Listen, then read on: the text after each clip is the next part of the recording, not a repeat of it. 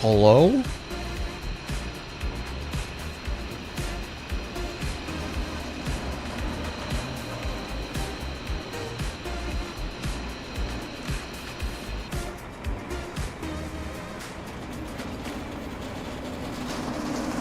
Good evening.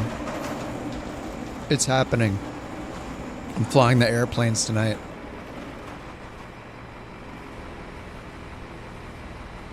Might have to do 3 flights because I think the first... We'll see how it goes. The first 2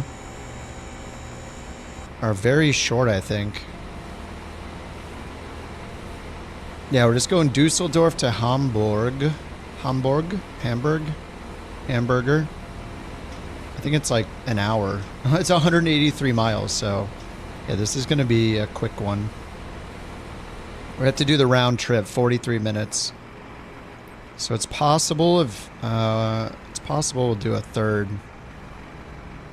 After that would be... Oh, would it be back to Dusseldorf? Wait. Dusseldorf to Hamburg to Dusseldorf to Salzburg. So to Austria, that's hour and 15. Okay. And then it's back to Dusseldorf and then to Krakow. Krakow. And then Dusseldorf again. Lots of Dusseldorf. Dorfing. Lots of Dorf.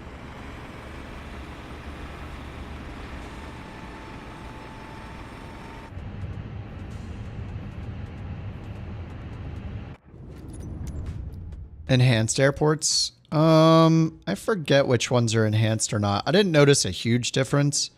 We weren't getting any like parallel landings or anything like that, so kind of felt the same to me. What was I going to change? Legacy.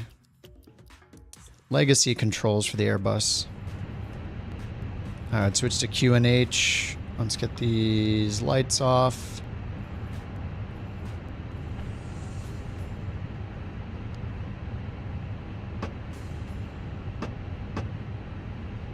All right, all the inside lights are off. Loading is started already. Well, we got the fuel done, and the cargo is coming on right now. Pack should be coming on right now too. Let's see, we got 140 something. 147 packs. Cost index 15.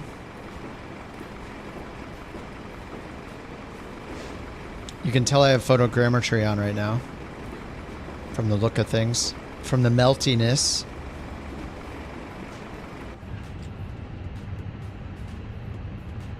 Alright, let's do the initial load sheet. I'll do ATSU, AOC, init. I don't think I need to do this step, but I'll do it anyway. ATC comms.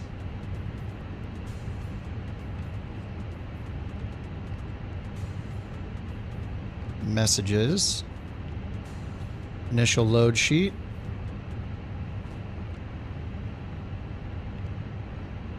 I thought those were synced for a second. Okay, let's go to the init.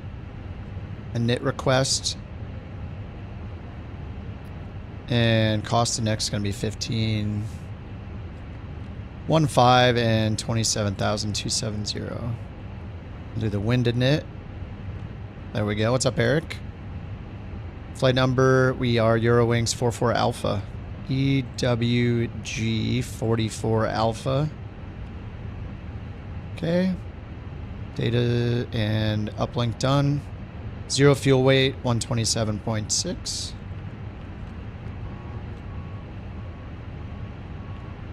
CG 30.7 and 11.7. So 37. 30.7 and 11.7.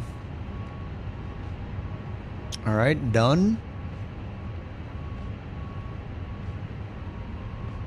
Okay. And let's go ahead and get our clearance. BeyondATC action. Dusseldorf clearance. Or Dusseldorf delivery, I guess. And we are Eurowings 44 Alpha. Dusseldorf clearance. Eurowings 44 Alpha IFR to Hamburg. Hamburg.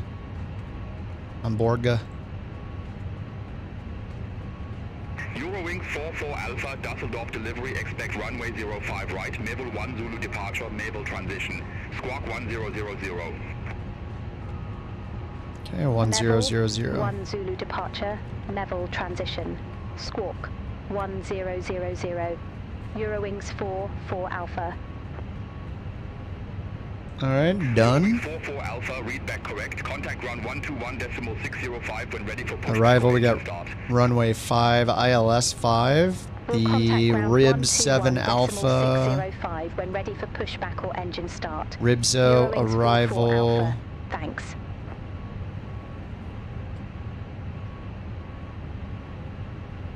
I don't think we have a VIA. Okay, insert. Alright, what's up Impulse? What's up Rich? What's up Gore?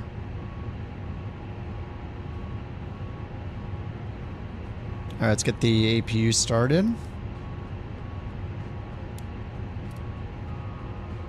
Nav is on, all white lights extinguished, and emergency exit lights armed. Alright. And we're just waiting for the boarding now.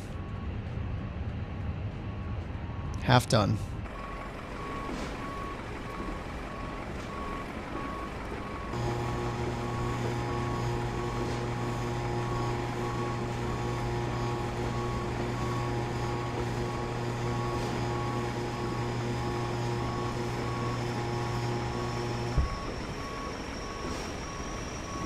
Oh, do I have the emote wall turned on? Let me double check.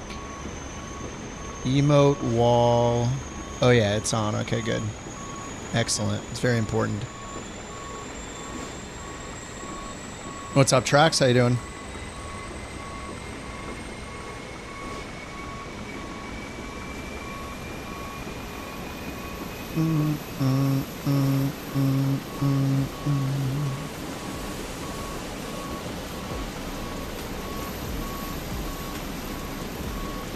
I love this livery. I was thinking about putting on the white one, but then it wouldn't match the thumbnail. And that just felt kind of wrong, so this one's sweet anyway. Black and yellow. Black and gold. I mean, it's yellow, but black and yellow or black and gold, the best.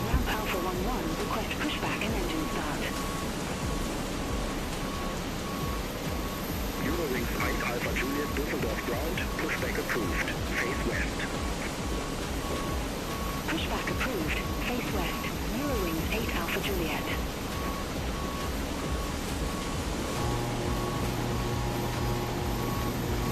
What's up, Seifel? Alright, cargo's loaded, 116 out of 147. Let's get the GPU started and get GPU bleeds on. Okay, we accepted the prelim load sheet.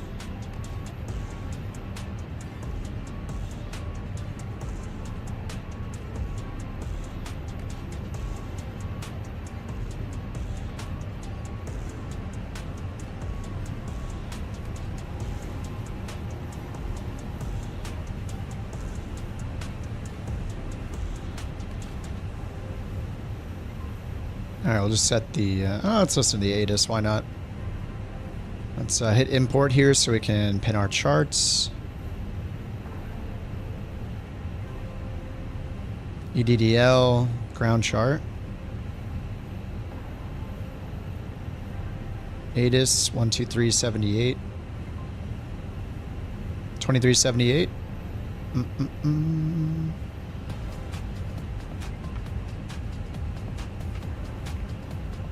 Alrighty. Port information Yankee. 0533 Zulu. Wind 140 at 7. Temperature 12. Dew point 09er. QNH 1017. VFR conditions. Landing runways 05 left, 05 right. Departing runway 05 right. Transition level 050. Advise on initial contact you have information Yankee. Alright, we got information Yankee. We got the final load sheet. 8 Alpha. Gate Alpha 12. Request pushback and... Alright, Zero Freeway 27.6. Eurowings Eurowings 18 Alpha, Düsseldorf ground, hold position for traffic. 127.6, 30.7. Eurowings 18 Alpha. Okay, then take over 29.3. So, all right, over here.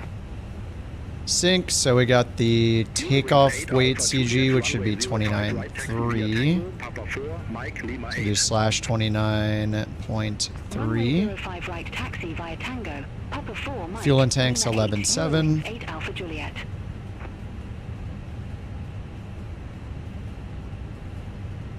I don't think I've ever looked this up. Is this...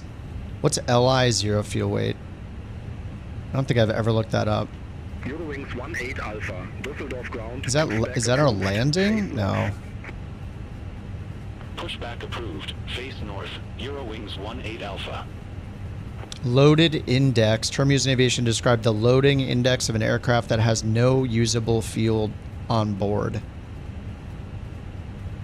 Loaded index at zero fuel weight. Loaded index at takeoff weight. So it's pretty much our zero fuel weight and our takeoff weight. Eurowings 8 X-ray Juliet, Düsseldorf ground, pushback approved. Face north. Pushback and engine start approved. Face north. Wait, then this website... Okay, yeah. Okay, that's just our zero fuel and our takeoff weight. Okay. But it means... It means loaded index. Alright, so ZFW and takeoff weight 1561.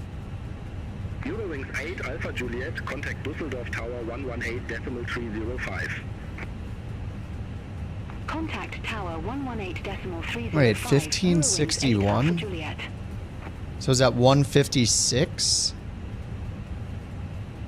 So over here, its takeoff weight shows 138.9. Thanks to the PC help. Oh yeah, no problem, dude. If your dad is like down to teach you, that's awesome. That's the best thing ever. Estimated takeoff weight 138.8. Estimated zero fuel weight 127.6. So why are these so different? 1561?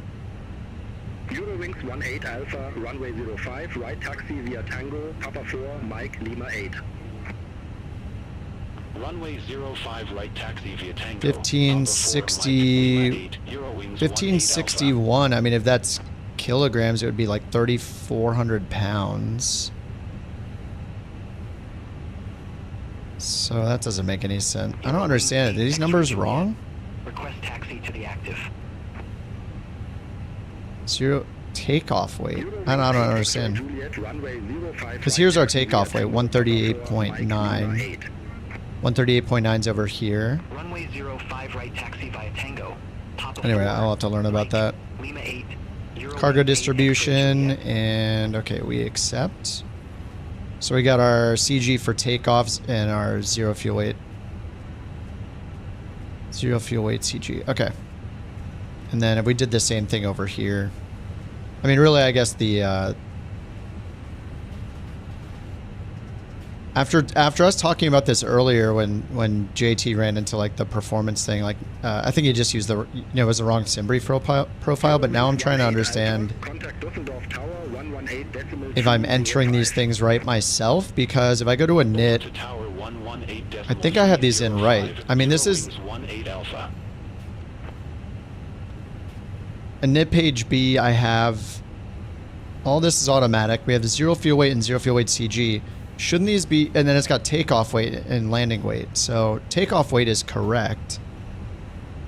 If I sync the load sheet here, I'm just curious. I mean, those are the numbers we're using over here. We're using our CG, our takeoff weight CG, which is in our final load sheet over here we just looked at. So that's the correct number.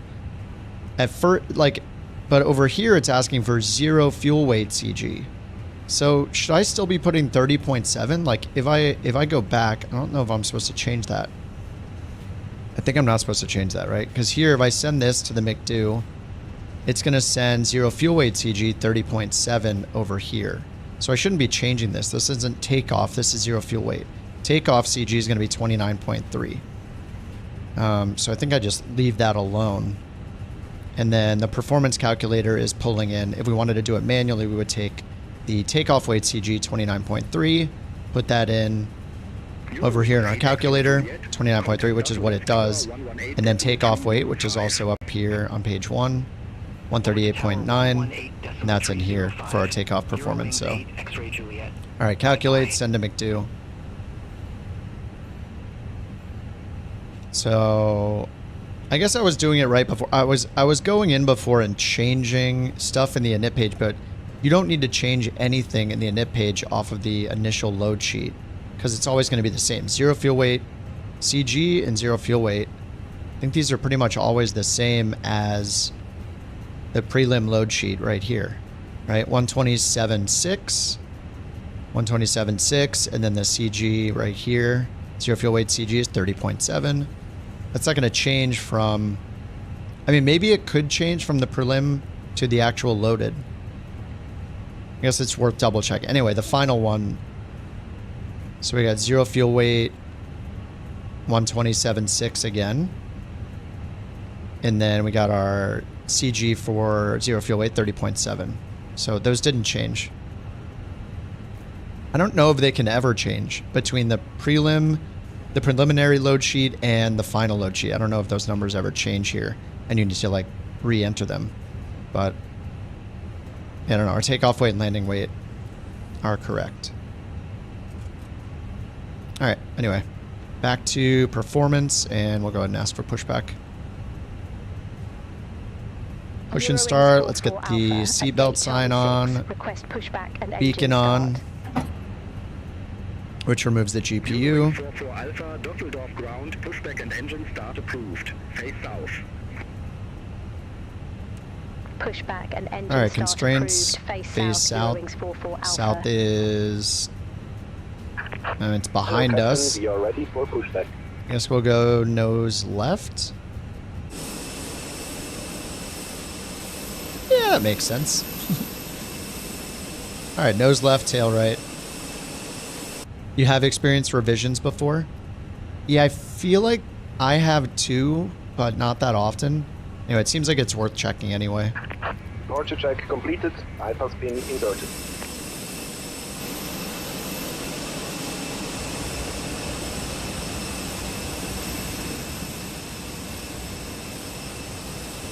What is today, Tuesday? Happy Tuesday. What's up, Bird? What's up, Sawyer? Looking gear.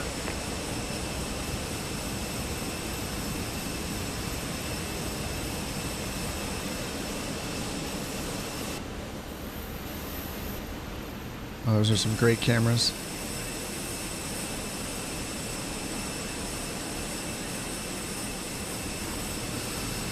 What's up, Tenshi? How you doing?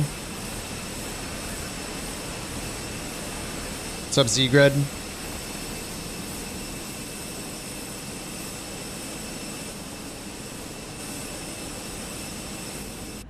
All right, nose left.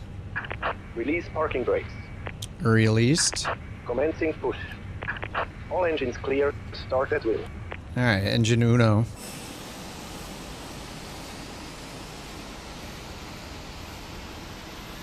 I loaded up X-Plane yesterday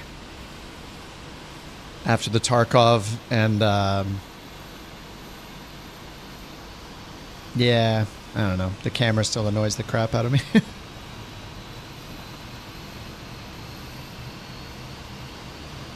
All of a sudden you're pushing 100 FPS? Heck yeah. You have frame gen on?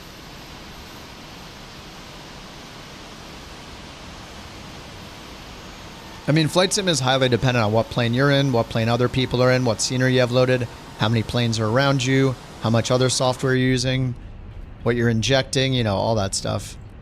And that was a fast engine start.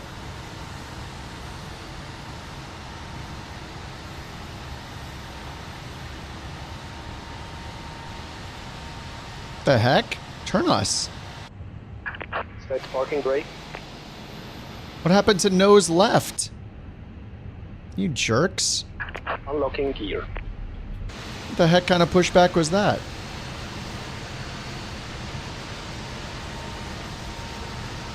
Airhawk 53 for Charlie. Get Bravo 2. Request pushback and engine start.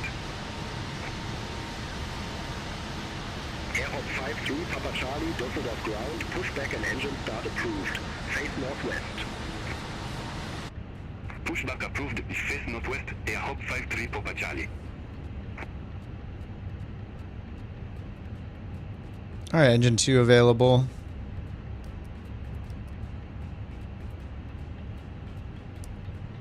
Guess I forgot the nav light.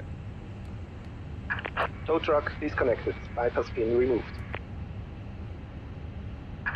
Left is clear, right is clear. All right, flap swap 1, down point 2.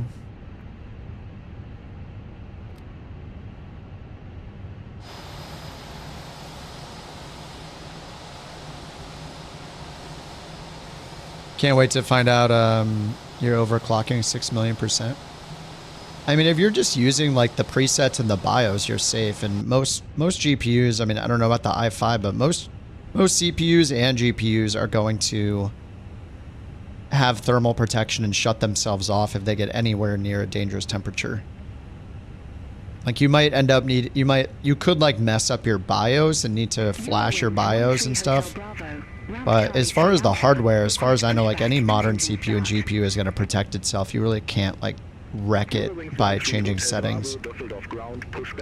It has protection like built in. I mean, I don't know about the i5 specifically. Pushback approved. Face north. Eurowings 13 Hotel Bravo. I had the taxi light on it initially. I just blinded all of them. Alright, whatever.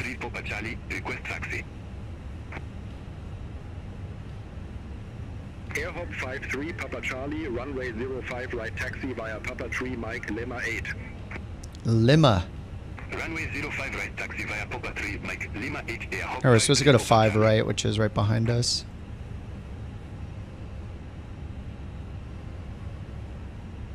Ground, Eurowings 44 Alpha, ready to taxi with information Yankee. Eurowings 44 Alpha, runway 05 right taxi via Yankee Papa 4 Whiskey Lima 8. Yankee Papa 4 Whiskey Lima 8. Yankee, Okay, all the Papa way full 4, length Lima Whiskey, 8. Lima 8. Eurowings 4 Alpha.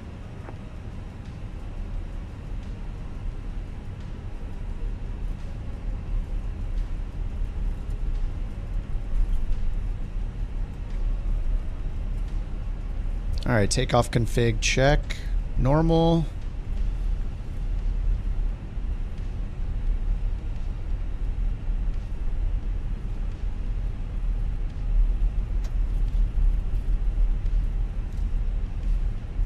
Airhop 53 Papa Charlie, contact Düsseldorf Tower 118.305. Contact Tower 118.305 Airhop 53 Papa Charlie. Have a good morning. Eurowings 13 Hotel Bravo. Taxi for departure. Eurowings 13 This is Hotel legal. Bravo, runway 05 right Enhanced taxi taxiway and via runway 7, lights. Yep. Papa 4, I have them and I like them. Runway 05 right taxi via Lima 7 Papa 4 Whiskey Lima 8 Eurowings 13 Hotel Bravo. I like all those global add-ons. I used to use the realistic lights. I have the runway, the airport lights or whatever. I have runway lights, aircraft lights, textures, and the small trees add-ons add-on as well. And I like all of those. They're global, so it's pretty incredible. They just work everywhere. It's great. I love add-ons like that. I definitely prioritize add-ons like that over like, you know, getting scenery at one airport. Like, why enhance one airport when you can enhance them all? All right, who's first? Versa's first in line. Tower 118.305. Bye-bye. Over to Tower 118.305 Eurowings 13 Hotel Bravo. Just got all Eurowings here. Trees one, I got everything from the marketplace.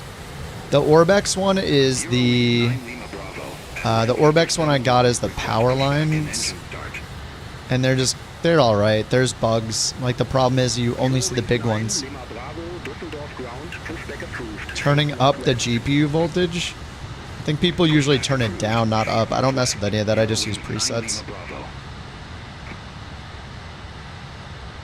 Eurowings 44 Alpha, 305.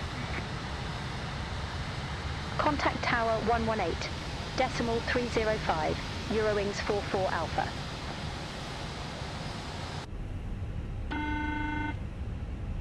Airhop 53 Papa Charlie, contact Langen radar 121 decimal Cabin is now 355. secure for takeoff.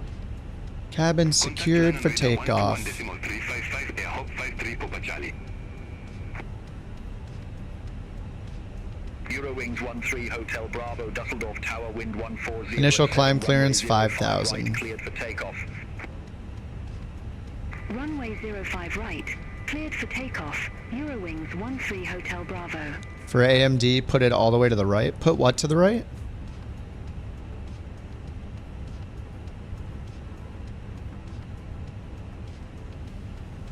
Alright, predictive wind shear on.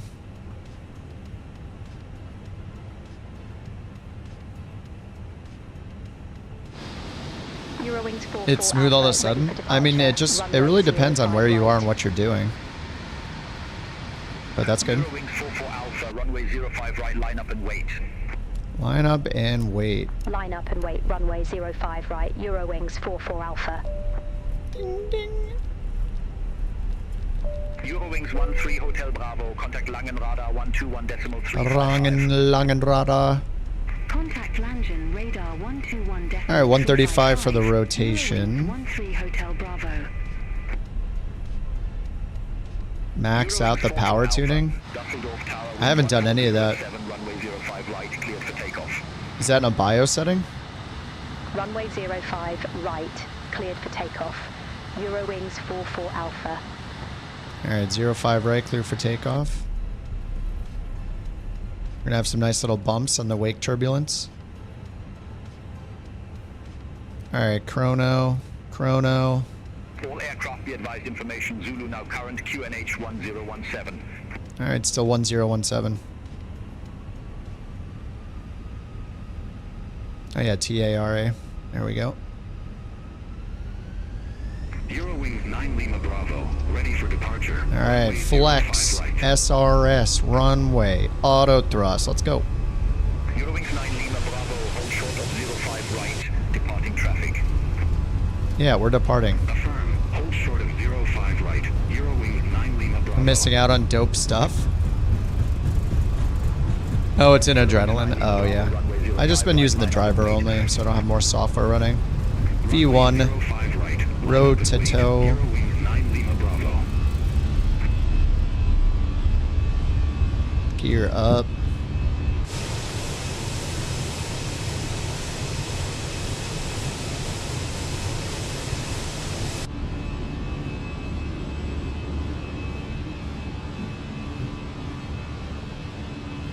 Eurowings 44 Alpha, contact Langen radar 121 decimal 355. That's us. Contact Langen radar 121 decimal 1,000 feet. 355, Eurowings 44 Alpha. Alright, coming up on Langen radar, 1500. Eurowings 44 Alpha. Climb Good D10. morning, 1,400 feet. Alright, forgot all my camera presets again. Nice. Alpha, Langen radar. Good morning. Identified. Climb to flight level 130. Climb to flight level 130, Eurowings 44 Alpha. 130, open climb. Yeah, got rid of all my presets again. What is this? Nobody can get cameras right, I guess. I'm gonna have to redo them. Yeah, none of my custom cameras work again. I swear it just keeps forgetting them. You could just fly the Fenix forever. Yeah, dude, it's so good.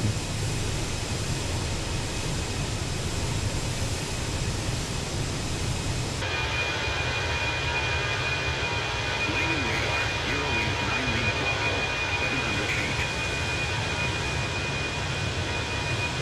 It's all right, you know. What's up, what's up, Chris? Climb to flight level 180. Climb to flight level 180, Eurowings 9 Lima Bravo. Okay, left turn.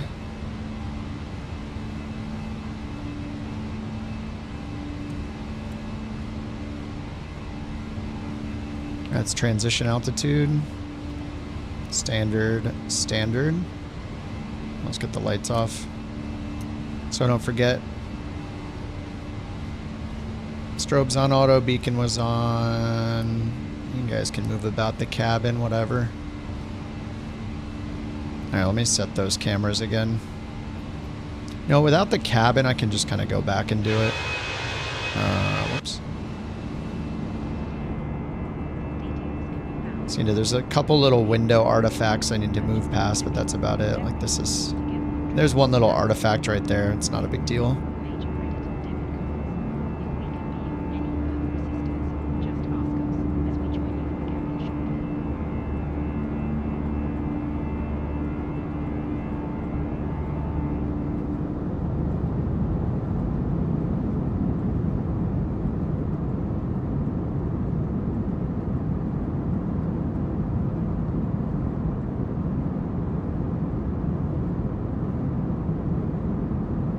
There we go. Chase plane. They released it for 2020, but they didn't say anything about 2024 yet. Oh, nice.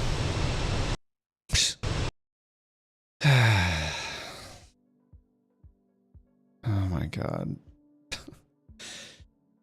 Excellent. Excellent. What are we, 5 minutes in?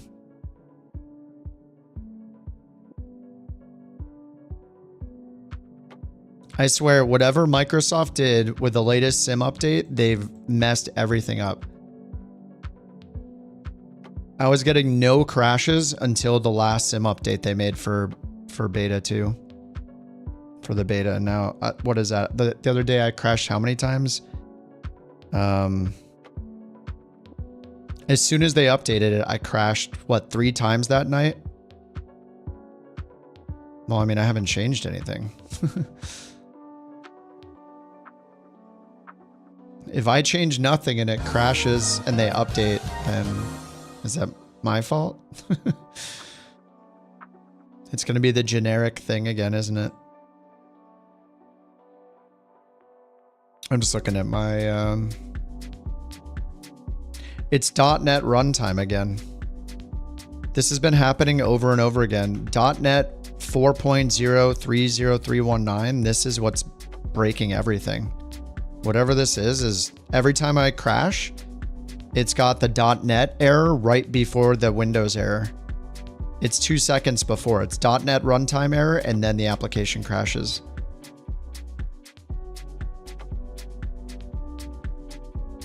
So whatever .NET thing is happening.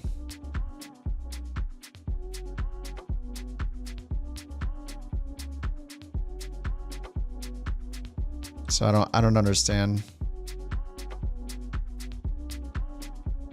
.NET version 4.0.30319. Let me Google it.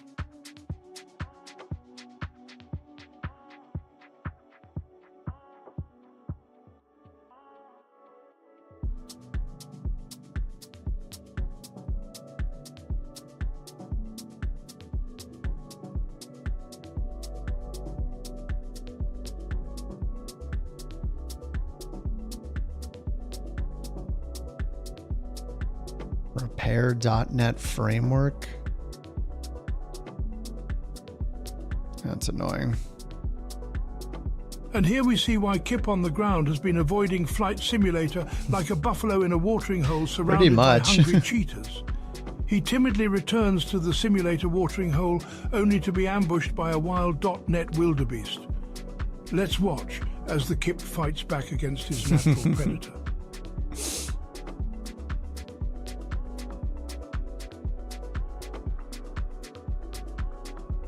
Where do I find .NET in here? It says to do a repair, runtime 807.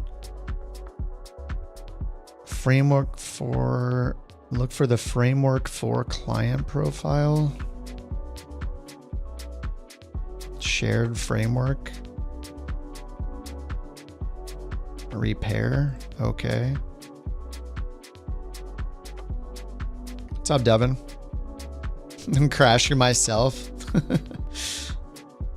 Tarkov has been really fun. All right, well, I will try again. I mean, if it crashes again, I don't know what I'm going to do.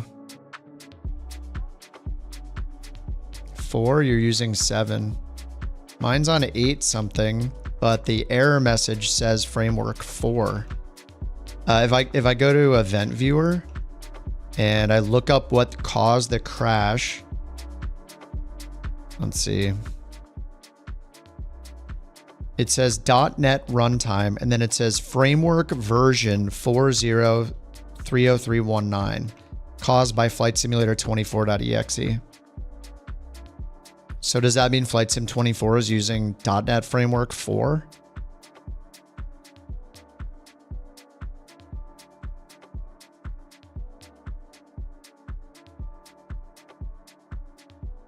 X-Plane. Does a pilot's life work with the X-Plane? I don't have an A320 in X-Plane anyway, do I? I think I just have the really crappy Boeing. Maybe. I have no idea. I mean, it says application Flight Sim 2024 framework version 40319, and then it's got the weird C05 exception code.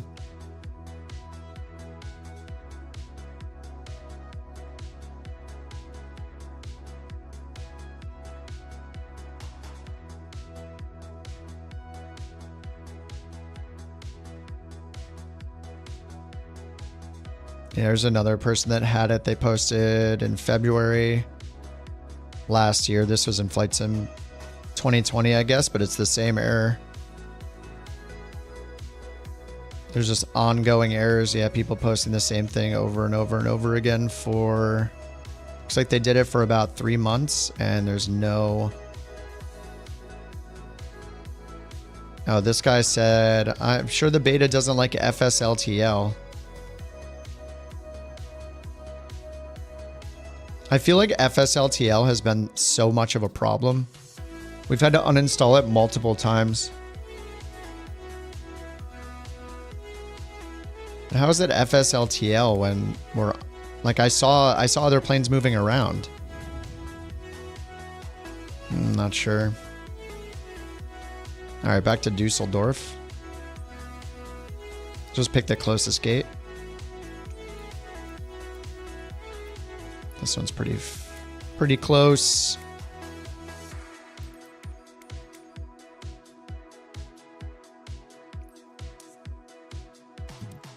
All right, let's try it again.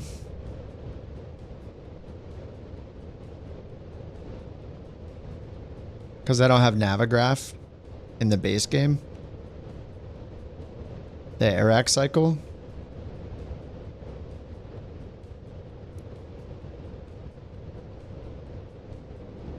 Maybe?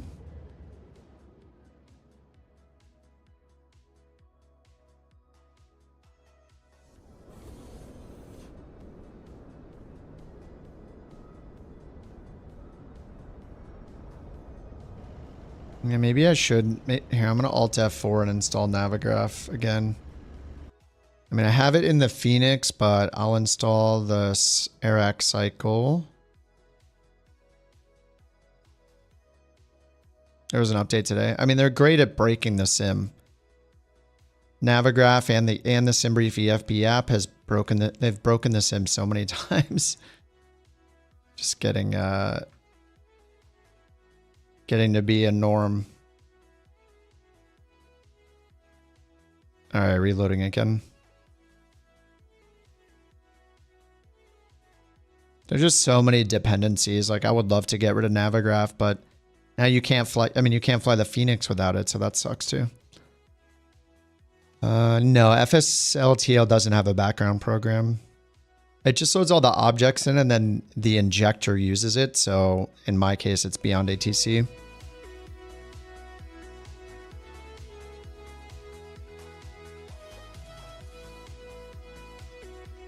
Do I like what?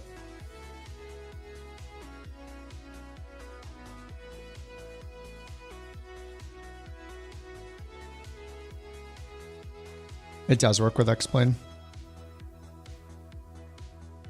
Yeah, I don't have an Airbus in X-Plane though. The 737 that everybody said was so great had a horrible EFB, couldn't, and VNAV didn't even work with it. I double checked after that stream and I had the top of descent. I had the altitude change before the top of descent. It just ignored it. It was not good. I think maybe those people have never flown in Flight Sim 24 because that everybody recommended that and that thing was not good.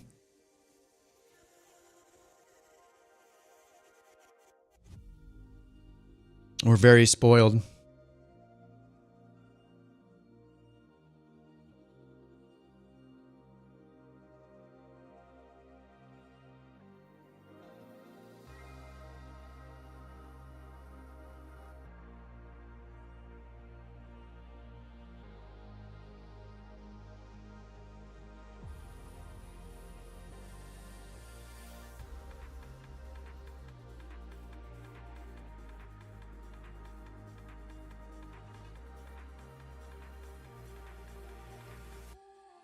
Oh, real Turb Cat. I haven't used it. I mean, the default turbulence is fine.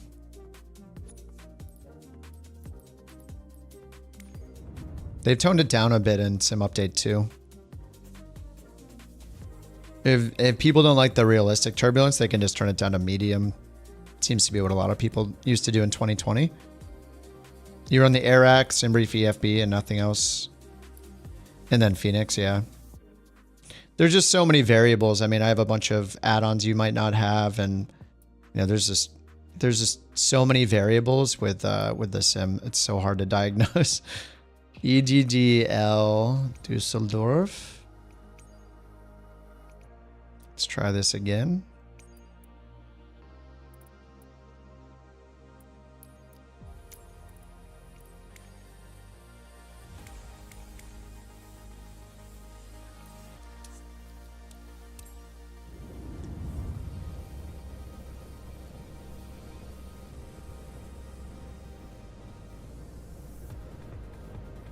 When doing career mode, it's better to get rid of Navigraph. Use the flight sim charts. If I wasn't flying the Fenix, I would get rid of Navigraph. But now I have to have it. I think like ultimately I'd probably fly like the iFly or the PMDGs and not use Navigraph at all. I don't think either of those depend on Navigraph, so since they are, at least the PMDGs were marketplace compatible in 2020, so.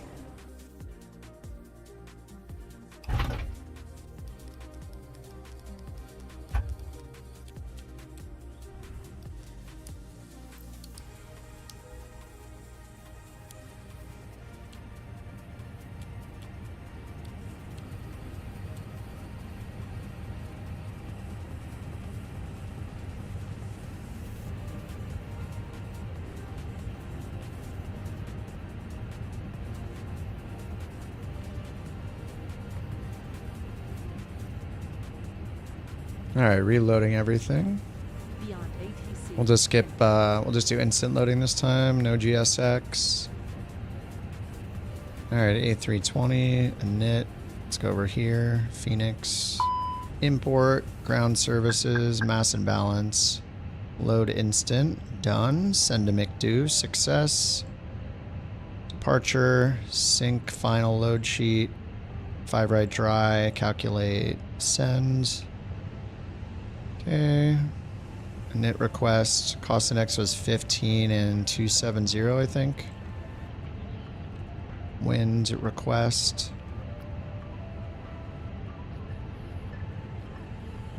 15,270. And we're Eurowings 44 Alpha.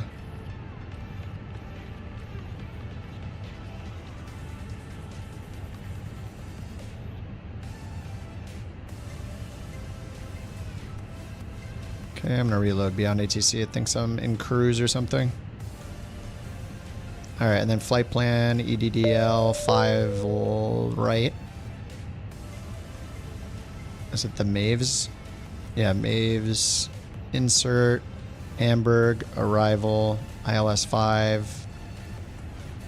Rib 7. Yep, Rib 7. Okay, insert. Excellent. And then up here we had 5,000 constraints, HPA, comma 1017. Okay, let's get the APU going. And it was 1,000 on the squawk.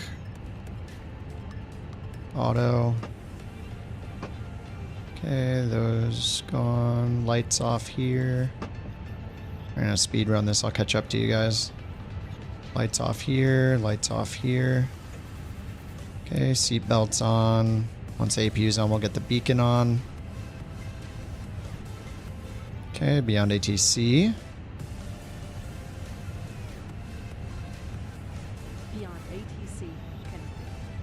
Yeah, I'm speed running it, underdog. Also got Volanta re-imported. Got BeyondATC re-imported. Okay, initializing traffic. Okay, clearance. IFR clearance. Eurowings 44 Alpha. Request IFR clearance. Final load to sheet. Hamburg. That's already done. Perf is set. Flaps 1. Okay, we'll just wait for avail. 2-3 left. Mevit 4. They changed us to 2-3 left. Level 4 Tango departure with the Mevel transition. Squawk 1000. Eurowings 44 Alpha. Eurowings 44 Alpha, read back correct. Contact ground 121.605 when ready for push or start. Ground 121.605 when ready. Eurowings 44 Alpha. Alright, 2-3 left. We're flaps 1 still.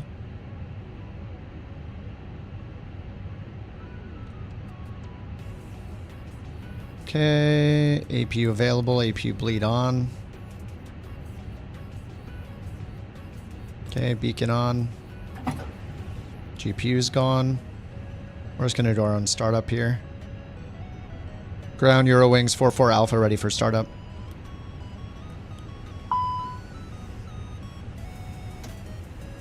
Eurowings 44 Alpha, engine start approved. Call when ready for taxi. Hello, Captain. We are ready for pushback. Affirmative. We don't need startup pushback. approved. Eurowings 44 Alpha. Oh god, no. Get out of here. Okay, good. Get away from my wheel.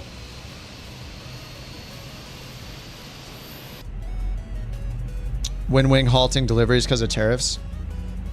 I think they're making you order through their global website instead of their US-based website, or vice versa. I think they removed. You can still order from them and get it delivered to the US. I mean, I'm sure that it'll be a tariff problem. They're not, as far as I know, they're not stopping it because of tariffs. They're just, I don't know, there's some logistical thing or shipping thing. You have to use a different website, I think. I forget what it was. One or the other. Either they had a US-based site that you used to use and now you have to use the global, or maybe it's the other way around. You used to be able to use the global site in order to the US. Now you have to use the US site. Maybe that one. Sawyer says, oh yeah, you have to use the US store only for US orders. Right, so they're probably implementing all the tariff crap and doing it on the US site specifically. So now you have to use the US website so you can pay the lovely tariff. Enjoy. You love to see it. So yes. Lucky those of us in the US. Alright, engine 1 is started. Engine dos. TWS is on.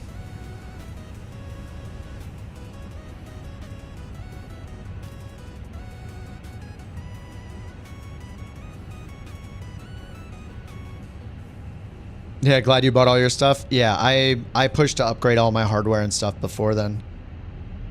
I'm tempted. I've been thinking about it. I'm kind of like tempted to hold on to my old stuff just in case the tariffs hit super hard. Like I have my GPU and CPU, my old one.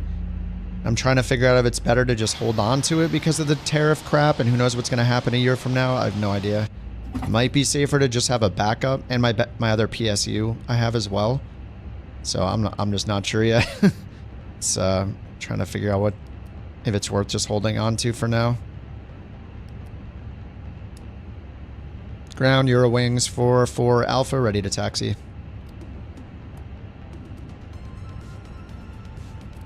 Eurowings 44 Alpha, runway 23 left taxi via Lima 9er, Mike, Lima 2. Runway 23 left taxi via Lima 9er, Mike Lima 2, Eurowings 44 Alpha. 23 left, we're going all the way down.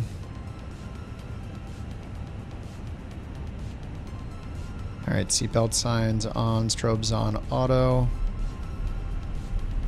Alright, let's get out of here.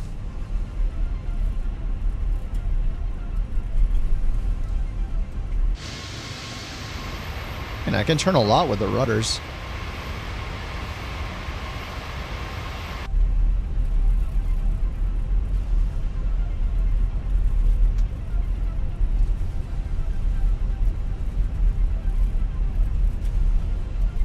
Wait, flight not started.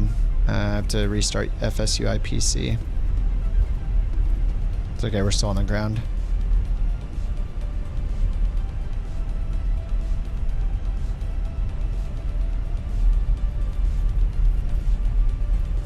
Flight not started.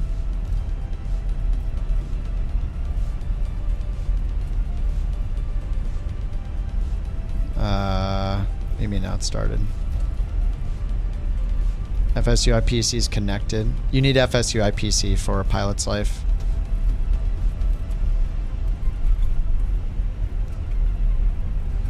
Make sure you have restarted the flight at correct airport at the gate with your aircraft engines off. Oh gosh.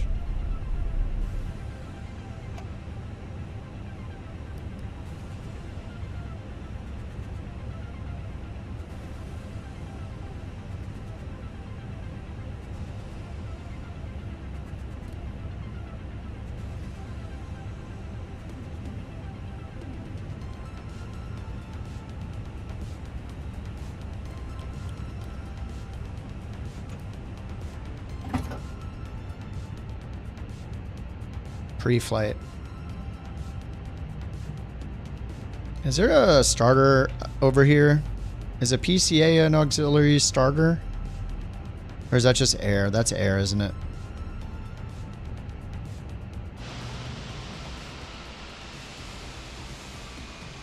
No, it doesn't even spawn anything.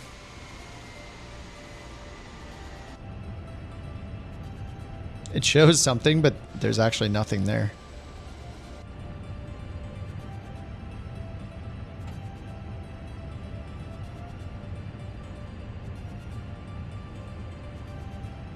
Wild, we use it back in FS9. Yeah, it's absolutely ancient. I can't believe that. It's just kind of nuts that anything still uses it.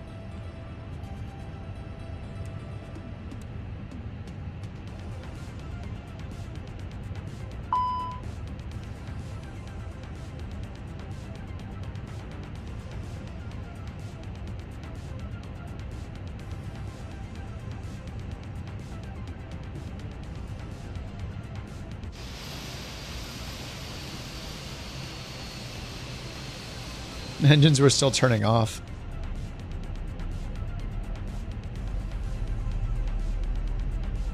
Probably hasn't been updated. Yeah, I think it has been updated recently. Engine 1 starter fault, ignition fault, auto crank in progress.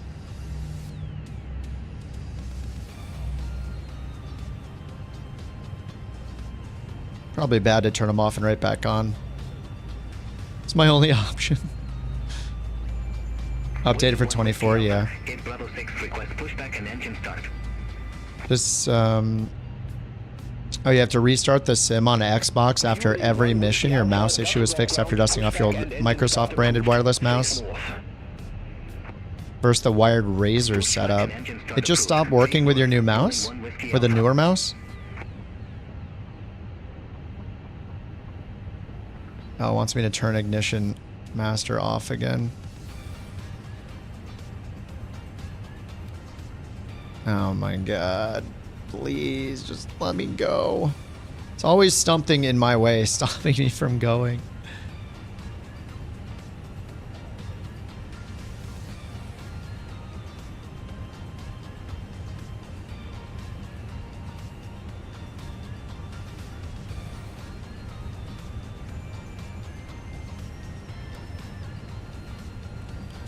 We're just gonna try engine 2. It's probably gonna fail too. Are you not entertained?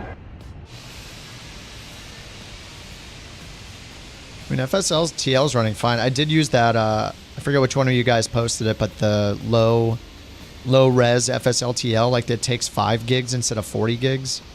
I did all that. I installed those. Turn my starter. It told me to turn the engine off.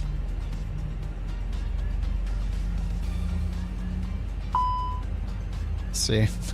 Auto crank in progress, but then that goes away and then it tells me to turn it off. All right, just ready.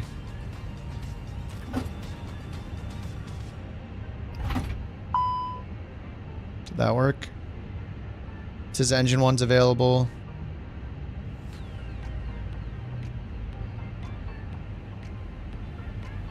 Engine 2 is dying though. Winning 1 Whiskey Alpha. Request taxi.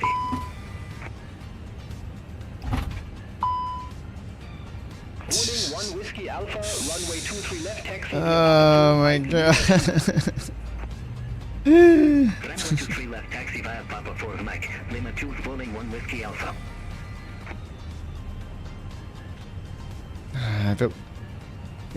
If it just would let me start the flight without my engines off the first time.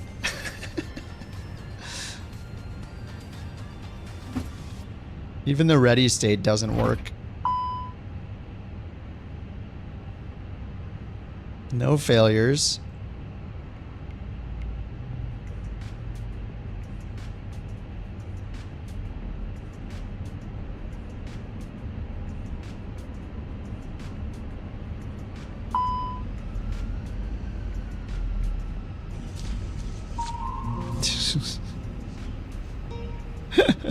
What the f is this piece of?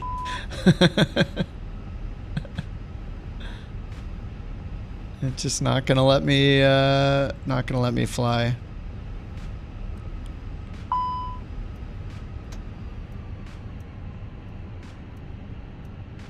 And the APU is off. Can you start engine 2 without the APU? Doesn't like use the engine 1 bleed to start engine 2, does it? It's just not starting it, and the APU bleeds off.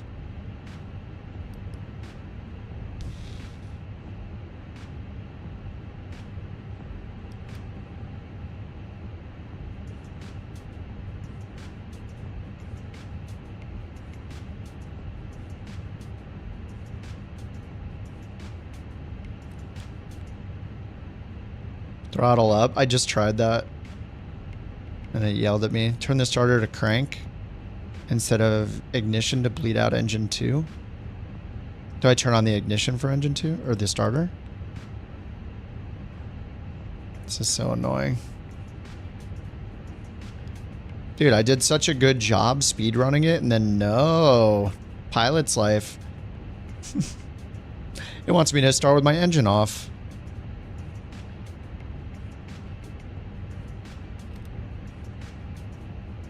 Turn what off and back on? Turn the starter to crank. Oh god, of course, as I click, something happens.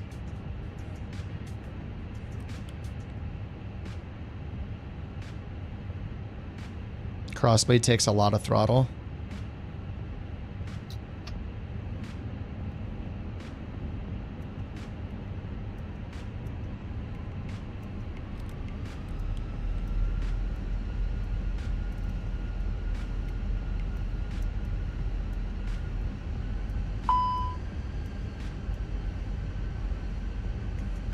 I don't understand why I can't just use the ready state. Like, why doesn't this just work?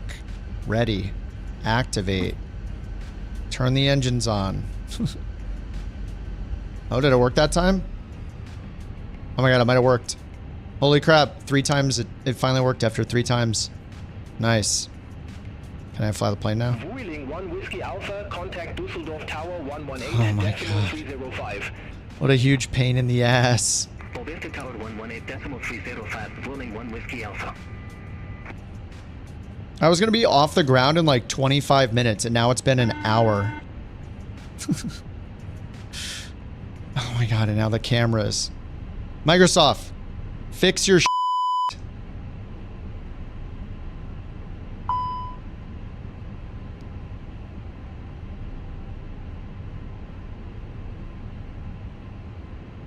Why is pack 2 off? It's pack 2 fault. I didn't do anything with the packs. I mean, I turned pack 1 off for a second, but then I did the ready state. You're on final? Nice.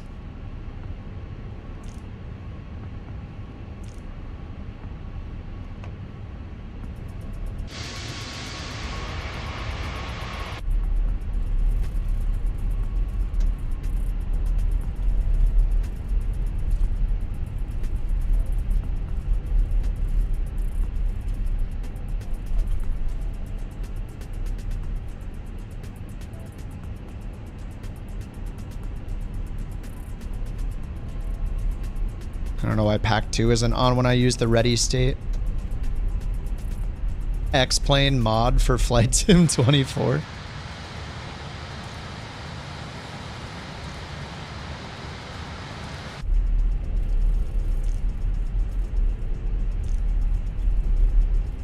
All aircraft be advised information Mike now current QNH 1017.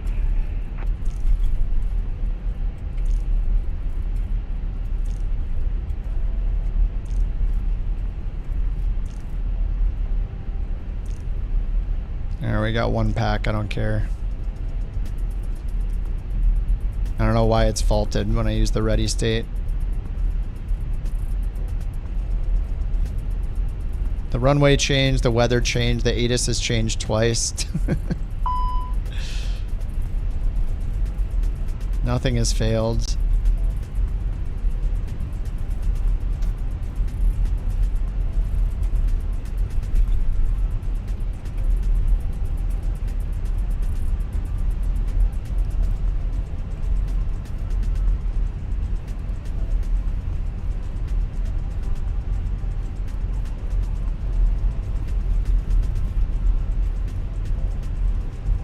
Eurowings 44 Alpha request departure runway change. No. Eurowings 44 Alpha unable runway change due to traffic. It's just another day as a flight sim streamer. Eurowings 44 Alpha contact 118.305. Even Microsoft does the fix 10 bugs, the song or whatever. 100 bugs in the code, 100 bugs in the code, takes them down, patch them around, 116 bugs in the code. Or whatever. Eurowings 44 Alpha, holding short runway 23 left. Eurowings 44 Alpha, hold short of 23 left. Wilco, hold short of 23 left for traffic. Oh, we gotta depart in the rain now, I guess. Alpha.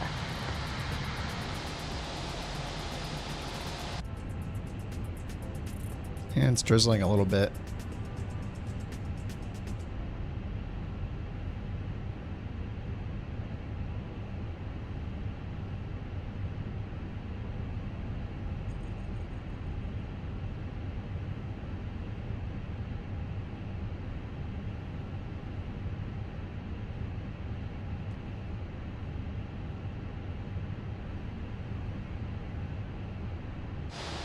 Who's coming in?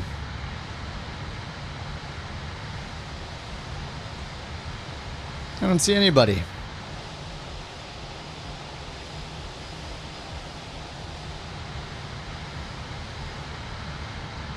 Where are they? Oh, they're there.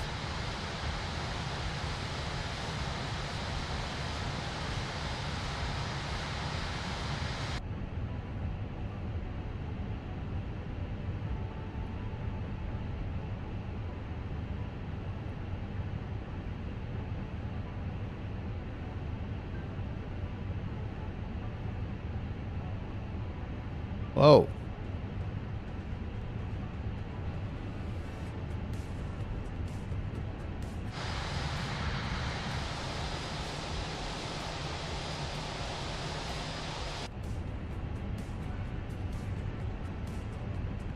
Eurowings 44 Alpha, runway 23 left, line up and wait.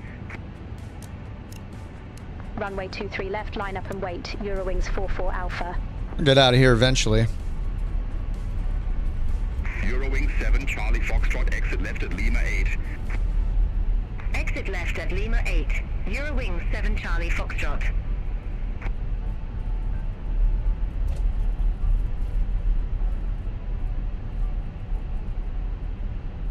Oh.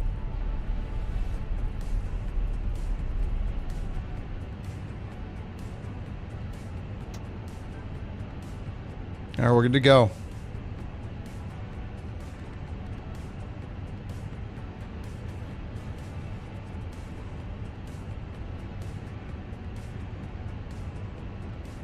They get off the dang runway. We gotta go. Eurowings 7 Charlie Foxtrot, monitor ground 121.605. Bye bye. Bye bye. Ground 121. This is a new Tarkov update, actually. Yeah, this is 1.0. They finally released it, and here we are. Mm-hmm. Eurowings 44 Alpha, Dusseldorf Tower, wind 155 at 6, runway 23 left, cleared for takeoff. 23 left. Runway 23 left, cleared for takeoff. Eurowings 44 Alpha.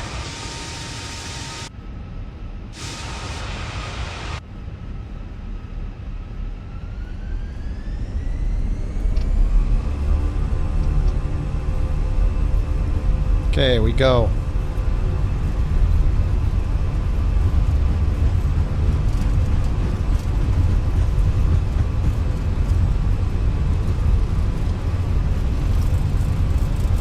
Oops, some way past rotate. Damn, that was fast.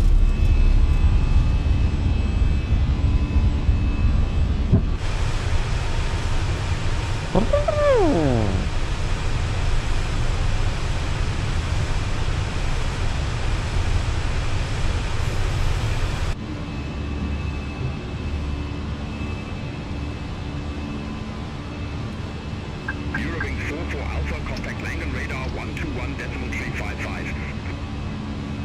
Thrust climb. Contact Langen radar 121.355. Eurowings 44 So we get a better view this time.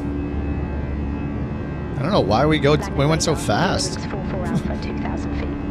That was a flex takeoff. Eurowings 44 Alpha, Langen radar, good day identified. Climb to flight level 130. What was that? Oh my god. Climb to flight level 130, Eurowings 44 Alpha.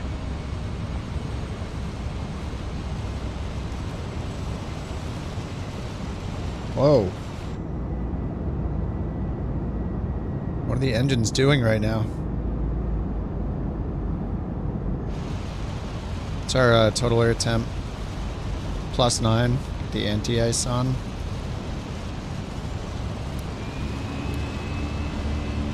Okay, now it's giving us power back. What is what is it doing with the engines right now?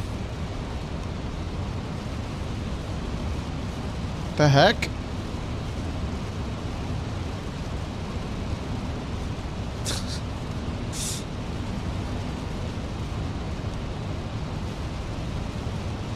So it was probably the 190 speed restriction right there.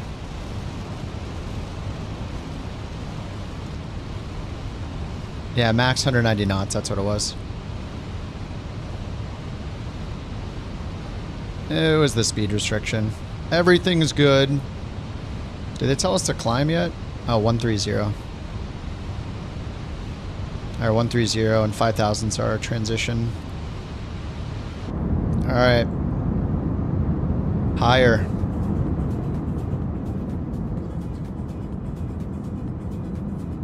Proof Boeing's better. Dude, Airbus is so much easier to fly. Then again, my landings still suck in an Airbus, so, you know, maybe... Doesn't prove that it's not easier to fly, it just proves that I suck at it.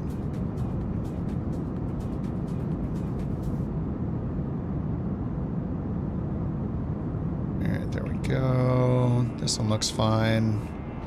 It deleted my other one for some reason. What?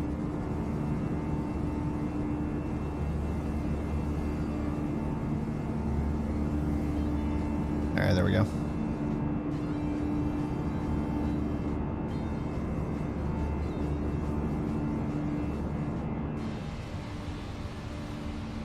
9,000 feet.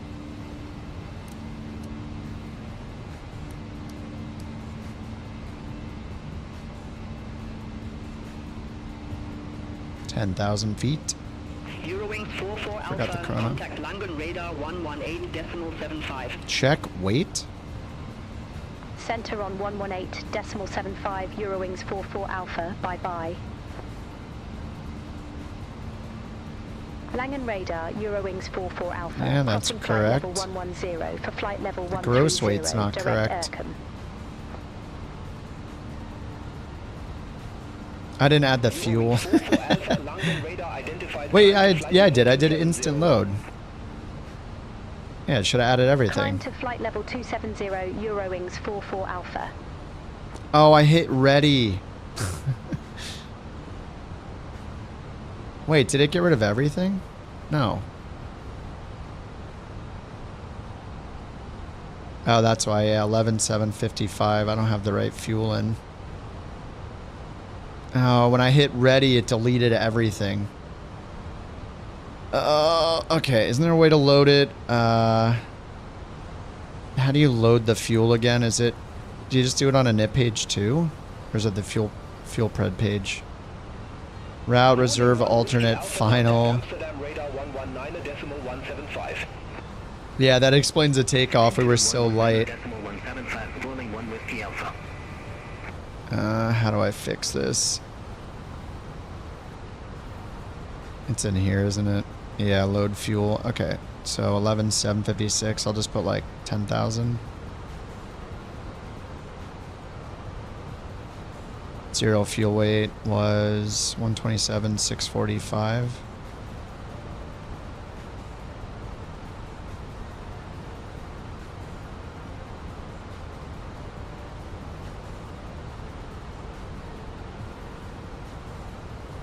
Langen radar, speedbird 976 kilo, descending via Whiskey Tree Lima, flight level 222. Oh my god. Speedbird 976 kilo, Langen radar identified. Can't skydive yet? Yeah, that would be nice. Airbus takes less skill. It's enough for me to handle. Langen radar, KLM 1353, flight level 370.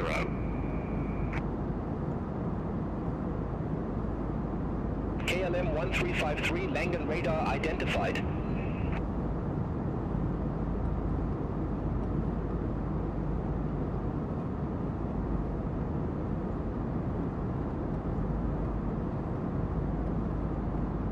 Alright, well. The sim is still running, so that's good. Schedule 1, yeah, I played it a bit. I played with my family, it's pretty fun. With my siblings. It's a good time.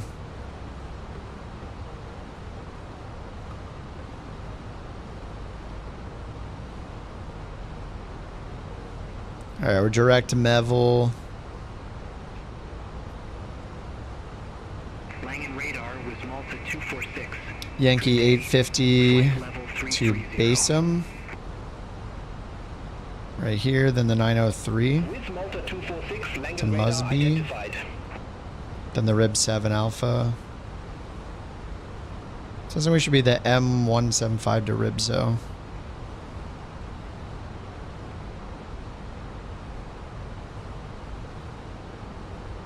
Sure, it's fine.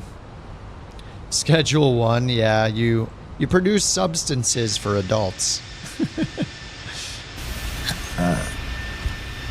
Aww.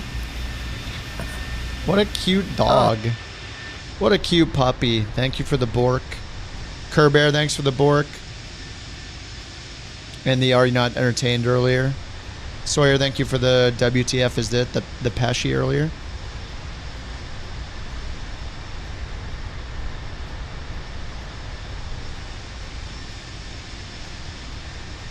Man, it looks good out here now. Oh yeah, we're probably supposed to keep climbing to 270. I'm doing a great job.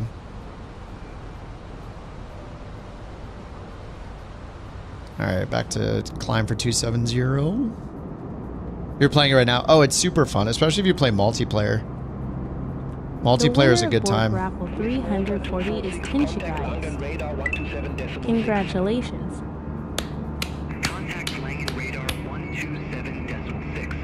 Tinchy's the wiener. Got a fire out there? No, it's just a smokestack. Some kind of industrial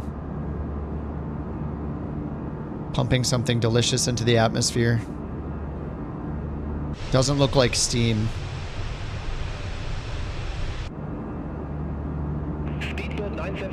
Can't be a passenger. Yeah, not yet. Center on 125.1, speedbird 976 kilo. But will we ever be able to? Who knows?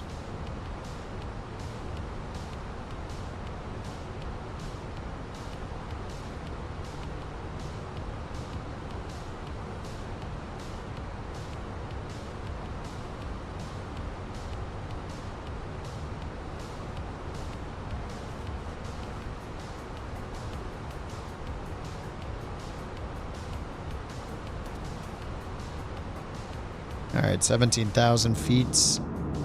And I have the anti-ice on still. Total air temps -4. Yep. Pack 2's dead. I guess it's fine with one pack. I don't know. I mean, them showing the avatars in Sim Update 2 might be an indicator they're working on it. Because all of a sudden we can see each other's avatars in planes. And it'll show like 2 name tags.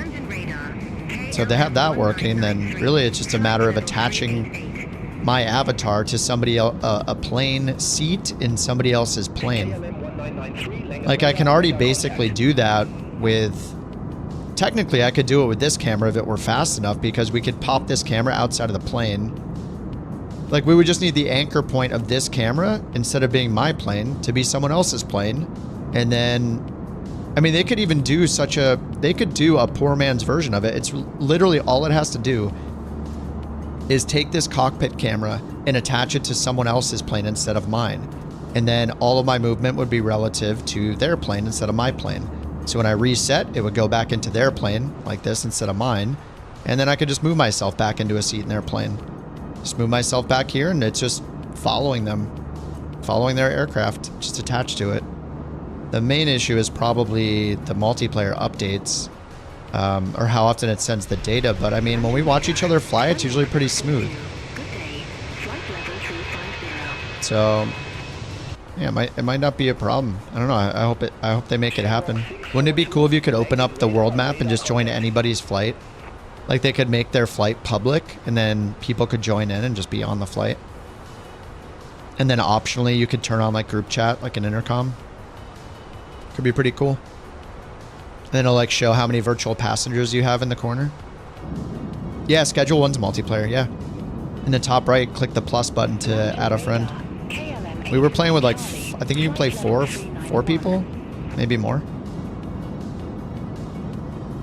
KLM 89 Charlie Langen radar contact. It's really fun in multiplayer.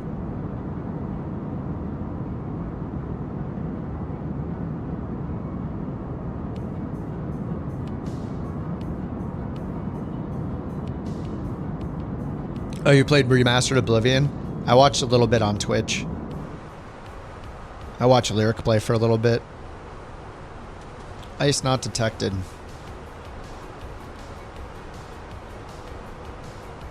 Yeah, it's -36, so 37, it'll be too cold to be a problem. Transavia 5335, contact Langen radar 127.6. Center on 127.6, Transavia 5335.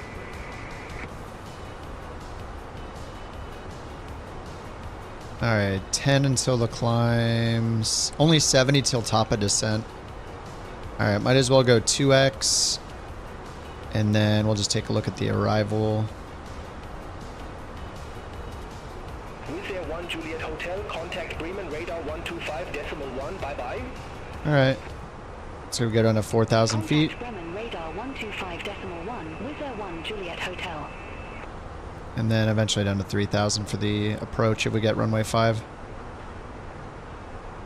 Just trying to catch up to you guys. Oh, so far so good. I don't know. Maybe it was Navigraph. It's so hard to know what it was. Could be anything. Eurowings 44 Alpha, contact Bremen radar 125.1. That's us. Contact Bremen radar 125.1. Eurowings 44 Alpha. Bremen radar, Eurowings 44 Alpha, flight level 270. Eurowings 44 Alpha, Bremen radar identified.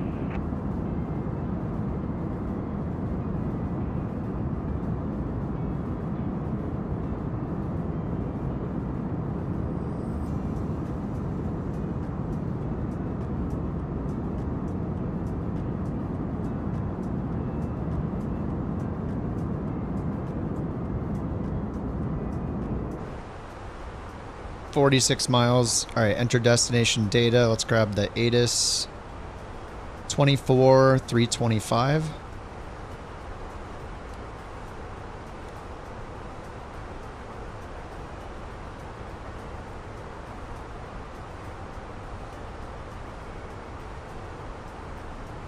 Zulu. Wind calm. Few clouds at 3,100. Temperature 06. Dew point 06. QNH 1018. Landing runways 152 departing runway 23. Transition level 050. Bird activity in vicinity of airport. Advise on initial contact you have information echo. Alright, information echo. We got destination data. And TOD's in 33 miles. And we just need to tell them when we're ready. Catching up, catching up.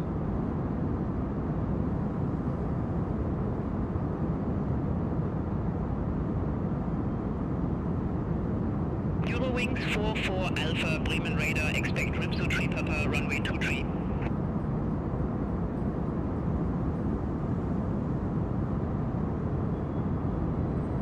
Runway 23. Expect Ripso Tree Papa, runway 23, Eurowings 44 Alpha. So the ATIS says runway 5 is in, and they give me runway 23. Okay.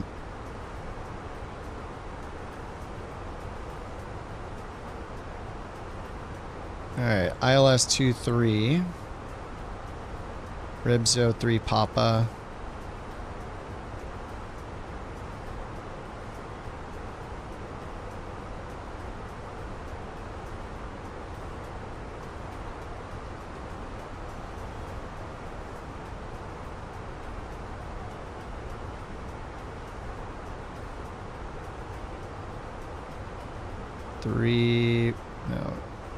Ribso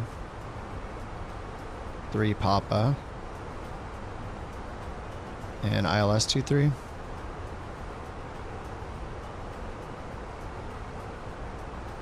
All right. 4,000 still the altitude. Tell them we're ready to descend. 4,000 mins are 262. 44 Alpha, approaching our top of descent, ready for descent. Eurowings 44 Alpha, Ripso 3 Papa, runway 23, descend to flight level 110. Ripso 3 Papa. All right, we'll do managed descent. Descend to flight level 110, Eurowings 44 Alpha. Double check this. 11113 IHHW with DME 226. 11113 226.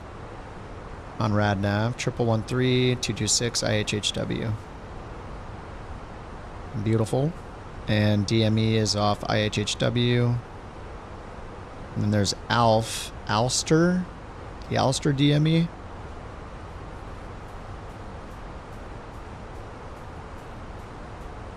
One 1158 1131.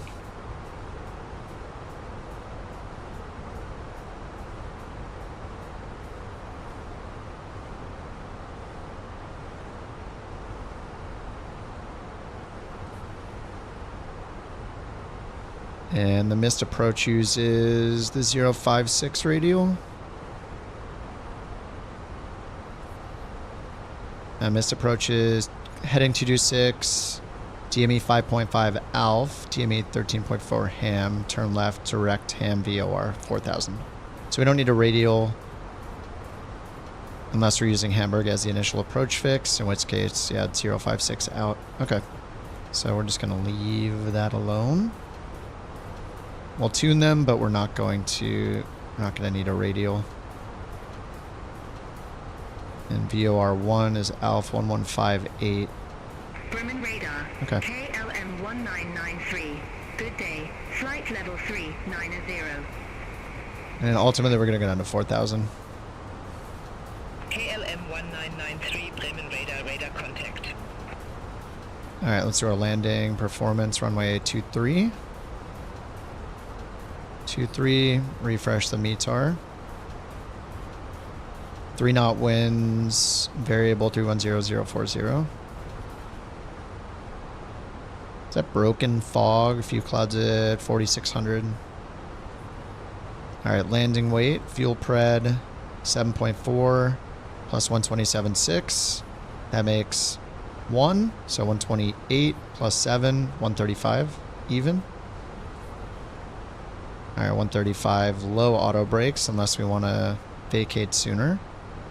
So let's look at the ground chart. 2-3, yeah, we want to get off as soon as we can because are these the gates? Control tower.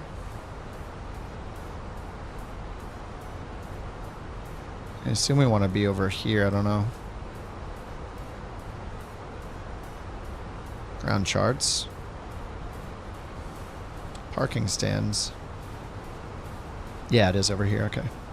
So we just want to vacate as soon as possible. We'll just do medium braking then.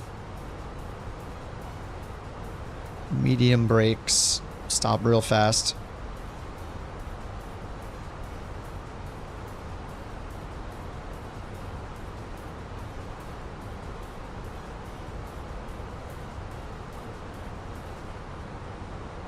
With Air 1 Juliet Hotel, contact Bremen radar 119.825.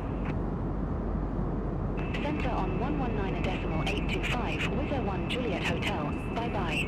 It's like playing on hard mode, like, oh, hey, you just did a takeoff? Let's close the whole sim and make you do it again. We test you. Good luck. Good luck wanting to fly now.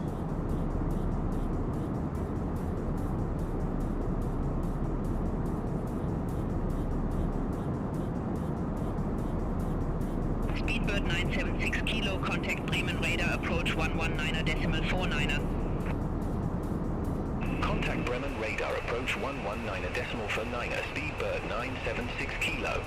Enter destination data. I already did that.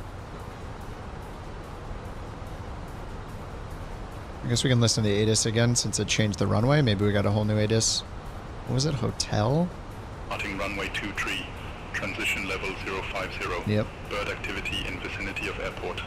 Advise on initial contact. Juliet? You have information Echo. Oh, Echo. Wait, it was Echo last time. Hamburg Airport information Echo. 0828 Zulu. Wind calm.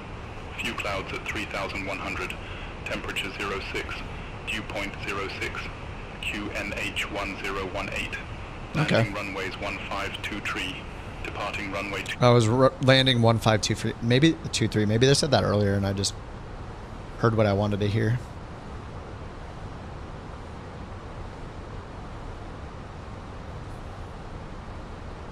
Bird activity. What's stupid bird up to? So we all want to know nowadays.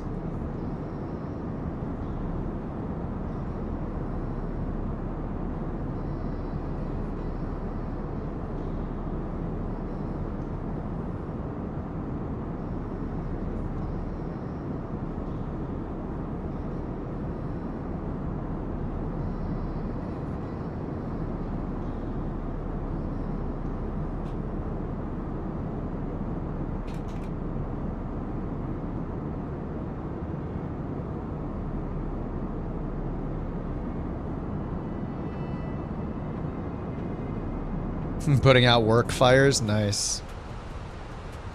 All right, total air temp. We're in the descent. Total air temp's -9. So we get the engine anti-ice on until it's +10.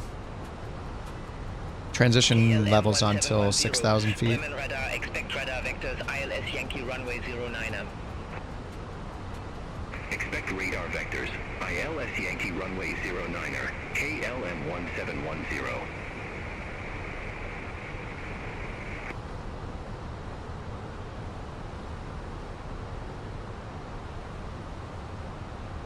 Oh, sorry, I forgot to set the plane. It's the Fenix A320. Eurowings Fenix A320. Bremen radar, KLM 1353. Good day, flight level 370. KLM 1353, Bremen radar, radar contact. The bot's right, yeah. We don't know what's going on with this plane. Who knows what it is? Is it really the Phoenix?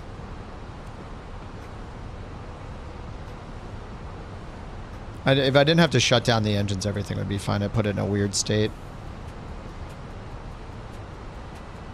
It's all tracking over here, so we're good.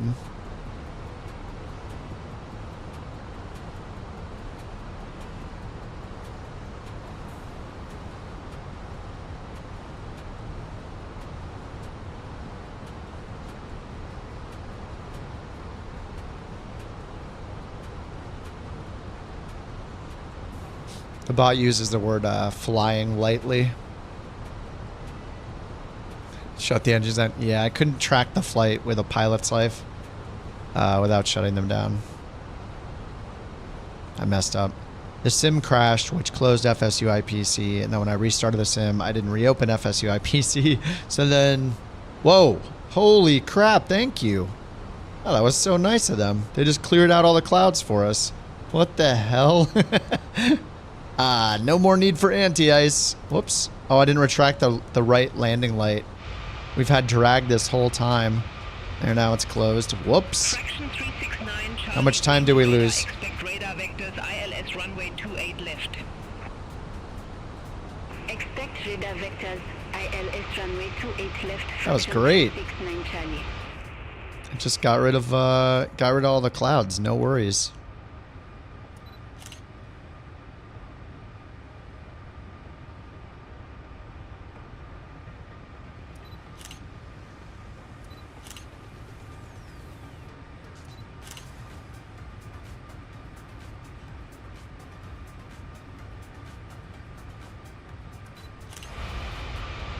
You were about to comment on how good they looked? Yeah, no, sorry. I only have them on high, I think. Pretty sure they're on high. They kind of look fluffier when they're on high. You can see why people like high over ultra. Expect Tadlot 3 Alpha, runway 04 left, Vueling 32 Sierra Romeo. Very, very fluffy.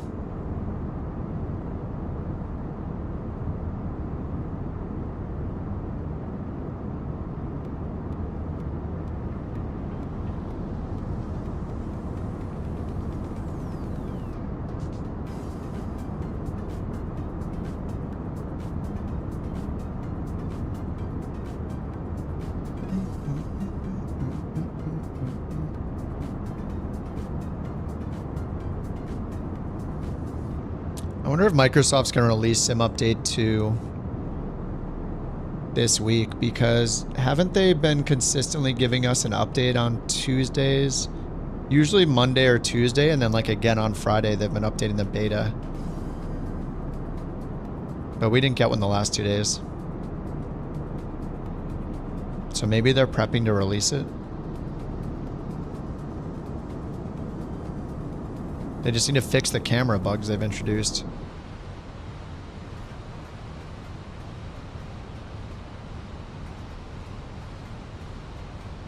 Maybe use an instrument. Oh, we need to keep descending.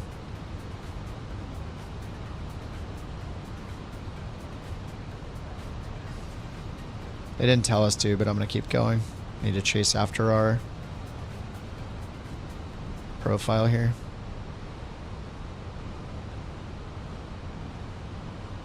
Spinnaker 2 2837 Bremen radar, expect Pilem 1 Charlie, runway 03 left. Alright, we're on the profile, so I can activate approach phase now, right? Runway 03 left. Spinnaker 2837. Yeah, since I'm on the profile, that's good. Spinnaker 2837, Pilem 1 Charlie, runway 03 left. Report ready for descent. Pilem 1 Charlie, runway 03 left. Ready for descent. Spinnaker 2837. Spinnaker 2837, descent to 8,000 feet, QNH 1. You like climbing up past the cloud layer on a cloudy day? Suddenly it's clear and sunny. Yeah, dude, the breakout, it's awesome. IRL and in the sim, I haven't done that IRL like in a small plane. I mean in an airliner, yeah, but you know, as a passenger, but in the front, it's got to be so different. Update's a light way to put it. They released a bug-filled patch. They fixed it a day later. I mean, we'd be complaining if they weren't putting out enough patches. So, I mean, we are opting into the beta. When I find bugs in one of the later builds, though, it kind of worries me. It's like this camera bug. They just introduced this. If you use an instrument camera preset, you can't hit the reset button anymore. It does this. But it's only on the ones if you look down. If you look up, then the reset button works. It's like only certain ones. See, this one breaks. If you look down, it breaks. If you look to the side and hit it, it works. Look down, it breaks. Look up or forward, it works. Straight up, it works. Overhead, it works. It's only the ones that look down like this break the reset button. It doesn't know what to do somehow. It's super weird. Eurowings 44 Alpha. What's up, Lone? Do I think my main focus falls on Twitch or YouTube? I mean YouTube because that's where I started. I've only been doing Twitch for like 3-4 months. And I'm just multi-streaming there, so it's just up to you which platform you like watching on. It doesn't matter.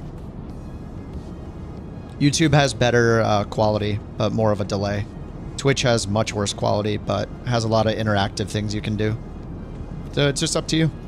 Some people bounce back and forth. Yeah, I mean, I'm primarily on YouTube.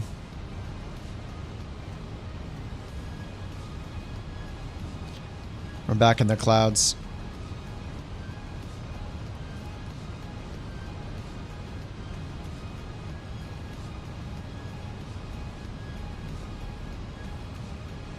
Eurowings 44 Alpha, descend to 4,000 feet, QNH 1018. Alright, we were already descending. Descend to 4,000 feet. Alright, 1018. 1018. Eurowings 44 Alpha. 1018. 1018. Got our destinations. Destination is set. We got our approach speed 136.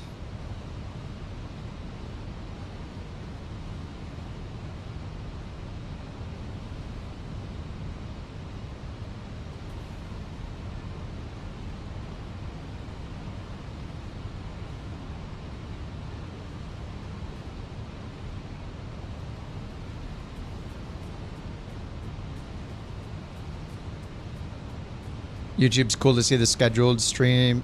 Yeah, you can schedule in advance, which is cool on YouTube. And I have the YouTube one set to 1440p at a higher bit rate. It's much lower quality on Twitch. What's up, Ed? How you doing?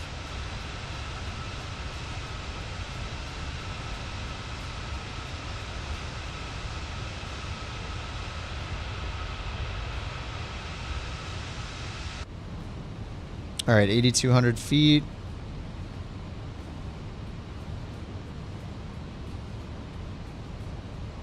Yeah, YouTube doesn't have the crabs. That's true. Twitch, you know, Twitch is built for streaming. It's got a lot of great features, but it's ironic that it was the one built for streaming, but YouTube has a way better streaming quality. I think Twitch has been experimenting with 1440p, but it's not even about the resolution, it's about the bit rate, and the bit rate is way too low on Twitch. They need to double it. Until they do that, no matter the resolution, it's going to be lower quality.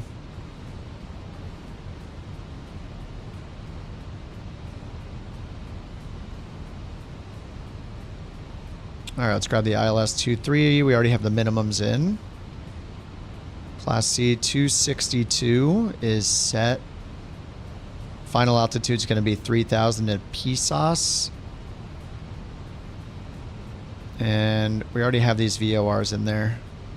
1158, 1131. So we got Alf and Ham.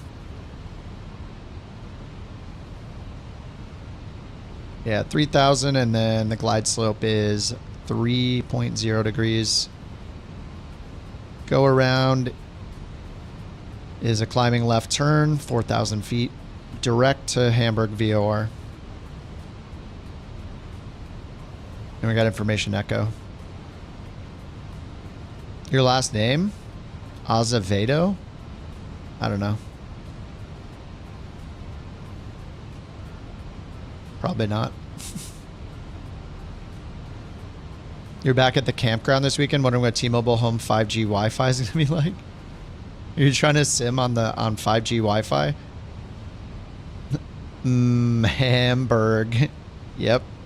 Just make sure you put pineapple and jalapenos on that Hamburg, so it's good.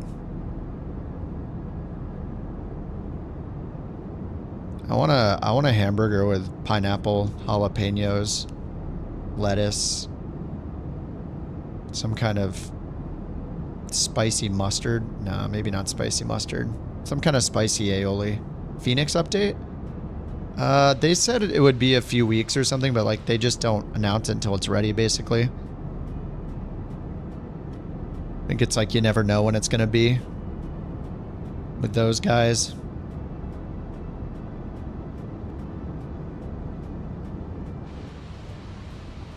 All right, 6,800 feet.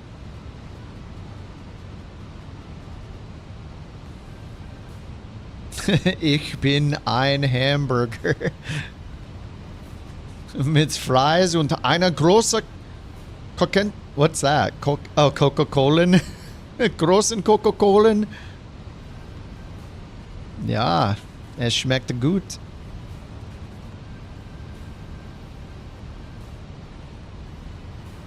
Ich auch, bitte.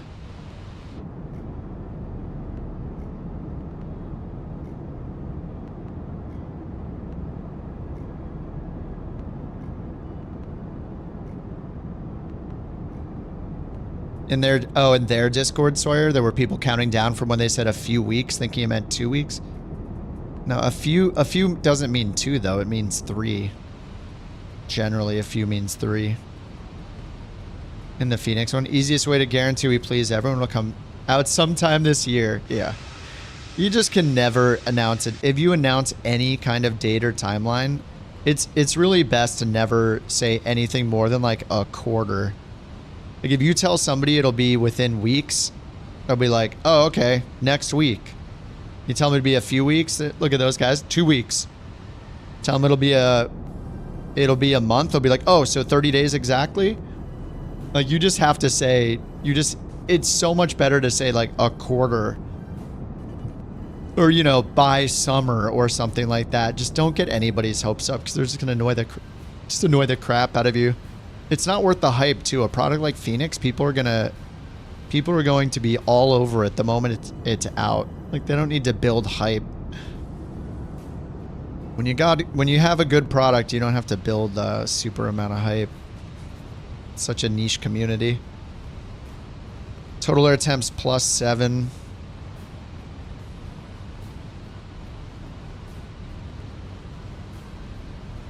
All right, LS on.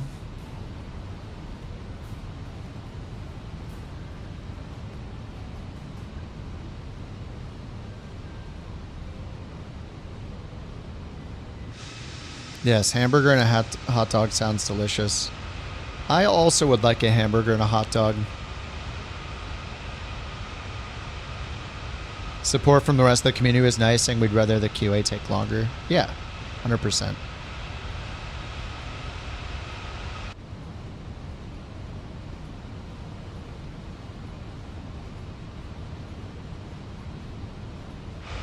What's so good about the Fenix? It's just regarded as like the most in-depth, realistic airliner in the sim. It also has great performance. The team that makes it's incredible. They do a really good job on it.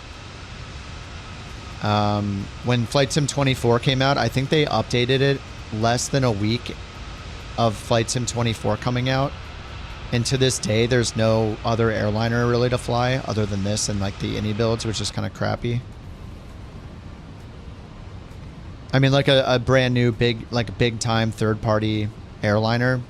It's pretty much just been the Fenix, which had support in like 1 week after 24 came out. And then the Innie builds A350, which has been not a great product. It's got like 3.5 stars in the store. Nobody thinks it's worth the money, basically. The Got Friends of airliners, 100%. Yeah, Got Friends is such an incredible developer too. Yep. We have a discontinuity? Oh, weird.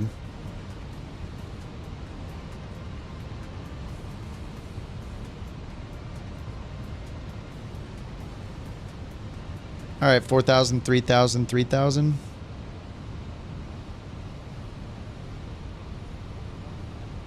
Eurowings 44 Alpha, cleared direct DH657, cross DH657 at or above 4,000 feet, cleared ILS runway 23.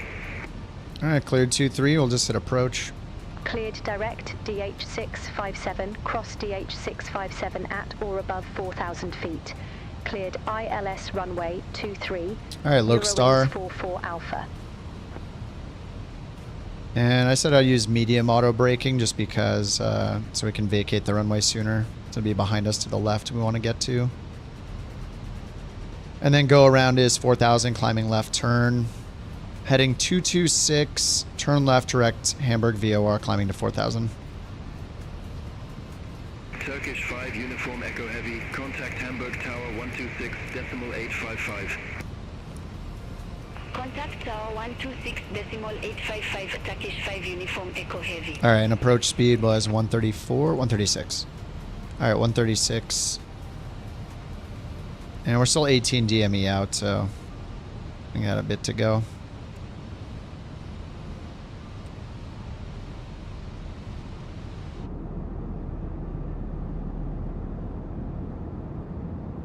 But Kelly, if you want to fly an A320, then the fly-by-wire A320 is excellent and it's free. They also make the A380. Ladies and gentlemen. I personally don't really need the Fenix. I just kind of try everything, and the Fenix is just like, you know, pretty much a consensus that it's like the best you can get. So I fly it pretty often. The EFB in it's really good. It's got, you know, like, I don't know how many exactly, 100 plus, maybe 200 failures that you can trigger. You can do random failures or, you know, like high rate of failure, those kind of things, or trigger individual ones. And, you know, there'll be real pilots who swear by the Fenix. So, but for me personally, like I can make do with more of an intermediate level plane. I don't need a study level plane for this stuff because I don't know enough about them, but I still really like flying it. All right, DME is 13.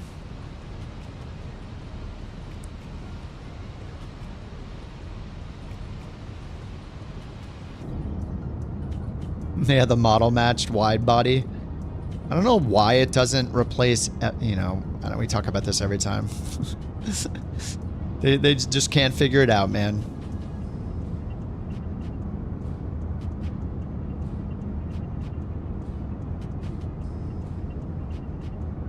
You wish it wouldn't crash so much? Oh, yeah, I haven't tried it on the Xbox. It does seem pretty hit or miss. Like, some people really dislike the Xbox beta, how it's been with the beta on Xbox. All right, we already got glide slope. We'll set our go around to 4,000. And there's the missed approach if we need it. Minimums are 262. 9 knot headwind. Sticking to most biz jets for now. CJ4. Yeah, I mean you'll be surprised. The CJ4 is pretty challenging already. You really have to drive that thing into the ground. So like, if you can handle the CJ4, you can handle an airliner like no problem. I feel like the CJ4 might be more difficult to fly. Hamburg Tower, Eurowings 44 Alpha, ILS runway 23. Eurowings 44 Alpha, Hamburg Tower, continue. Wilco, Eurowings 44 Alpha. What's up, Clover? How you doing?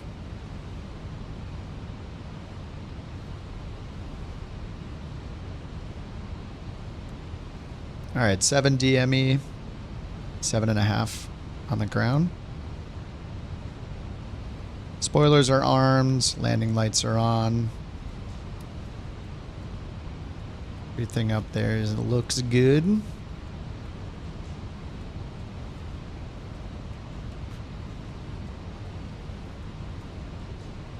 Oh, did it not change our tower frequency?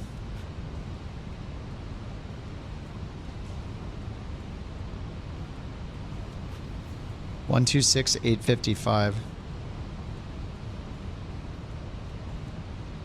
They just said continue. Okay, here comes the... Oh, not yet.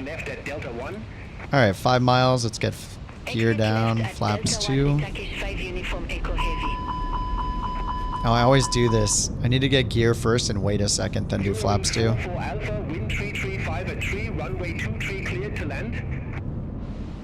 Alright, 23 clear to land. There's flaps 2. Eurowings 44 Alpha.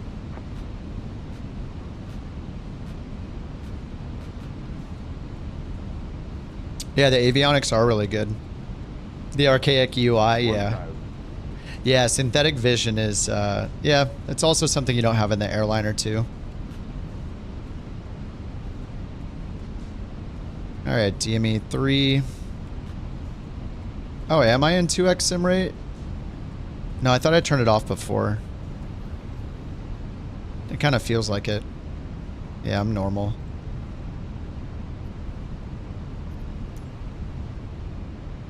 What? No. No, not that either. 500. Alright, flaps are full.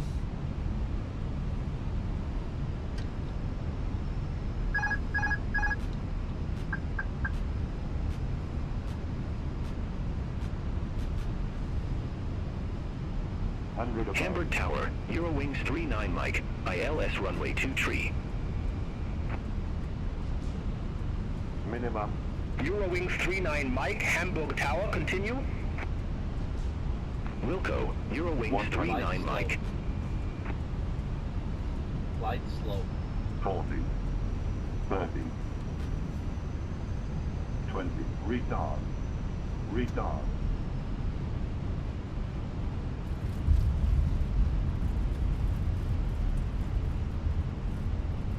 Auto brakes.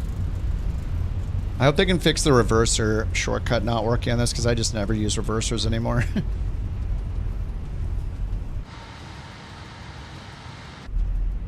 Eurowings 44 Alpha, exit left at Delta 1. Exit left at Delta 1. Eurowings 44 Alpha.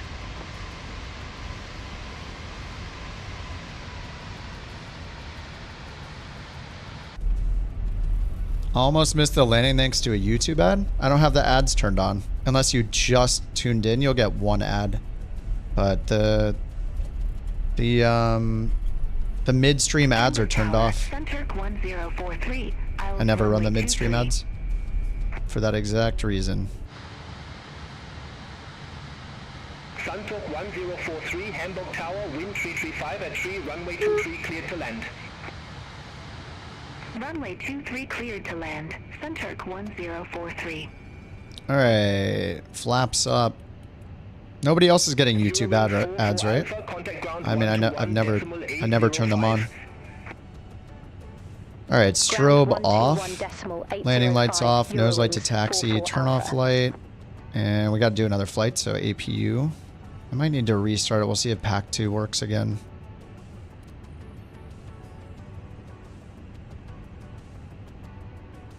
I would never get less than 6,000, yeah. I pushed the nose down sooner than earlier, so I didn't have too long of a landing, and then waited on pulling it to idle. Eurowings 44 Alpha request But it was still kind of a long... gate. Still kind of a long, Eurowings 44 Alpha, gate 4 Alpha, taxi via Delta 4 Golf. Hold short, runway 15. Gate 4 Hello, Alpha sim via brief? Delta 4 Golf. Hold Or, short GSX, I runway mean. 15, Eurowings 44 Alpha. Cade 4 Alpha, too small.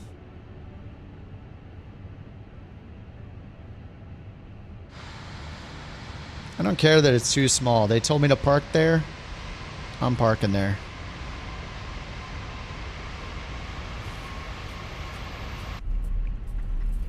The only thing that would be cool is if they could use GSX to give you the GSX integration to draw a taxiway path. No, they should already be able to do that. It knows where the gate is. If they could draw a taxi path in the sim, that would be cool. You're on premium. I mean, I don't have them turned on. I've never enabled them. Yeah, ads automator is turned off. There should be no ads. There's only one ad, I think, when you first tune in, and that's it. And that has to be on, otherwise there can't be like super chats or memberships or any of that stuff. Turns off all. That's the only way to get rid of that is by turning off monetization completely. And I'm not going to do that.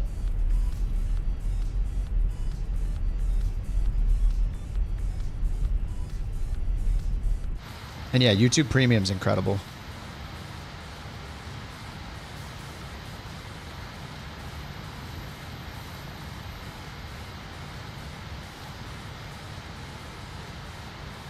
Now there's a plane over there.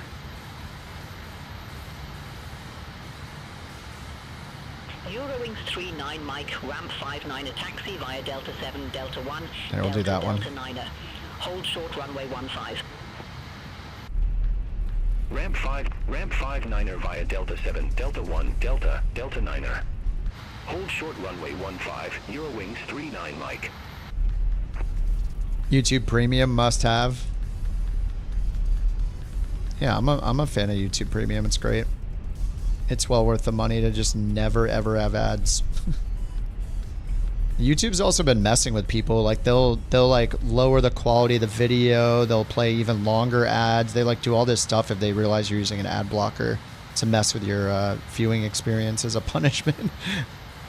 Like they don't just like block the video. They like mess with you.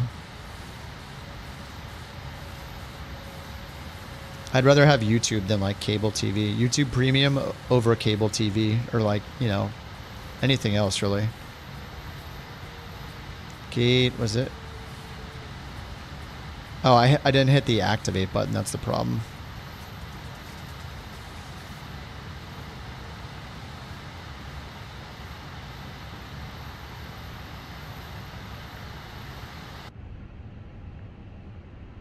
Yeah, I haven't had cable. I don't even know the last time I had cable. Pretty much forever. Eurowings 39 Yeah, no Mike, crash. cross That's pretty runway good. 15 at Delta 9er. Continue taxi via Delta 9er, Alpha 6, Zulu 5, Zulu 4.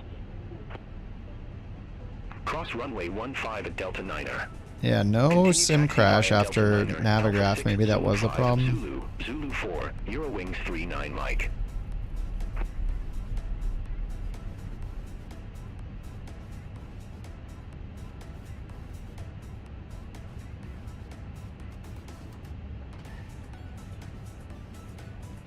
Ah.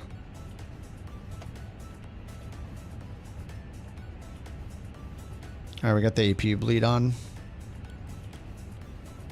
Oops, taxi light in her face.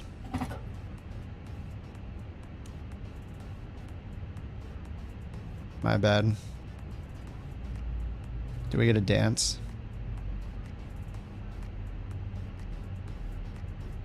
Ooh, I don't think it's a text the engine's turning off. They just stand there the whole time. Oh, she's actually moving.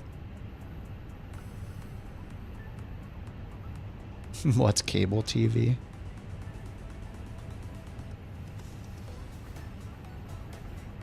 D-board. Suntuk 1043, gate 6 Alpha taxi via Delta 1, Golf. Hold short runway 15. A6 Alpha via Delta 1, Golf. Hold short runway 15, Suntuk 1. All right, everybody off. Get them out of here. Looks like Flight Sim 24 works better on PC than Xbox. Well, I mean, Pretty much everything works better on PC compared to a console. But yeah, people have been saying that the beta experience on the Xbox has been pretty bad. I don't know. It seems very hit or miss.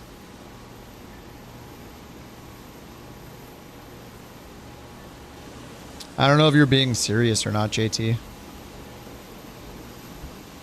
You know, it's like DirecTV, where you get like 300, 800 channels or whatever. It's just live TV. That's it. You know, pre-internet, that was how you got your TV, was through the cable company.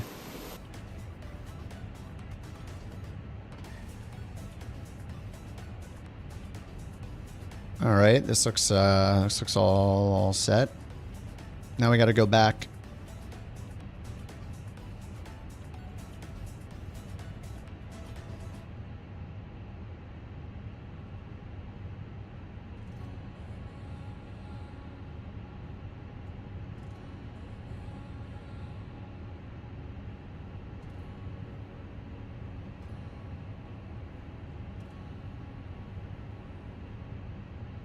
You know, those happy people. All right, next flight is just going back. Flight has been submitted. Let me see my rating. Yeah, half the people get their internet through the cable company too. Yeah, exactly. But nowadays they just get the internet through the cable company without the TV, without the channels. What's up, Emil? The wife and I are old. That's how she got hooked. Hooked with what? TV? It was through cable. What's a lifelong thing?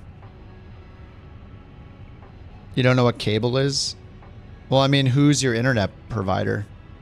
There's a good chance you have a cable company and that's your internet provider. If you don't have fiber. A fiber provider. And even then, it might be a cable company that provides it. Cable TV, baby.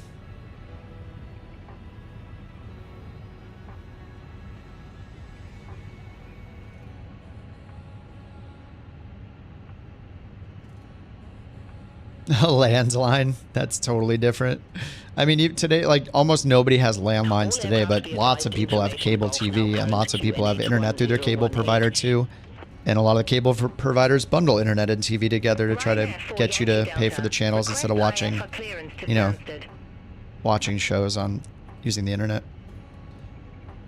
Okay, logbook. Ryanair 4 Yankee Delta, Hamburg ground, expect runway 23, Weezer 4 92. Weezer transition, initial climb to flight level 060, squawk 4312. Not a landmine. Yeah, a landline. Squawk 4312. Ryanair 4 It's a phone that plugs in the wall. Oh, I taxied too fast. That was 3 points. On approach, it says I was above 200 knots on approach. I don't know. It would be nice if it told you how many miles out or what.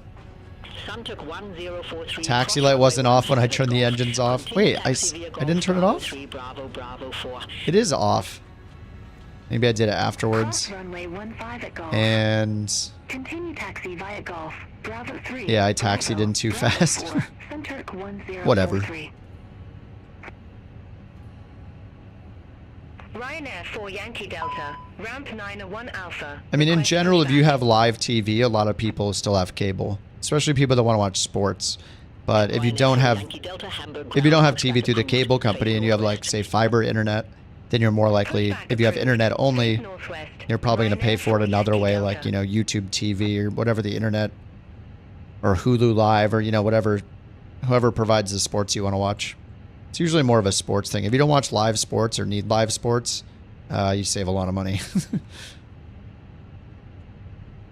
All right, we're going back to Dusseldorf. What's up, Wax? All right, sim brief.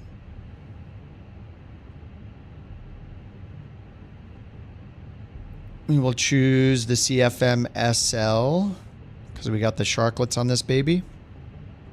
Generate flight. Flight number 9037. Eurowings to Dusseldorf, back again. We are Eurowings 4 Charlie Whiskey.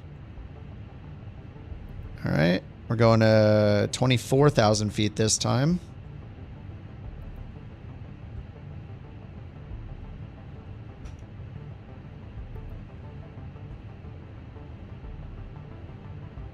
Oh, Sawyer says, I just read the APL paperwork. It says approach phase is below 1,500 feet AGL. Oh, damn. I was going really fast then. I think it was because I was down at the 4,000 feet final approach fix altitude early. And we had like 18 miles to go still. For Yankee Delta. Request taxi to the active. I guess that would do it. Thanks, Sawyer. 24,000 feet. Cost index 53 this time. We were 15 on the way out. Hold short runway 15. All right, is everybody off? Looks like it. We'll taxi to runway 23. All right, import next flight. Delta 1, Bravo 6, Zulu 3, Alpha 4. Ground services, boarding and refueling. For Yankee Delta.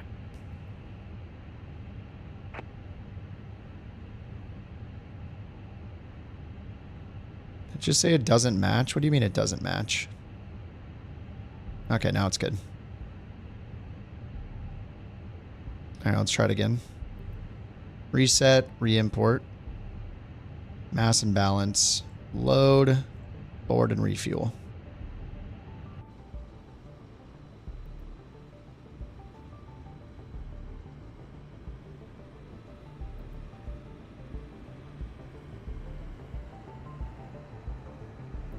All right, while that's happening, it's time for a couple minutes break.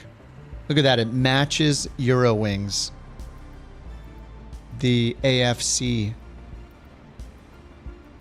If you need a break for a few minutes, now's the time. All right, Dusseldorf to Hamburg. Continue taxi via Delta 1. And let me get it re-imported because we don't have the turnaround feature. We're going to re-import it to BeyondATC.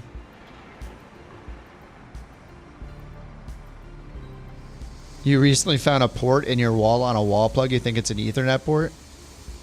Wait, what do you mean you don't know what Ethernet is? If you're a gamer, you need to plug your computer into the Ethernet port. Like if I had to play on Wi-Fi, I would not be happy.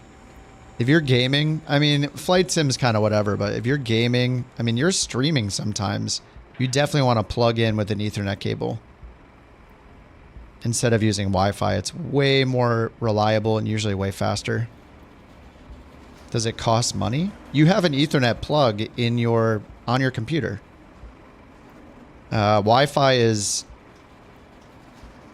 good for non-gaming things, but if you're gaming, Ethernet is way more reliable. It's a cable that goes to your router. It matters your house and stuff though. Like if there's an Ethernet plug in your wall, yeah. So the Ethernet port in your wall, most likely the cables will lead somewhere else in your house where you'll put your router. So in our place, for example, the router's in the living room. There's an Ethernet plug in the wall there. The router is plugged into that, and then the other plugs throughout the house are plugged into that as well. So like we plug the router into the wall and then all the other wall plugs are activated. We can plug into them.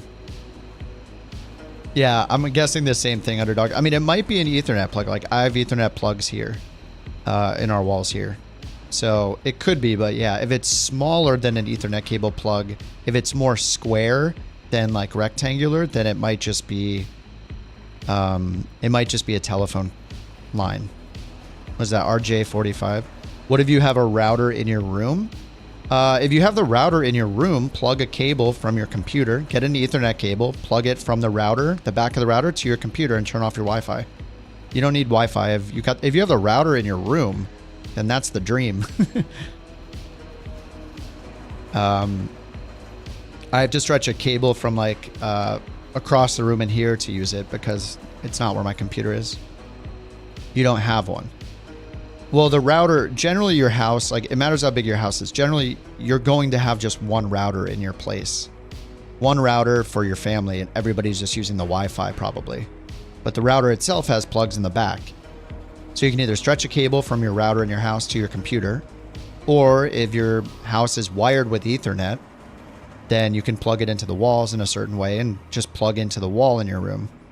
So you just plug from the wall to your computer. But it matters how things are wired in your house, like if they're live or not. I mean, your parents should know. Your dad's a computer guy, he should know.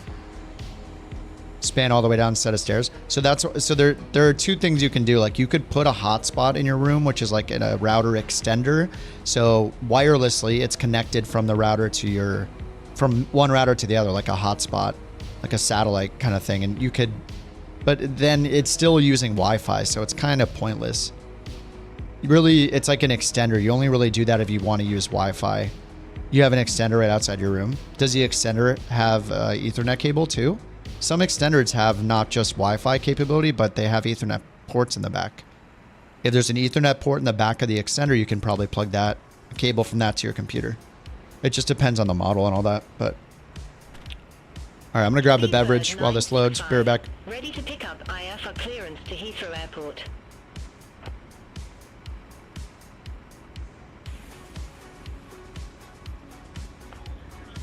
Speedbird 965, Hamburg ground. Expect runway 23, Visa 4 Bravo departure with the Visa transition. Initial climb to flight level 060. Squawk 3330. Weather 4 Bravo departure with the weather transition. Squawk 3330. Speedbird 965. Speedbird 965, read back correct. Call me back when ready for pushback or engine start. Wilco, Speedbird 965. Speedbird 965, at ramp 6 Bravo, request pushback.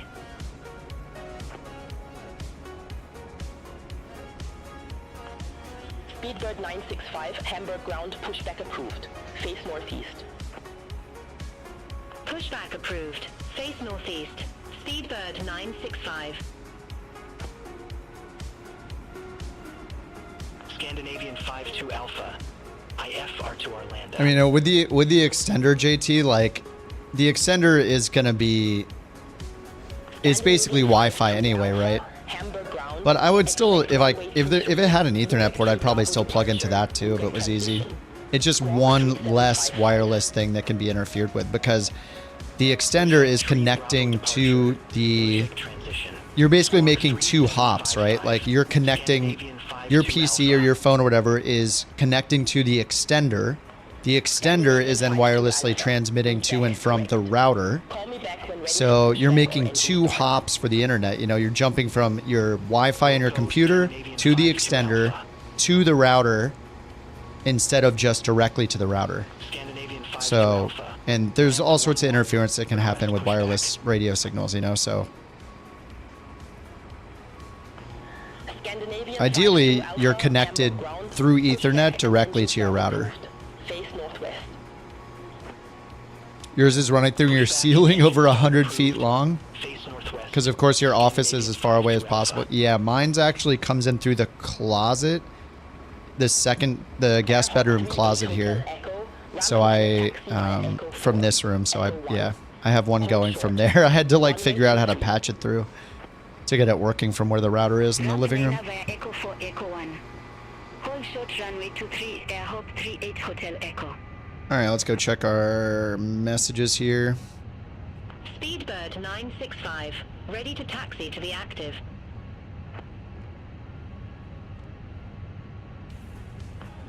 Speedbird 965, runway 23 taxi via Zulu 3, Alpha 4.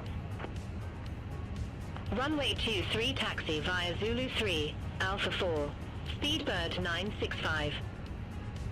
Alright, prelim load sheet 128.2. Let's do a NIT request. Cost index this time is 53. We are Eurowings 4 Charlie Whiskey. Alright, cruise 24,000.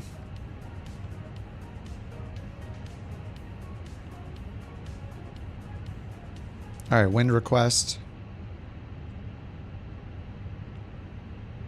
Okay, done. And EDDF to EDD or EDDH to EDDL. Runway 5 on both sides. Contact Hamburg Tower 126.855. Page 2, 0 fuel weight 128.2. Over to tower 126.855. Speedbird 965. CG 0 fuel weight CG 32.9. Airhop 38 Hotel Echo, cross runway 23 at Echo 1.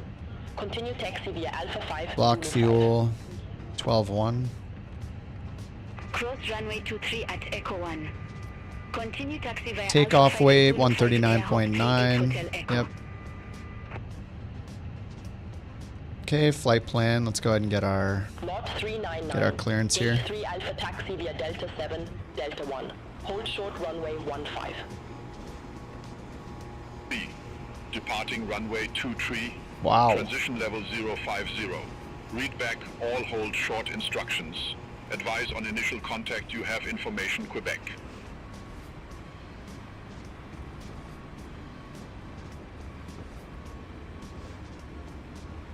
Departing runway 23. Transition level 050. Read back all hold short instructions. Alright. Hamburg, Eurowings, 4 Charlie Whiskey. We'd like to get our clearance to Dusseldorf. Dusseldorf. Scandinavian 52 Alpha, hold position for traffic. Hold position for traffic, Scandinavian 52 Alpha. Uh-oh. Is that plane on the taxi? Eurowings 4, Charlie Whiskey, Hamburg ground. Expect runway 23, Idaho 8, yeah, there. Bravo departure, Idaho transition. Initial climb to flight level 060. Squawk 1000. Alright, runway 23. Idaho 8, Bravo departure, Idaho transition. Squawk 1000. Eurowings 4, Charlie Whiskey. She didn't read back the initial altitude. Eurowings 4, Charlie Whiskey. Read back correct. 6,000. Call me back when ready for pushback or engine start. Wilco, Eurowings 4, Charlie Whiskey. Scandinavian 52 Alpha, continue taxi. Whoa. Continue taxi. Scandinavian 52 Squawk Alpha. is 1000 again.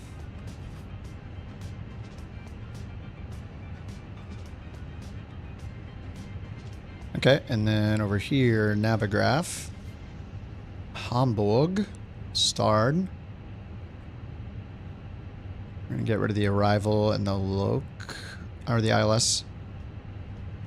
Top altitude, transition altitude 5,000, initial climb clearance 5,000. She gave us initial climb 6,000, so that overrides that. Let's go ahead and start the APU.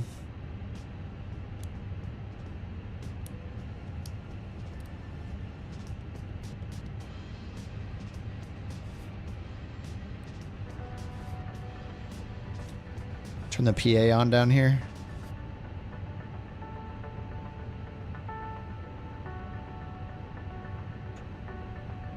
All right, and then airport. We're taking off on 23, which is awesome. It's right next to us, so short taxi. What's up, Devin? Am I going to stream tomorrow? I'm not sure. TBD. I don't know yet. Sometimes when there's not something like new to do, like it's pretty often, like most days I have something new to do in the sim, like kind of doing a pilot's life or doing Neofly is my fallback, but usually there's something to check out in the marketplace or, you know, something to do besides just work on my career mode thing. But yeah, sometimes when I look at the what happened that day, I'm like, kind of just don't want to force myself to stream, but it's always fun hanging out.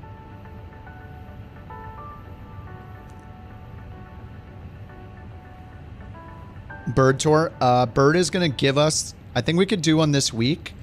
He was going to work on getting us the next leg.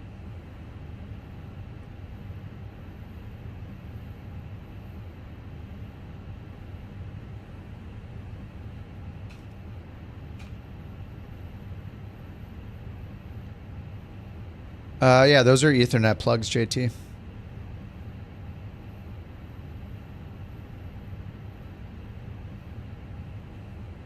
Yeah, you just need a long enough Ethernet cable. But I would ask your dad first about. You said that he if anybody knows it's him. What's the one that's on your wall though? If you have a Ethernet cable in the wall, that's better. But I mean, you're still going to eliminate one Wi-Fi hop that you're using. You know, right now you're basically doing 2 Wi-Fi hops, one to the extender, and then the extender is connected to the router.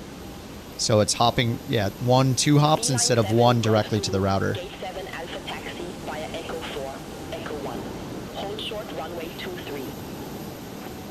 Is there anything in the base game to be able to tell minimums? Echo 4, Echo 1. Hold short runway Yes. Hit tab. Are you in Flight Sim 24, Matt? Flight Sim 24 has FAA and LIDO charts. Have to turn off autopilot very early. I mean, so wait, by minimums, you want to know, just to make sure, you want to know how low you can go before you have to have a visual of the runway, right? Turning off autopilot very early is up to you.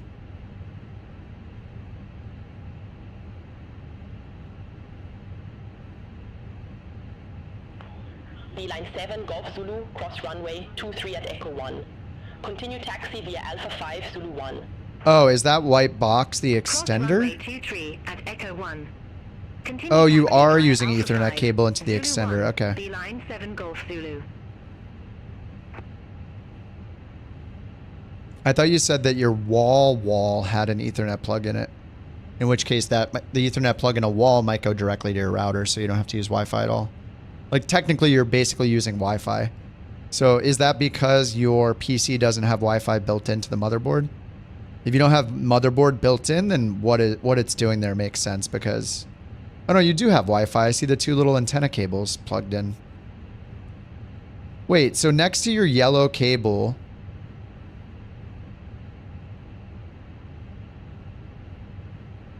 So wait, this yellow cable right here... You know, this is the Ethernet cable. This is your Wi-Fi extender that it's plugged into. But these 2 little cables right here, this is a Wi-Fi antenna, isn't it?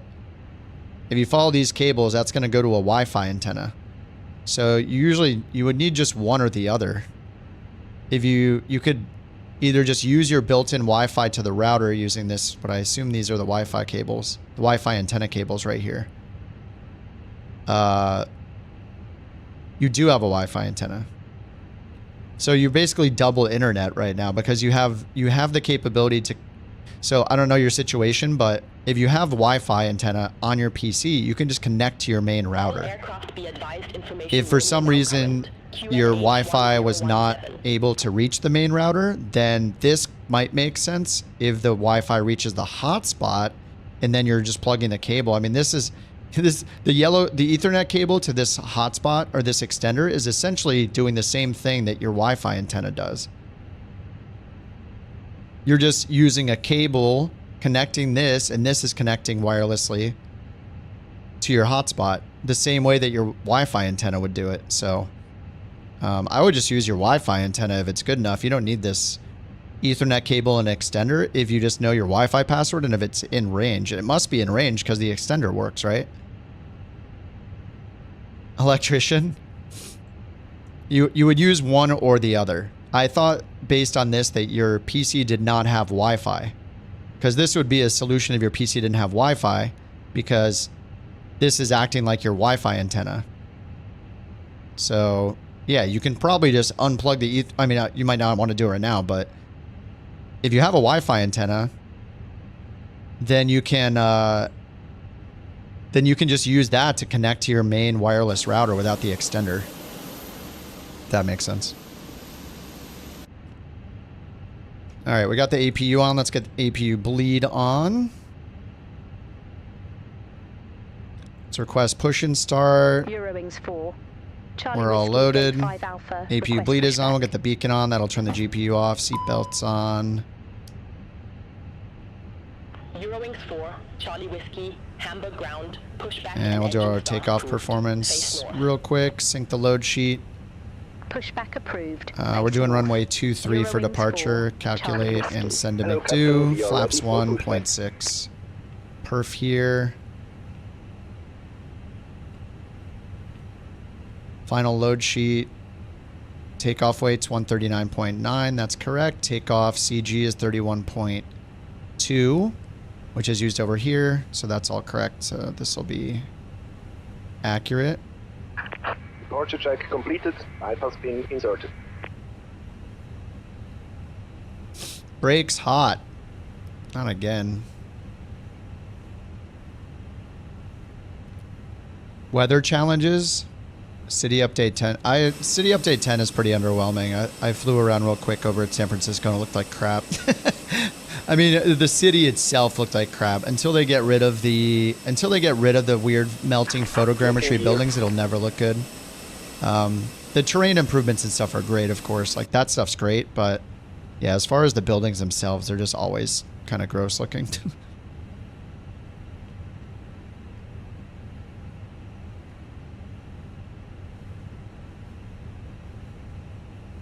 All right, we're gonna go nose left. Release parking brakes. Commencing push. All engines clear. Start at will. All right, beacon is on. Taxi lights off. Seatbelt sign. Start at will. Engine 1. Cabin crew, arm doors and cross-check.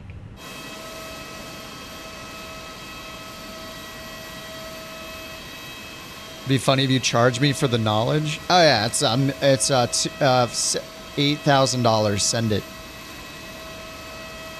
Actually, you're required to eat 500 crabs on Twitch.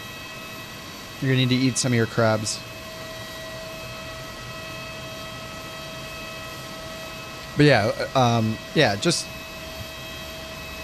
I wonder which one you're using to connect. Actually, I mean, it looks like you're using the Ethernet based on the lights that are flickering on it, or it looks like they're both lit, the orange and the green light. So. Gentlemen, welcome aboard our Airbus A320. Please pay attention to illuminated signs and crew instructions, including the following safety procedures. The safety card. All right, engine 1 avail. Engine dose. Oh, the birds! Oh my god. No! Pop, pop. Oh my god. No! The birds!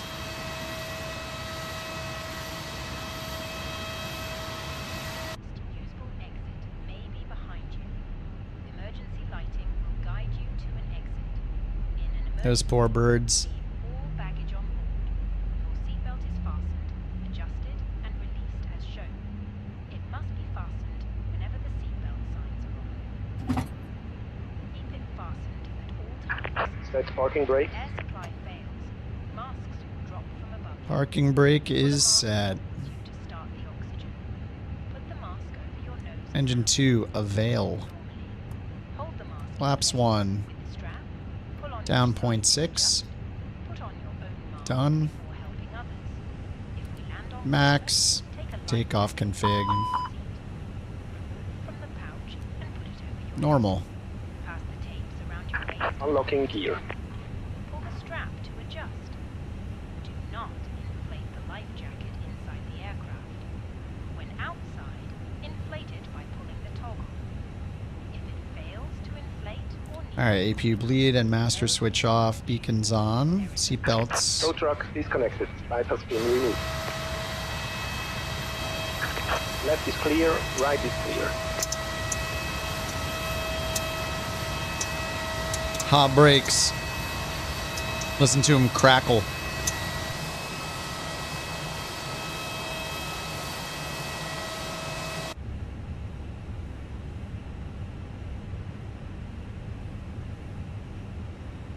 Tschüss. Auf Wiedersehen. Tschüss. Hey, bye. Auf Wiedersehen. Tschüss.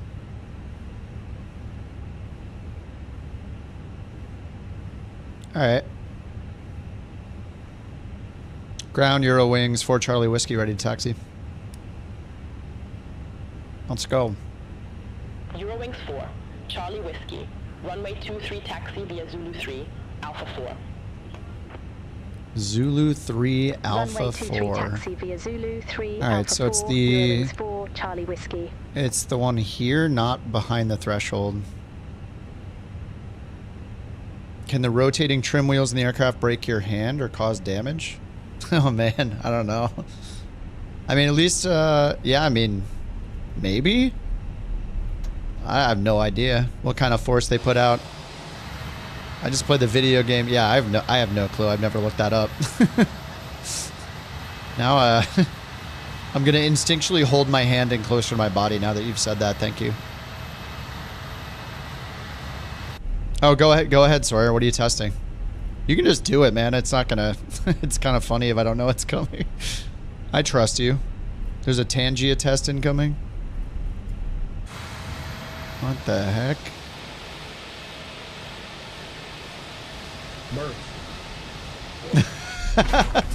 Oh my god, no.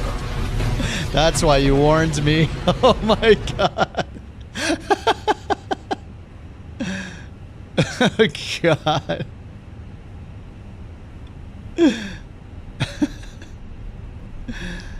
Oh my god, it is full screen.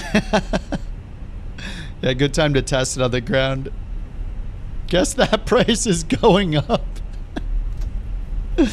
Murph. Eurowings 4, Charlie Whiskey, contact Hamburg Tower 126, decimal 855. Oops, that's Alpha 5, Alpha 4. Over to Tower 126, decimal 855. Alpha 4 is what we want. Charlie Whiskey, bye-bye. Alright, that's this one. What the heck? What the hell? I thought that was actually on the ground. I thought that was actually on the ground.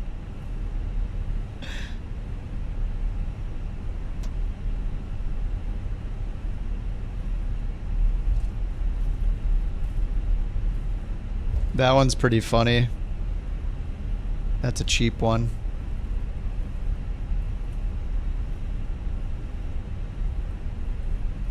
Hamburg Tower, Eurowings 4 Charlie Whiskey, holding short runway 23, ready for departure. Eurowings 4 Charlie Whiskey, Hamburg Tower, wind variable, runway 23, cleared for takeoff. Wow, cleared for takeoff. Runway 23, cleared for takeoff, Eurowings 4, Charlie Whiskey. Cleared for takeoff.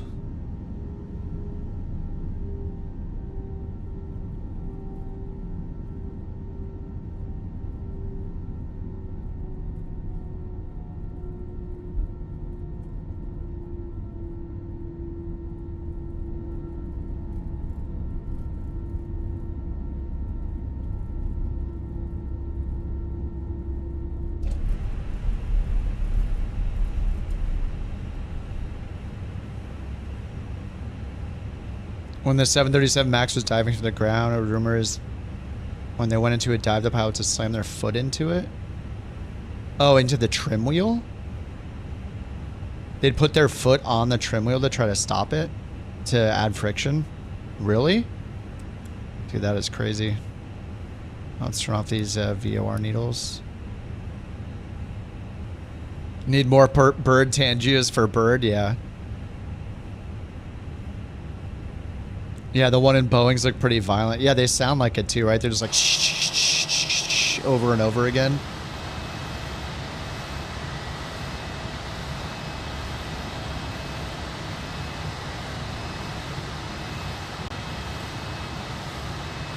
Rex, are you going to take off?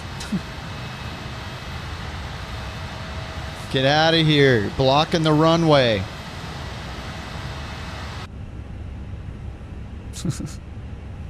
What's up, Blah? How you doing? Okay, he's moving. We're gonna have to explain this delay. Well, if you're ready to take off, you take off.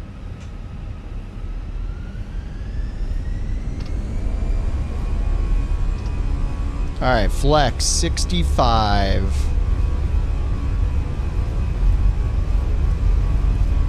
The heck? He just went vertical. What just happened? I know somebody else went vertical. Alright, 100 knots. Let go of the stick. Alright, this is definitely not a super fast takeoff like last time. We definitely put the fuel and the packs in this time. B1 road topped.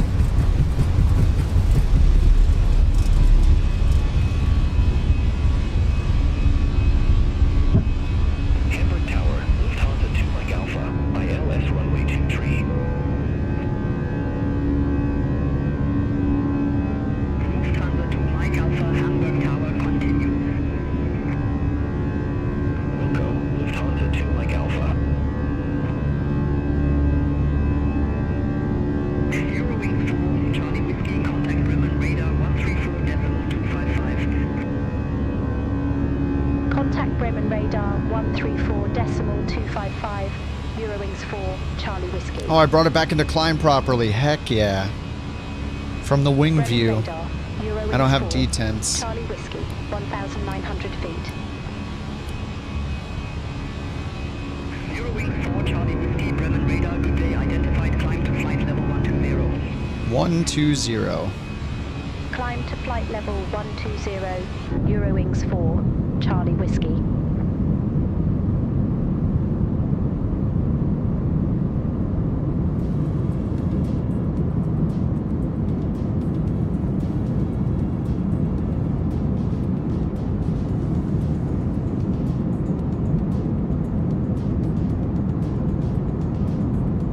The smooch soundbite is only 15 bits. No, they're free, dude. Was that in Tarkov I did that? Yeah. I forget the context. Whoops, TCAS is on standby. Landing lights are still on. We're coming up on 5,000 feet. That's transition altitude. We'll go to standard. Landing lights off. Why not? Seatbelt sign off. Everybody stand up. Everybody do whatever you want. Total air temp +8. So, get into these. We're going to want to, maybe these. Want to get the anti-ice on? World's less on fire here. Yeah, we're just playing video games. We're just here playing video games, you know? I find video games are good for, you know, taking your mind off things. Play more video games. Just make sure to get off your butt every now and then. I have to keep reminding myself to just get off my ass and move around.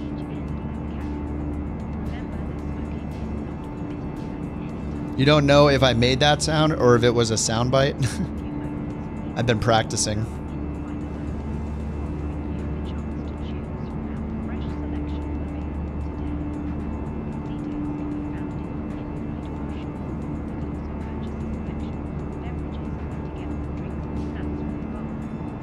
All right, goodbye, Hamburg.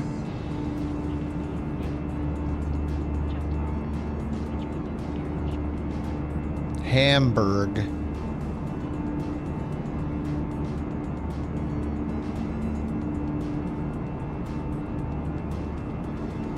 Yeah, moving around's a nice thing. Absolutely. A good wiggle, yeah. I have a sit-stand desk, so I've been trying to stand more during the day. Alright, coming up on 10,000 feet, and we're in the stuff, so let's get engine anti-ice on. Eurowings 4, Charlie Whiskey, have a good day. Bremen radar, Eurowings 4, Charlie Whiskey, passing flight level 100 for flight level 120, direct DH116.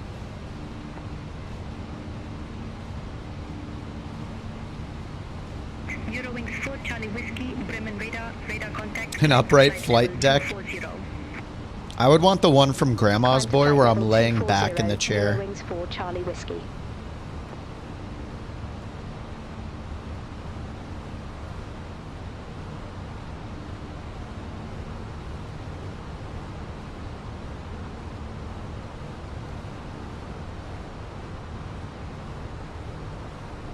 This is what we need.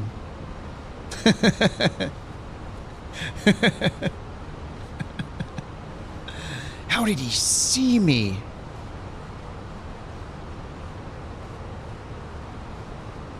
Oh, high score. Is that good? High score, is that good? Contact Amsterdam radar 119.175. Have a good day. Center on Look at these fluffy clouds. 175. Speedbird 9. 965. Bye-bye. I'd be asleep. I know, we all would, yeah. That's true. I mean, that's what people do during cruise during long hauls anyway, right? It's perfect. It's perfect for flight simming. Maybe not so great for like a shooter or like Call of Duty or something like that, but I mean, for flight simming, we're pretty much sleeping during cruise anyway. It's totally appropriate.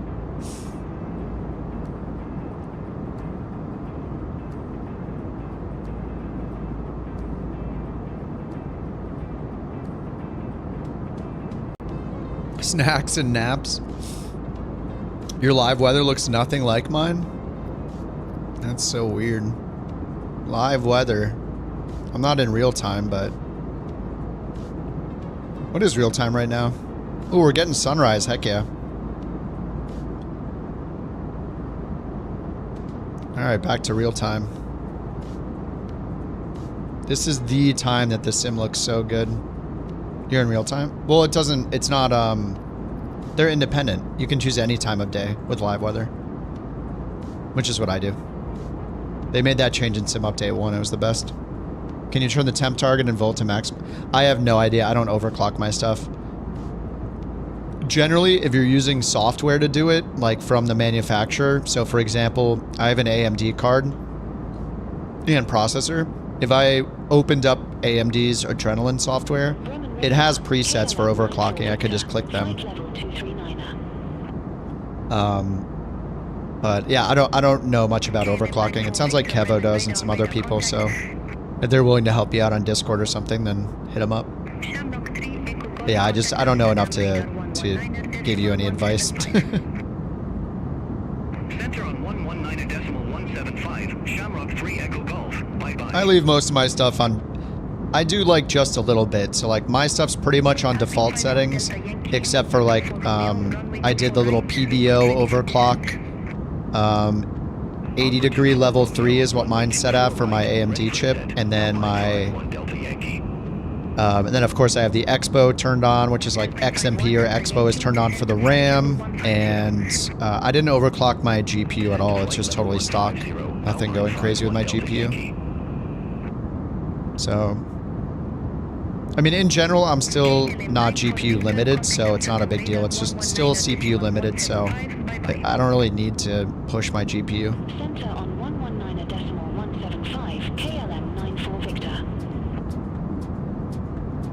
I think I'm GPU limited. I don't know, let me look. I'm generally CPU limited, but who knows? I've been trying to push it a bit. I don't know, it looks pretty balanced. Yeah, it's flickering green, so I think the green means... Doesn't the green mean GPU limited? I don't see it say GPU, though. It still says limited by main thread the whole time. Yeah, live weather. Always live weather. The only time I don't use live weather is when we're doing, like, a group flight, and it's supposed to be scenic, if it's blocking our view of the things, but... Yeah, live weather is the way to go. It's the most fun, and it looks the best. All the presets are... They're nice, but...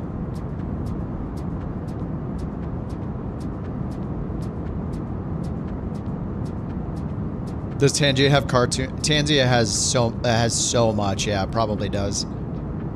There's absolutely, there's like, I don't know, thousands of things to find. Yeah, live weather looks great. I mean, the live weather, you know, if you know, obviously like a preset is always going to have like a similar look to any preset. So the live weather is the way to go. Unless you need to turn off the live weather because of, you know, icing that your plane can't handle, or because it's blocking your visibility or something you're trying to see in the sim, I would recommend always using live weather. It always looks better. It's more challenging, you know, like you get all the different weather conditions. You can use real world stuff, you know, like METARs, weather reports, all that kind of stuff all relies on live weather being turned on. So yeah, it's a benefit. I realize we're not climbing anymore. I said to go to 240 and I'm just sitting here as usual.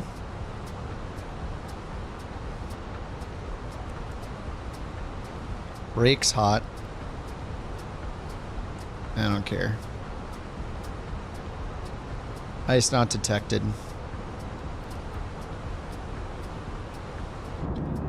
OBS only streams a max of 60 FPS. Why have it such a high FPS? Might put you in the green. Yeah, OBS, yeah, 60 FPS for streaming, but I mean, I want to see more than 60 FPS.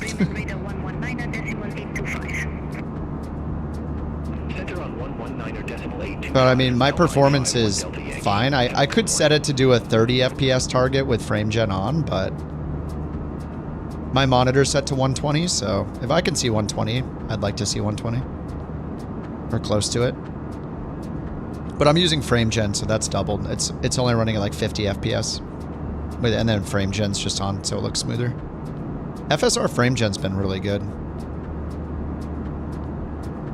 But yeah, I mean, anything over 60 FPS is kind of a nice to have, right? In Flight Sim. 60 is incredible in Flight Sim. I just kind of like the frame gen and stuff if I'm going a little smoother, I don't know.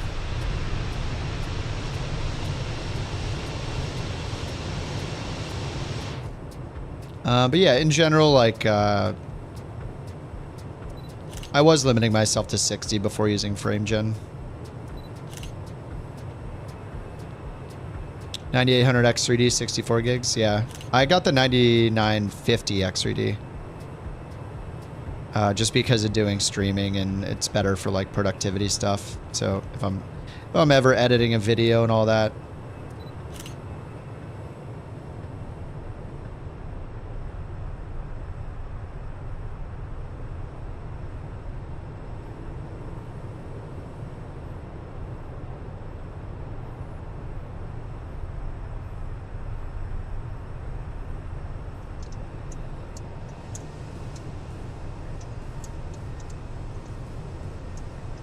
Hear the brakes.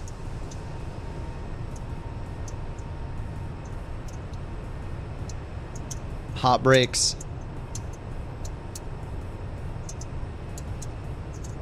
They're making the brakes are not, wait, the cabin's on? The heck? I didn't turn the cabin on. Why is the cabin on?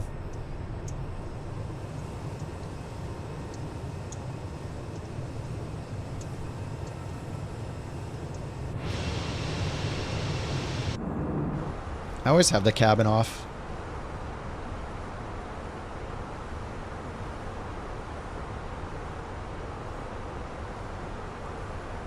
Yeah, the cabin is off. The heck? That's got to be a bug, right? It turns the cabin. It just turns the cabin on when you're outside, I guess. Yeah, I guess it turns it on when you're outside. What approach? I mean, generally in an airliner, they're going to give you an ILS approach if one's available. If there's not, then you'll get an RNAV approach. It just depends on the runway. It depends on the airport, the weather, what runways are being used. Generally, just use the best approach that's possible, unless you're trying to use something else, like on purpose. Trying to practice a different approach. But if you use ATC, ATC will assign you an approach. If you're not using ATC, you can just pick whatever you want. You can try an approach to make it interesting if you want, or just pick the best one available, like an ILS. Small airports. In small airports, some will have like will have GPS approaches, like a WAS approach. So those come in a few different flavors, but some of them are as accurate as ILS approaches, mattering which airport it is. Some just have no instrument approaches at all, so you need to just fly visually. It just depends on the plane and the airport and what's available at the airport. So you can look up the approaches. If you're in 24, just, you can go to the tablet and look up the approaches in your flight planner. Actually, here, if I import here, it'll set it up for me. So if you have your route set up in the EFB, in the route section, if you do the route planning here, it's going to automatically pick an approach for you. I didn't use this to do it. I did through SimBrief, but let's see. Runway 5 is what it's saying. So you can edit the approach here and see what approaches are available. So there's an ILS for 5 right. And then it shows the different transition waypoints. And then if you choose an approach or any of the procedures you choose here, departure, approach, and arrival procedures, or departure, arrival, and approach in that order, it'll automatically pin any LIDO charts if they're available. If you do the planning here in the route section. If you don't do the planning here, you just want to look up the charts. You can just like type in an airport code. Or if you have the departure and destination here, you can hit the little info button. So we're going to EDDL, so I can hit the info button here. Or I can go to the map and type in EDDL just to look it up. And it pins it in this magenta section down here. So I can click the second button for charts and just look up the charts. See what approaches are available.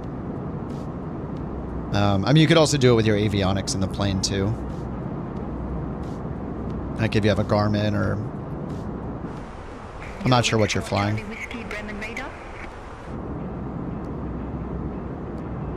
Expect Halm 1 Alpha, runway 23 left, Eurowings 4, Charlie. Alright, runway 23 left. Halma 1 Alpha, 23 left. So I'll just choose the ILS 23 left. And I think we probably choose this Hall. Yeah, Halm. I think this... Yeah, because this is going to do this weird... We'll take a look at the charts. Alright, so we're expecting runway 23 left. Not 05 right. Halm 1 Alpha goes up here to Halm. And then just goes direct to the airport. But if we look at the ILS 23 left... it's a transition, isn't it? Yeah, 23 left. RNAV transitions, we need this. Europe's weird, man. Alright, so Halm starts here, so we go down here, turn around, go outbound, and then they're going to turn us around in, and then go inbound. For Dusseldorf over here. So yeah, it gives us this sequencing. Alright, so that's the Halm 2-3 transition then. So let's put that in the avionics. 69 miles to the TOD. So flight plan, Dusseldorf arrival, 2-3 left. And then the Halm 1 Alpha via, and it's the Halm for runway 23. This one for the transition. Alright, now we got 112 miles until we're ready for descent. Halmi 1 Alpha, runway 23 left, call when ready, Eurowings 4, Charlie Whiskey. Yeah, Jigme, I'm not sure what you're flying or how much you've, what you're flying or, you know, how much you've been simming or what. Easiest way to find frequencies? Everything's in the EFB, and if you're in Flight Sim 24, I would just use the EFB, this tablet, as much as possible, so it's in your top menu. If you're on PC, you can hit the tab key to open and close it. So if you go to the tablet, and again, go to just the information for the airport. So the same place we were before, but in the information button here, you can go to frequencies. So there's runway information, you can look up the weather. You have general information like the airport elevation and name and location and all that. Yeah, you can just go to frequencies here. If you're using charts, then you'll be able to find the frequencies on any of the charts as well. So for example, if I look at the ground chart, let's just go to the airport chart here for Dusseldorf. If it's a LIDO chart like this, you'll see all the frequencies in the green box like this. So you can see ATIS, tower, ground, clearance, delivery. For all the frequencies. There's always a couple ways to look them up, but they'll be on the charts. If you happen to be flying in the United States, you'll potentially be using an FAA chart. So if I look up Los Angeles, for example, it's going to have both charts because it's a big airport. Different color for charts. It's part of Sim Update 2, Matt. It's in beta. You can opt in for the beta, but it seems like it might be coming out soon for everybody. But I'm on the Sim Update 2 beta. So for airports in the United States, if they don't have LIDO charts, or if you prefer to use FAA charts, you can go to the FAA charts down here instead. And in that case, the frequencies will be, it matters which chart it is. You can see on this one, for the airport chart, they're all in the corner. You have to like turn your head to see these. If we look up like an approach, the FAA chart will have the frequencies at the top. Same up here. ATIS, approach, tower, ground, clearance delivery. It's a huge airport, so they have different controllers depending on where you're landing or taking off from, like north or south on the airport. But yeah, you have a lot of options to find the frequencies. And mattering your avionics, you can find the frequencies in some of the Garmin's. For example, you can use the waypoint page. You can use the waypoint page on a Garmin if you want to look it up that way. But if you're in Flight Sim 24, I would just use the tablet. Private pilots use their iPads very often. They'll use apps like 4Flight, which are very similar to something like this, where they'll just look up the information. They'll look up the charts, or they'll look up the text-based info like this on these pages to find frequencies, to look up weather. So it's mimicking real-world stuff with this kind of tablet. I mean, and you know, like airline pilots have their own like company-provided tablets, or you know, whatever. I don't know too much about how airlines run it, but ChatGPT, yeah, use the tablet. It's got a ton of information in it. It's very, very good. It's one of the best things they added to Flight Sim 24. Like previously, you would have to like pay for something like Navigraph to get charts and run that externally or through like one of their toolbar apps, or you'd have to go to a website like SkyVector.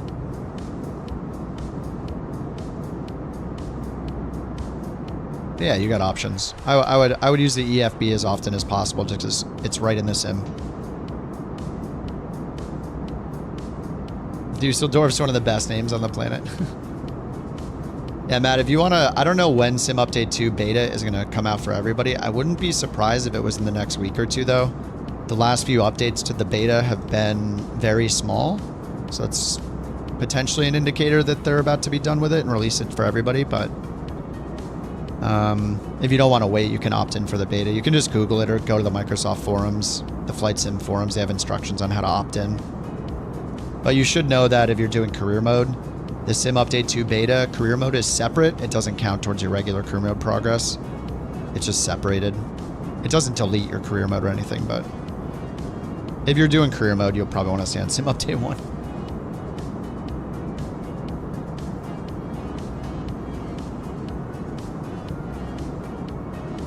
No problem, Jig.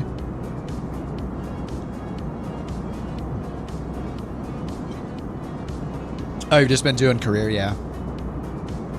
Yeah, if you're doing career, then stick with Sim Update 1. Sim Update 2, it gives you like $1 billion and unlocks everything in the career mode for testing. So most people don't want that if they're doing career mode. Learning from my videos, sweet, man. Glad they're helpful. Big love for Sky. Oh, SkyVector is awesome. Even I use SkyVector a bunch. It's still really nice if you want to do VORs. Or use sectionals. You can't get the sectionals, the FAA sectionals, if you're flying in the US. Those are not available in the EFB. It's only the IFR stuff, really. So yeah, SkyVector is still great if you want to use the sectionals. Or you could use, you know, if you have SimBrief, you have the US sectionals there too. But yeah, if you want to do VOR to VOR, SkyVector is very useful. It's been a while since I've done that. I should do VOR to VOR.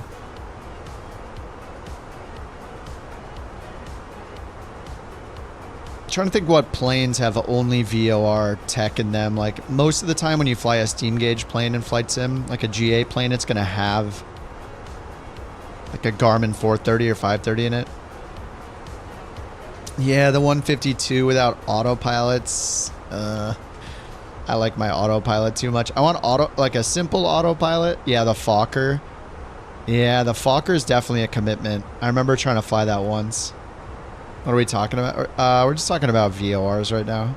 Flying VOR to VOR. Radio navigation without GPS. It's very rewarding when you do it. It's fun.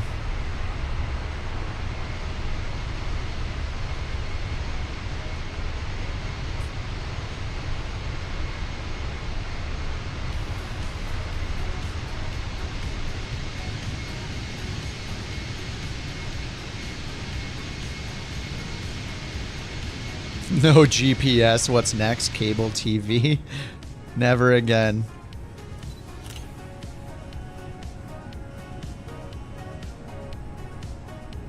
Should just take the worst screenshots I can, like this.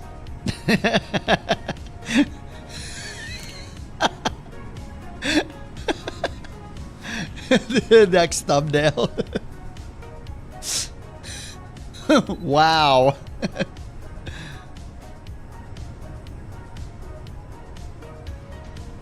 New thumbnail strat. The long arm of the law.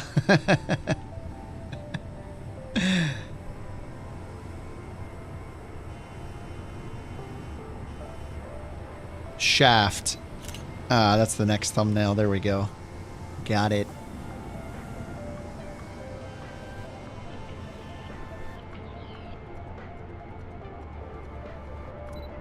Oh, yeah, there we go.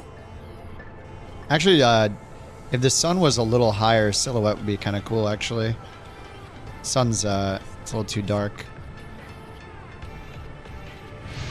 TOD. Oh, God, is it the TOD? Oh, 55 miles. Oh, man. Okay, we do need to enter the destination data, though. You can start the APU in flight, yeah. For some emergencies, you need to start the APU, I think, right? Yeah, if you need a... you have an electrical issue. Okay, yo, Raccoon, what's up, dude? Let's get the METAR. Let's do the, we'll do the translation ourselves here. Actually, we'll just do it, we could do ATIS, but, and that's up. Dusseldorf. So we'll go to EDDL and look up the weather. Contact Dusseldorf arrival. Dusseldorf weather.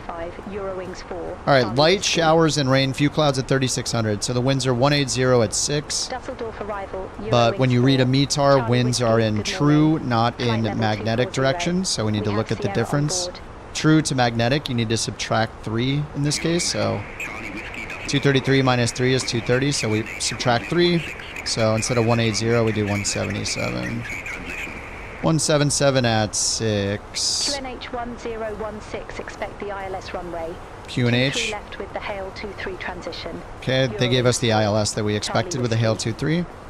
And 1016, and then temp is near the slash. 12 and 10. 12 is the temp.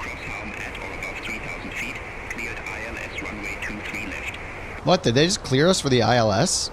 Cleared direct harm. Cross harm at or above 3,000 feet. Cleared ILS runway 23 left. Eurowings 4. Too much math. We had to subtract 3. All you do is look at the winds. METAR is in magnetic. Remember, M METAR magnetic winds. So 180, or sorry, oh my God, I just said the opposite. Man, that would be nice. Not magnetic. Don't remember that. Sorry. METAR is in true, not magnetic. METAR, not magnetic. 180 is in true heading. So in this case, if you just go to the runways now show you true versus magnetic heading. You could look at a chart for this too to know the magnetic variation, but here it's -3. Like, this is a quick way to do it. 233 is the true heading. 230 is the magnetic heading. So to translate from true to magnetic, you just subtract 3 in this case. Just depends on where you are in the world. So we just take 180 minus 3, 177. So it's 177 at 6, not 180 at 6. This is a small difference, but if you're further, further east or west than we are in Germany, then this number could be more significant. So you could end up having to, subtract 10 or 12 degrees or something like that. Which is, that's going to turn like a quartering crosswind to a full crosswind, potentially, something like that. All right, QNH 1016.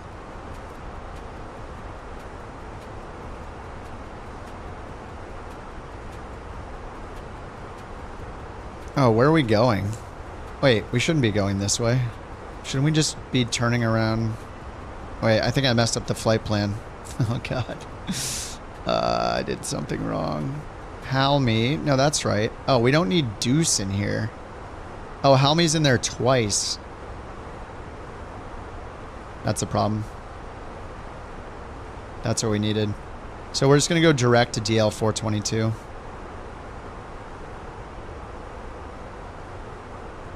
Yeah, this is what we should have been doing. I didn't review it after I put it in. So we're 15 miles off of our descent now. Alright, so let's do open descent and our final altitude for the approach. ILS 23 left. They already cleared us for the approach.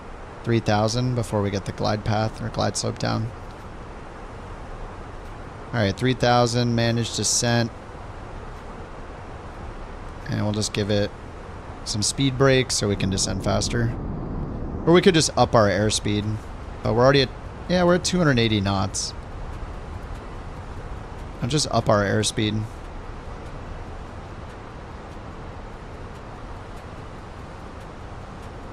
To allow it to descend faster. 2,000 feet per minute. 2,500 feet per minute. 3,200 feet per minute. Alright, maybe 270 is fast enough. And then, is it the prog screen that we can check vertical deviation? Yeah, it's 5,000. So we're 5,000 feet higher than we should be. But this number is going down, so that means we're catching up to where we should be. So as long as that number is going down, we're going to eventually catch up to the vertical profile. If we have enough miles to fly, at least. Will we have enough miles? I have no idea. Will we find out? Yeah. Soon. We'll find out soon.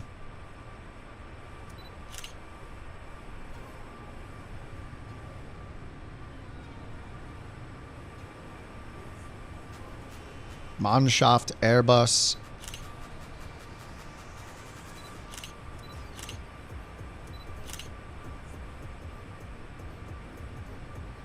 Still too dark for this a good silhouette.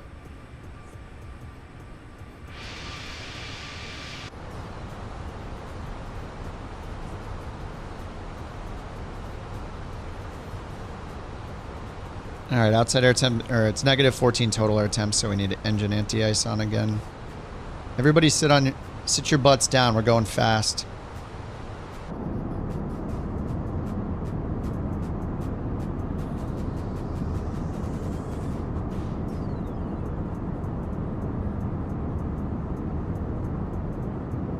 Clouds look so good. Your PC is auto tuning? Nice.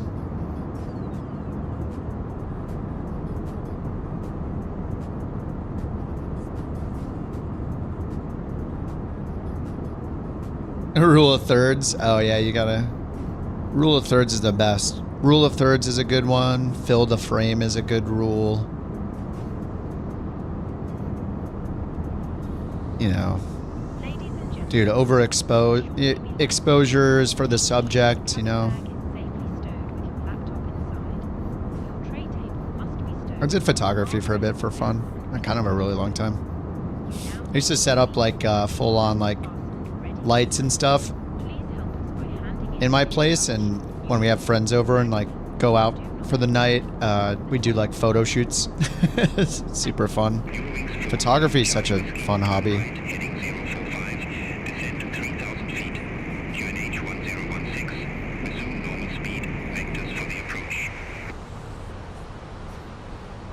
Turn right, heading 045. 045. 10,000 feet. QN H1. Pier, what's up? Thank you for the raid, Pier.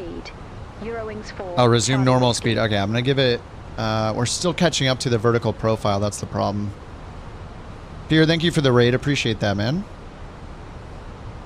We're just on final here in the A320 at Dusseldorf.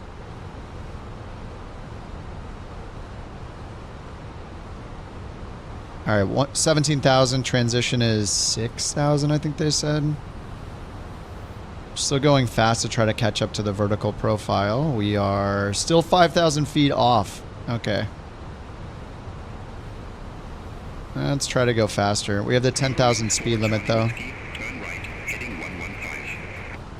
We're not ready to turn right. We can't ask them for delays. Oh, all good, Pierre. Thanks for the raid. Appreciate it, dude. Thank you for the Bork. Raccoon, thanks for the Bork. Get your Bork coins. All right, we're just gonna go Just gonna sink the heading for now and extend our downwind, basically. I have a lot of altitude to lose, so I do not want to dive. What we got here? All right, we are catching up. 4,500, 4,400.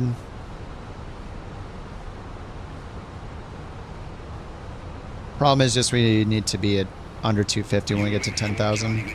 Oh my god. Turn right, heading 230, Eurowings 4, Charlie Whiskey. Alright, anti-ice is still on, total air temp 0. We're going to leave it on for these clouds. 14,000 feet. I'll just give a little speed brake, help our descent.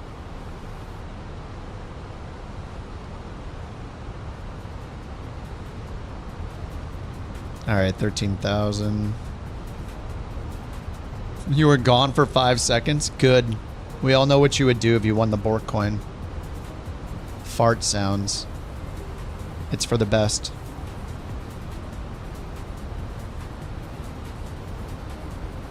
Okay, 900 feet. So we're catching up to the profile. There it is, there it is. Alright, manage descent, manage descent. Oh, I need to do manage speed for manage descent.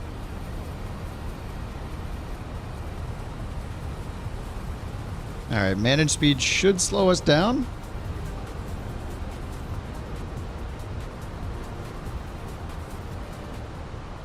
It's not slowing me down, it's speeding up. Dude. What's it doing? Why is it speeding me up? Danger. Climb thrust? Oh, right, we are in climb thrust. Oh, wait, what? Shouldn't we be in idle? It is in idle. What is happening? Do not... stop descending! What is happening? Why is it descending below 10,000? Oh my god, dude. To take, like, manual control again to tell it to slow down. That was weird. I couldn't get it back into managed descent. I don't understand. I just want to tell you both good luck. We're all counting on you. Okay, be quiet. What is it? What is it freaking out about? Chill. Oh, I can't do managed descent because I'm on heading, that's why. That makes sense.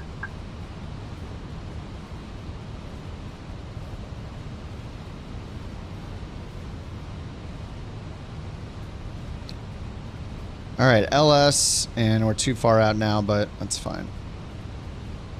Still at 10,000. Right, as soon as you switch over, you can't use manage speed and be in heading mode. Manage descent. I wonder if they counted. I wonder if it caught me breaking the speed limit. All right, DL 450 is over there, so let's go direct DL 450.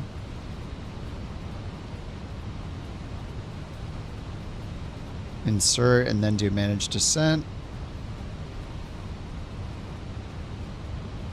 And then back to manage speed. Make sure it doesn't speed us up. Okay, still in idle and slowing down. Okay. And we're below profile. So it's going to do 1,000 feet per minute until profile catches up. All right. We are much lower than we need to be now, I guess.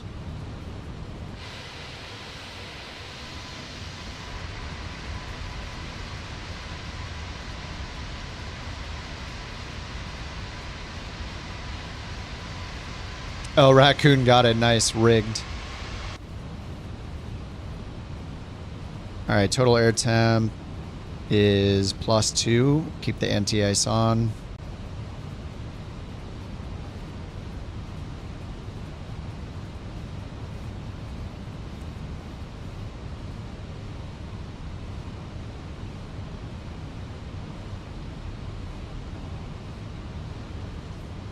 I didn't. All this became a problem because I didn't check the. Waypoints after adding the approach, and it had a couple duplicate waypoints, which ruined our TOD mileage. So I was way too high. And that started us having to chase it.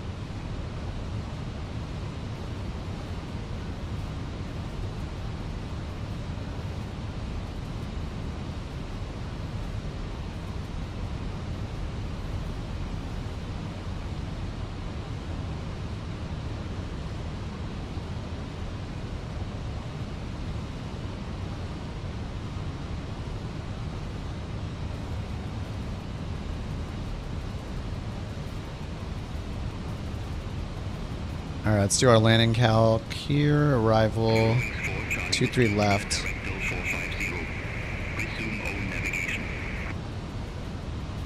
Direct 450. Head direct. Deal 450, then resume own navigation. All right, that's what we're doing. 4, Charlie Whiskey. Thanks. Okay, landing 23 left. Refresh. Fly METAR.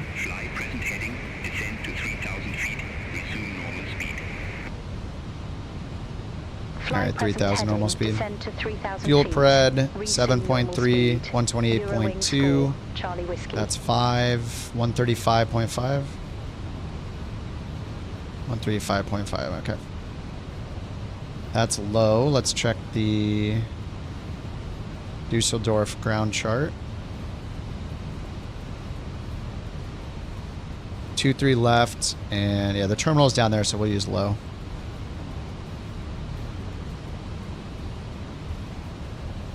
Alright, then the approach. We gotta unpin some stuff here. Instead of 0-5 right, we got 2-3 left.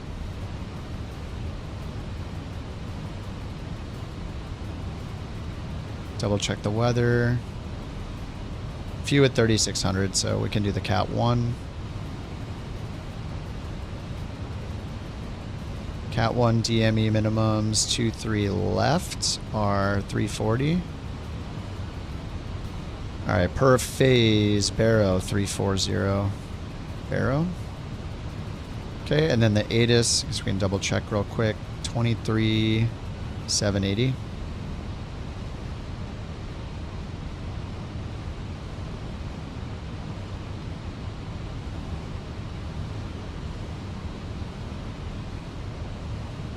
Sierra. Dusseldorf Airport information Sierra. 0400 Zulu. Wind 175 at 6. Visibility 10 miles or more. Light rain, few clouds at 3,600. Temperature 12. Dew point 10. QNH 1016. Okay. Rain. VFR conditions. Landing runways 2 right, 2 left. Departing runway 2 left. Transition level 050. 5G notice in effect. Advise on initial contact. You have information Sierra. Dusseldorf Air. Alright, we got information Sierra. Hi, Captain. The cabin is now secure for landing. Excellent.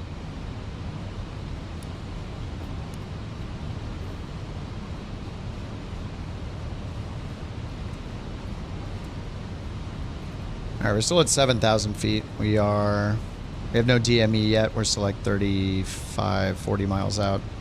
I went way too long.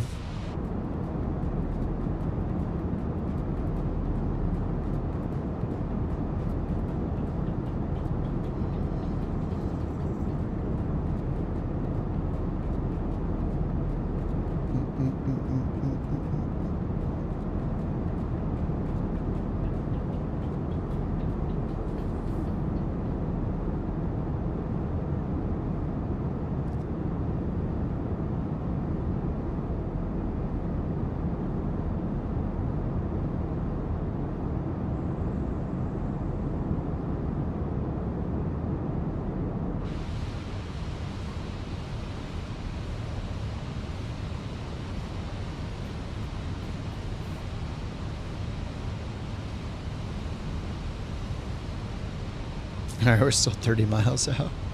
I went outbound way too long trying to get down. Wasting so much fuel. +7. It says ice not detected. I guess I'll just get it off. We're not, like, more on the approach, so I don't know. We'll see. If it detects ice, we'll turn it back on.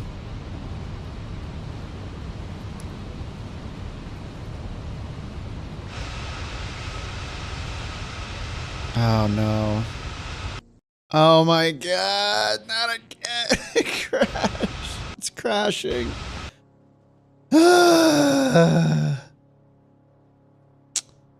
Well, it wasn't Navigraph. Oh my god. Bleh. I need to go play Tarkov or something. Dude, 2 crashes. Exactly. Bought bits to mess with you on landing. Thanks for that beautiful bird strike. Oh man, what a... That's so annoying. So much bird violence. Oh my god. I can't do that whole flight again.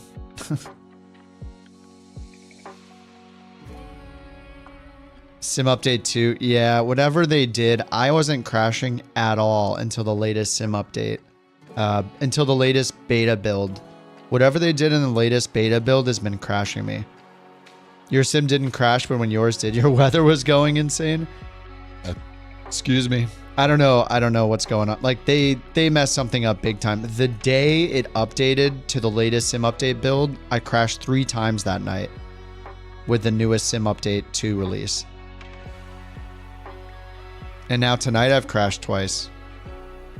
I wasn't crashing before then. It's super annoying.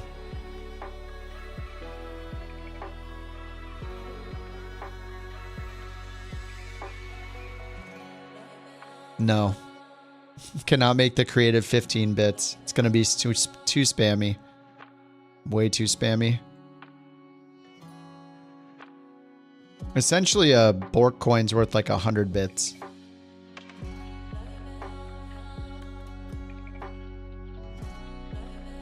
Okay, what to do? I don't know if I mean, I could skip one and do another. You guys said I could like slew there. Did you guys say I could slew to the, or just load in at the destination and it'll think that I landed or something? Maybe I should try that real quick to get credit for the flight at least. You can just slew in. Maybe I should do that since I was close enough. I don't know. It's still like 30 miles out. I'm not sure. Thank you for the Bork reports. The winner of Bork Raffle 342 is Taviation. Congratulations! BorkCoin's for a TTS. You can do a free TTS. Spawn on the runway with the engines running? Okay. What's up, Dan? Good morning.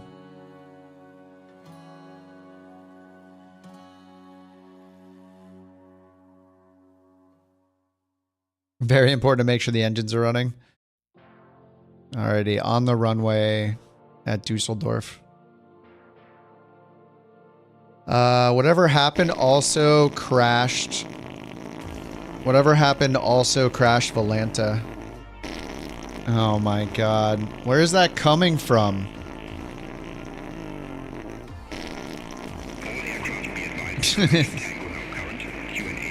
Oh, that's beautiful. Thank you for the bits. I think it's this .NET thing again. It's from JT. Who's surprised? Nobody.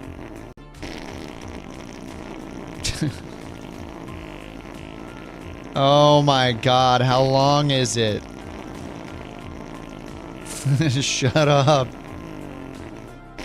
That is pretty much the sound of Flight Sim 2024 tonight, though. It is accurate and relevant.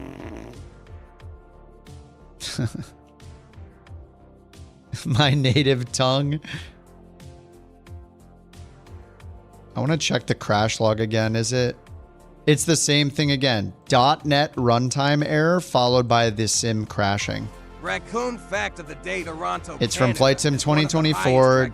.NET runtime error, whatever, blah blah blah. Raccoon capital of the world.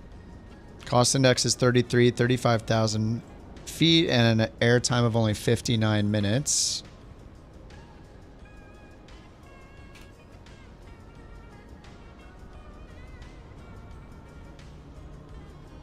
$35,000 feet. Cost 33. 111 packs. 35,000.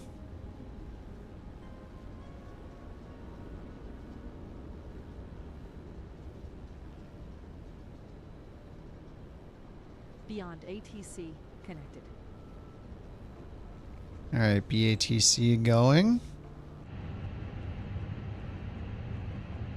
Just start the APU now because we're going to do a speed run here. Phoenix import. Okay, departing in 33 minutes. We're not going to need it. Mass and balance. Load. Instant. Done. Send to the McDo. BATC won't connect, so we're restarting it. Hey guys, it's me, Kip, here to say some very controversial things. Just kidding. The only controversial thing I've done is not give JT the BorkCoin he is owed. Anyways, here are 10 long farts. Oh my god.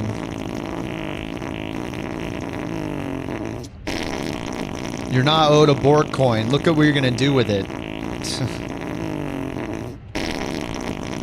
Everyone cover your ears. I'll tell you when it's done. Somehow.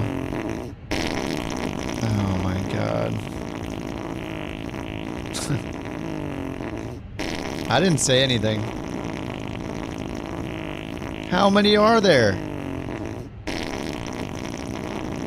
Alright, that's enough. That's enough. 10? Not anymore, there's not. Clearance. IFR clearance. Eurowings 4 X-Ray Hotel on our way to Salzburg Airport. Where's the flight plan?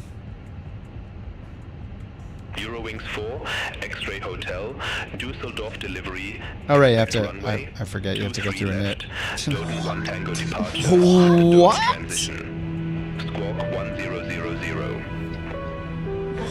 Yeah, I think a fart's hilarious, but 10 farts in a row, not as funny. Eurowings 4 Charlie Whiskey. X-Ray Hotel. Oh, we're 4 X-Ray Hotel.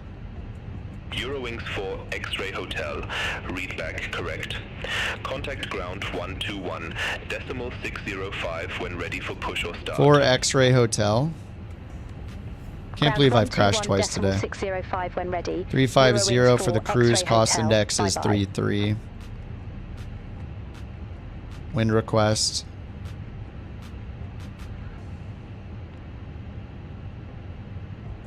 All right, wind data, we got that.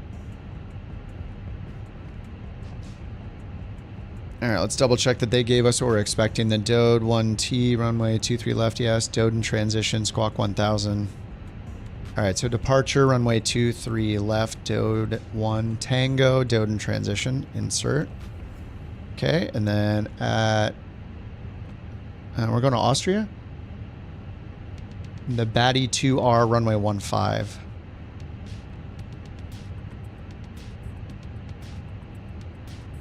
Okay, insert that. Okay. I don't know, we're ready for push and start. Eurowings this is 4 loaded. X-Ray Hotel, Gate Bravo 2. Departure pref. Pushback and engine start. 23 left. Eurowings Calculate. 4 X-Ray Hotel, Düsseldorf Send to ground, McDo. Flaps 1. Trim is neutral. APU bleed on. Pushback and engine start approved. Face northwest. Eurowings 4 X-Ray Hotel. All right, flaps 1. Flex temp 64. We'll do a toga. We'll do toga this time. Delete the flex temps. It's not going to be 135. Force toga, yes. Oh, it's still 135. All right.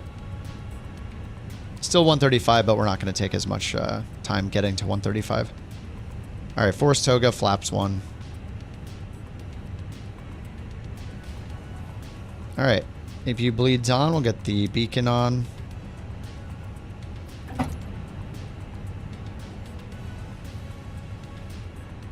Free taxing? What does that mean? Yeah, force toga means we're going to use toga power instead of flex. Let's get it all the way up. Free taxing. All right, GSX, you just can't be trusted. Get out of here. Okay, stop.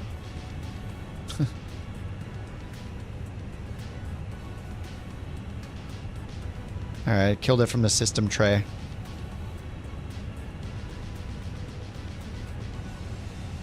All right, we're just going to hit Alt-P.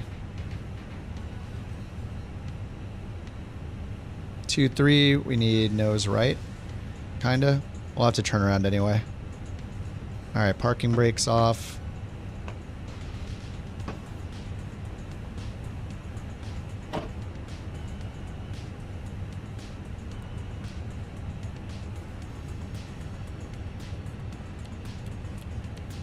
Cabin crew, arm doors and cross-check. All right, we're all aligned. That was just in time. Where's the flight plan?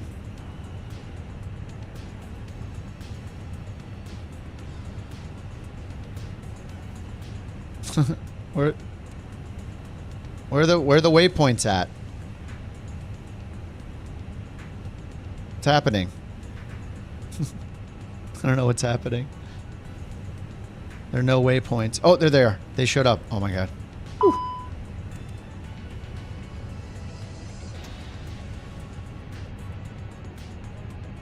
All right, thanks for that incredible pushback.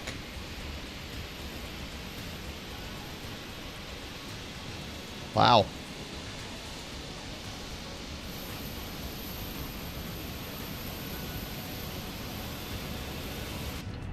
Thank you. All right, we'll hit comma 1016. All right, engines are starting. Let's get our nice outdoor cameras set up, fixed out here. There we go. Birds are cool, yeah. I wish the animations were a little better, but they're, you know, whatever. Any visible birds are cool. Why Flight Sim, why Microsoft didn't add birds into Flight Sim 24, but they added every other animal, I don't know, but I would get rid of all the other animals just to have birds, you know, the ones that are the most relevant, I think. But I still love that they added the animals. It's great. When you see them, it's cool.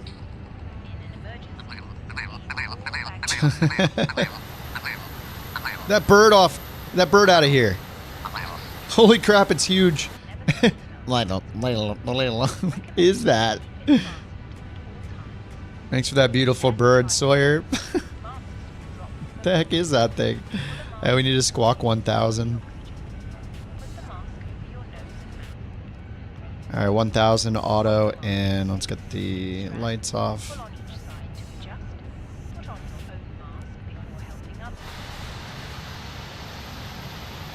Taxiings. I don't know what it is, but I love it. Some kind of weird bird. Not to be confused with stupid bird. This is weird bird.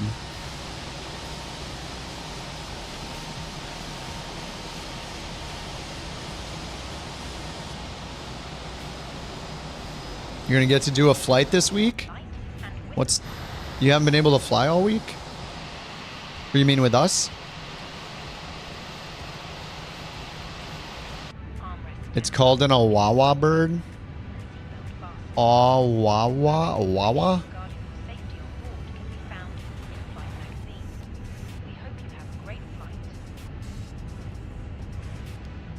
Alright, we need to check our departure procedure. Initial climb's 5,000. Let's see what they told us, though.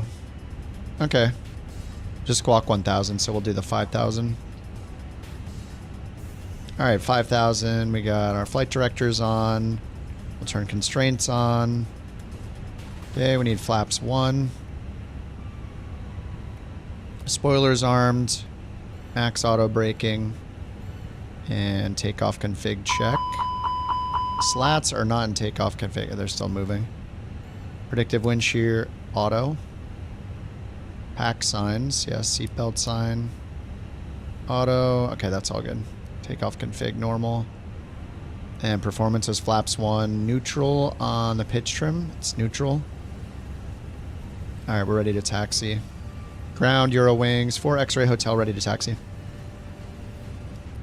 APU off. Eurowings 4 X-ray Hotel, runway 23 left taxi via Papa 3 Mike Lima 2. Papa 3 Mike Lima 2. All right, we'll taxi to runway 23 left via Papa 3 Mike Lima 2, Eurowings 4 X-ray Hotel. Lima 2 is here. Papa 2? Sorry, Papa 3 Mike Lima 2. Papa 3 Mike Lima 2. Yeah, just like that. Whoa, got stuck.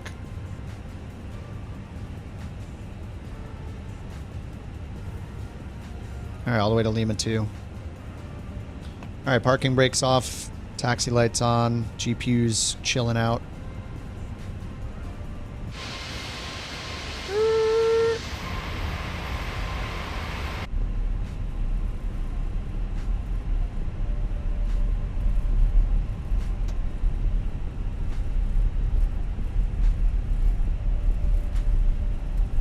Cabin crew, seats for takeoff.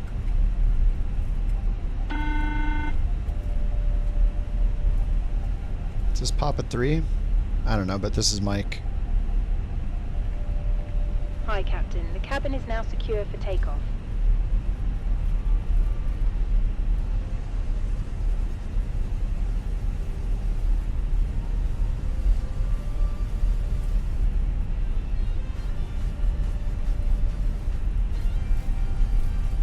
Alrighty.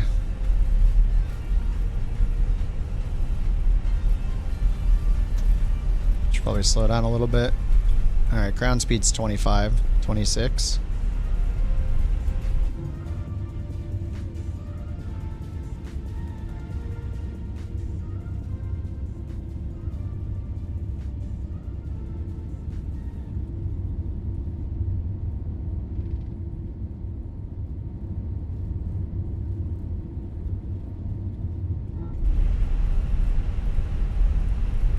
Still 26.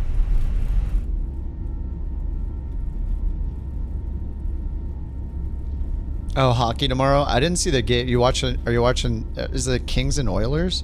I don't even know. I haven't been following. A friend went to see the Kings game and another friend texted me. It's like, that's a hell of a game one or something. I was like, I didn't watch it. Maybe I need to watch. It's Edmonton and LA then? I didn't even know. I should watch so we can talk crap to each other. Wait, are you rooting for LA or Edmonton? Alright, we're still on Mike. That's Lima 4. We're going to Lima 2. It was incredible. Oilers made a 5-5 with 2 mins. Oh man. Wait, who won? You should go to a Kings game? Oh yeah. Oh, Edmonton won? Damn. Alright, well maybe we'll get 7 games.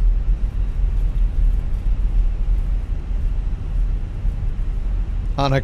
Oh, LA won. Oh, LA won? On a crap floater? Yeah, goalie couldn't stop a floater?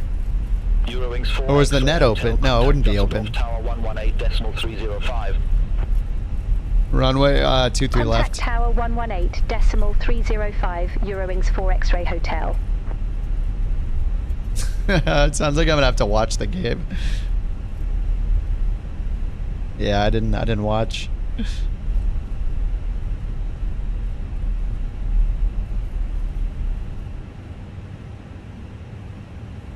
Dusseldorf Tower, Eurowings, 4 X-ray Hotel, ready for departure, holding short runway 23 left. Eurowings 4 X-ray Hotel, Dusseldorf Tower, wind 165 at 7, runway 23 left, cleared for takeoff. Runway 23 left, cleared for takeoff. Eurowings 4 X-ray Hotel. Cleared for takeoff. Lights on. Sit your butts down. TARA.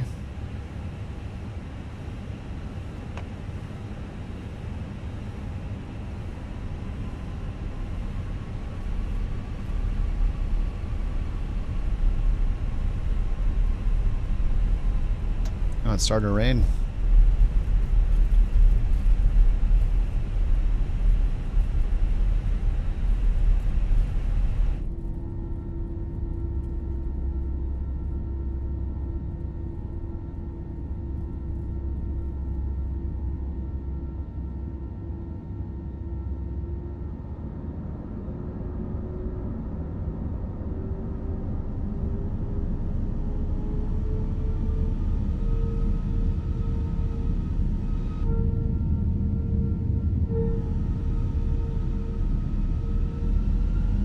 Good luck, everyone.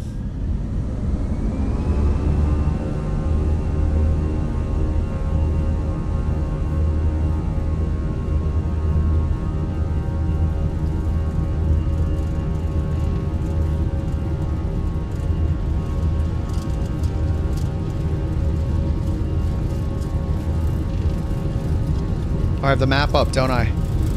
Oh crap, I shouldn't have done this. Oh crap. Rotate.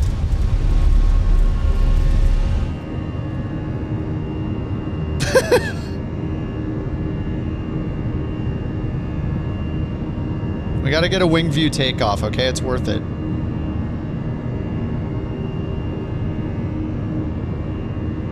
Eurowings 4 X-Ray Hotel, contact Langley radar 121.355. Contact Langen radar 121.355. Eurowings 4 X-Ray Hotel. Langen radar, Eurowings 4 X-Ray Hotel, 1,600 feet. Did I get into the climb detent? Oh, I did. It's in the climb detent. Climb to flight level 170, Eurowings 4 X-Ray Hotel.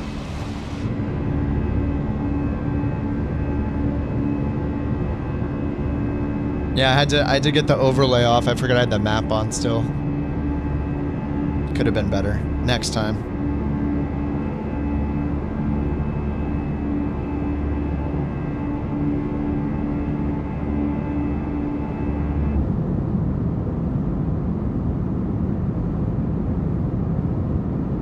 Beautiful departure.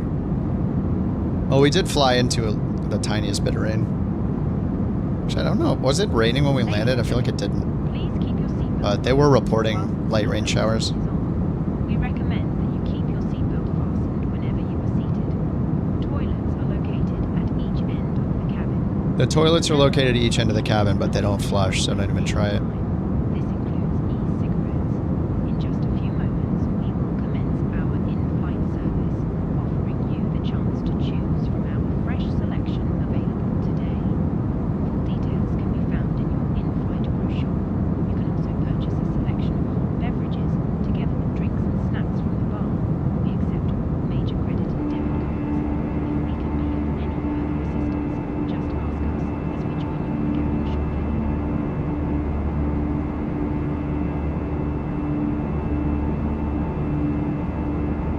Looks so good.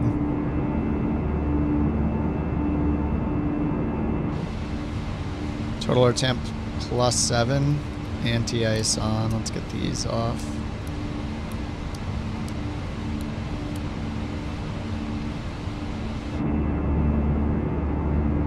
And we need standard altimeter as well. Probably. Yep. Standard.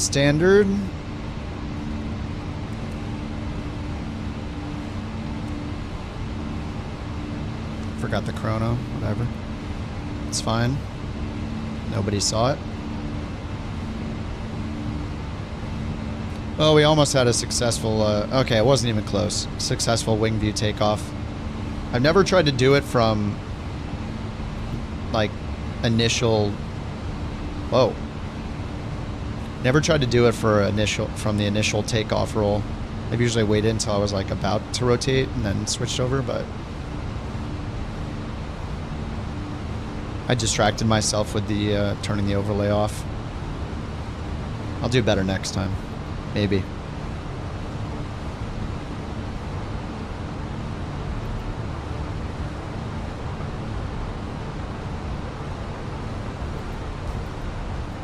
Yeah, we just went off the runway a little bit. It's fine.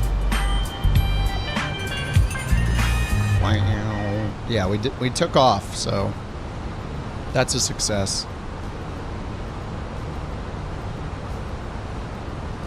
Oh, the weather just changed again? Oh, yes. Holy crap. Pretty sure I'm on only high clouds and they look really good.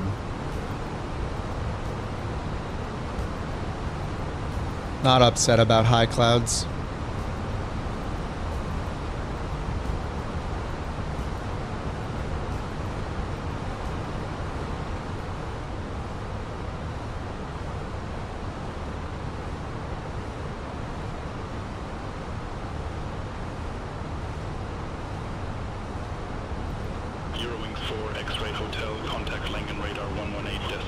Langen radar. Center on 118.75, Eurowings 4 X-ray Hotel. Langen radar, Eurowings 4 X-ray Hotel.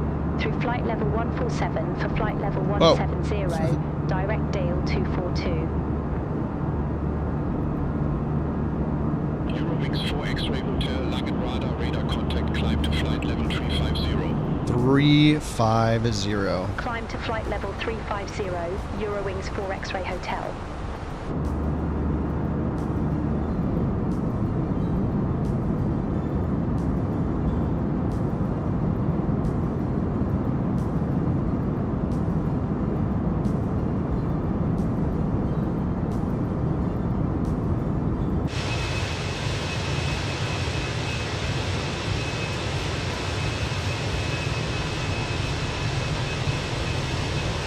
Really? They're just trolling me at this point. Are you kidding? I click it and it closes automatically. This is insane. How is that? How is that a bug? What is happening? Microsoft, please. What? Oh my god, I got it. It's like a mini game. What the hell's going on? You want that camera? You're gonna have to work for it. Great. As if we need any more challenges. Will the sim run for more than one flight? Will the buildings be melted?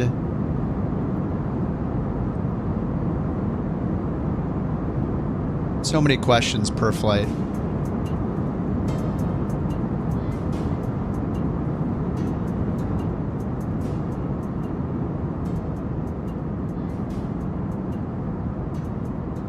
A bug bounty. I pretty much find a bug every stream, I feel like. Regardless of which sim or game I'm playing, I'm finding bugs.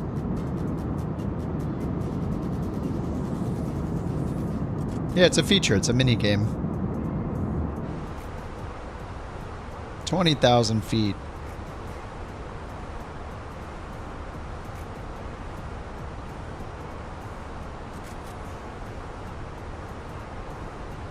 Alright, right turn Betzo, then Dodden.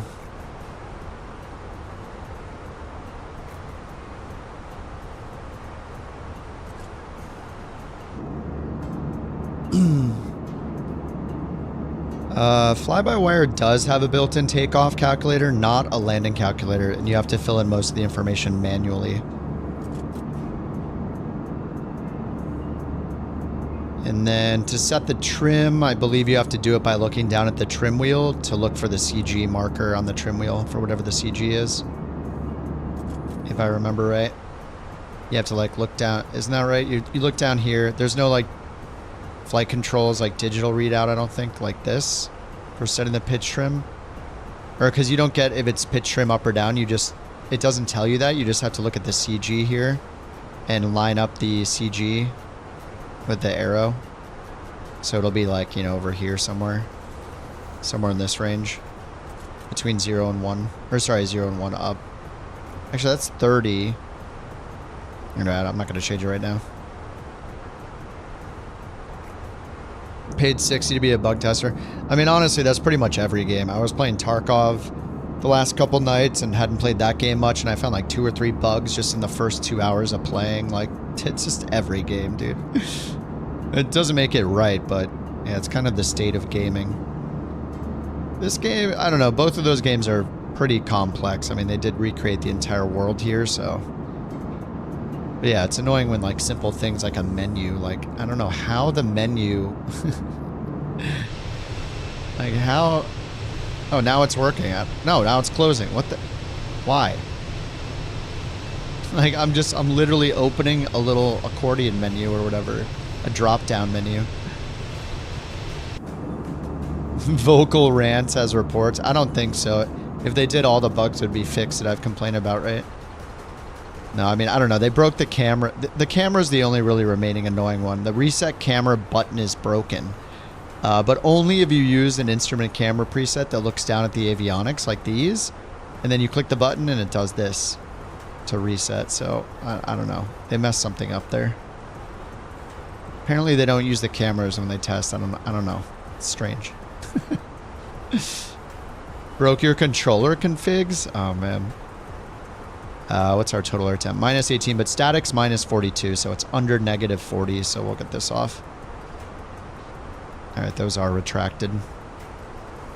Too cold to matter. Man, are we going to get out of this? What are we at here? 25,000. We got 9,000 feet to go. 26 up to 35,000.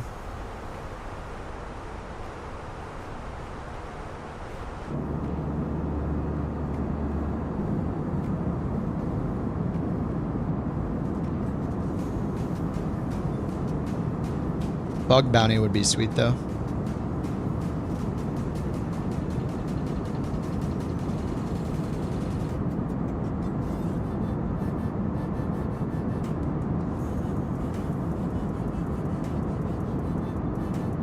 Get some little bumps here.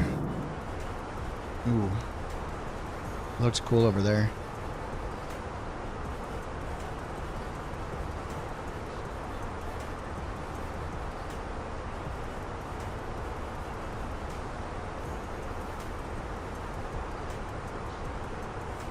Oh, I see the moon right in front of us.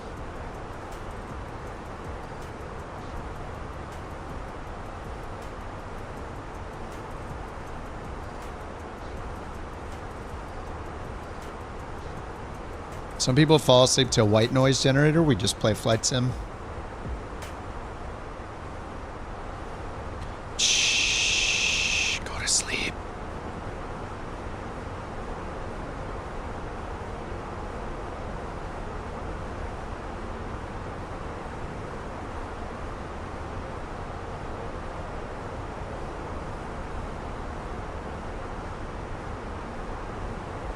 Eurowings 4 X-ray Hotel, contact Langen Radar 127.6. Looks like we're banking right into the ocean, yeah.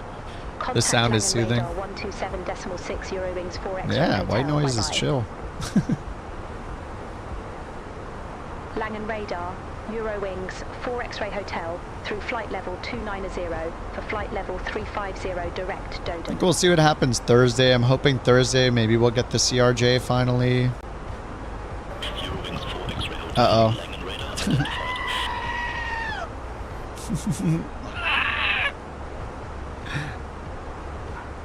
Oh, I made the dog bark making that sound. Whoops.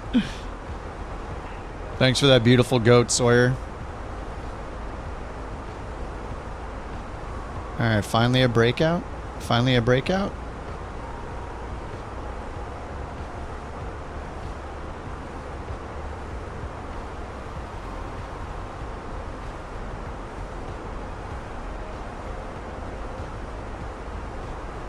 Ah, there we go. It's happening. Almost. The clouds are going up like a mountainside here. Not Thundersaman. The winner of Bork Raffle 343 is the Nasserman. Congratulations. Congratulations, Thundersaman.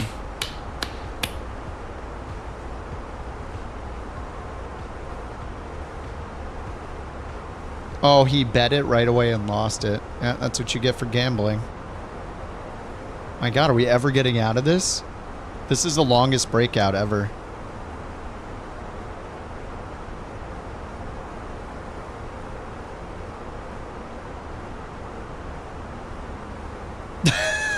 Bird's just losing all of his coins. Huh? The BorkCoin to fart ratio 7, BorkCoin's 28. I don't know, did you get away with 7, I thought, per message? It said 4, but I thought maybe it was more. Alright, we're finally getting out of the clouds. Ish.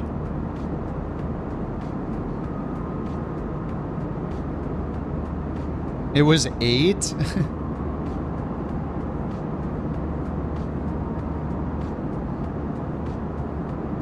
Oh, you asked him to limit it to 4? I can always hit a button to mute it. Or skip it if it's too ridiculous. 90% of gamblers give up right before the big win.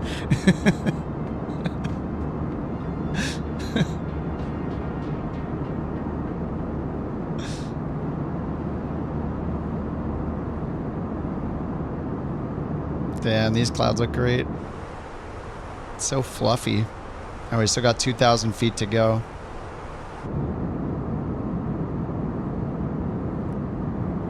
Pretty sure I have it on high clouds right now. Yeah, I have it on high. I don't know, let's try ultra.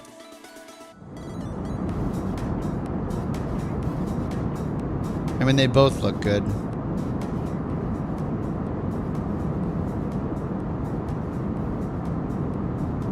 They both look good. Very good.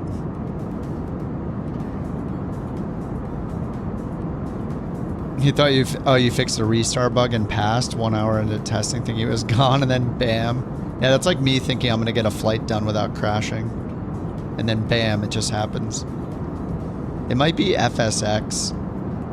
Or GSX, it might be GSX, FSLTL.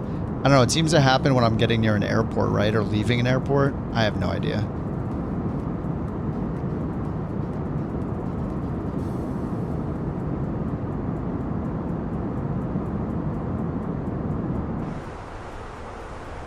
This is great flying weather. Great flying clouds. Just cruising right on top.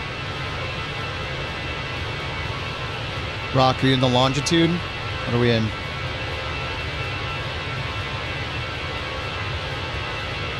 Oh, but he's in the 350. Or sorry, he's in the 330. 339. I haven't flown the 330.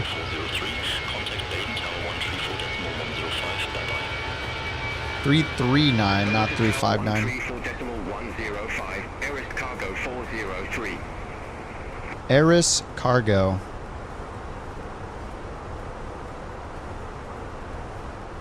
You're working with SimConnect a lot, and Flight Sim does really weird stuff randomly. 1 in 100 times it just resets the plane before it unloads the sim. What the heck? You don't have graphics or traffic injection, you're still getting crashes too.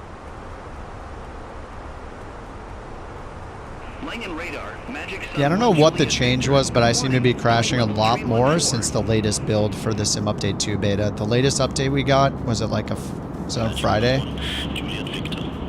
I started crashing a lot more as soon as we got that update.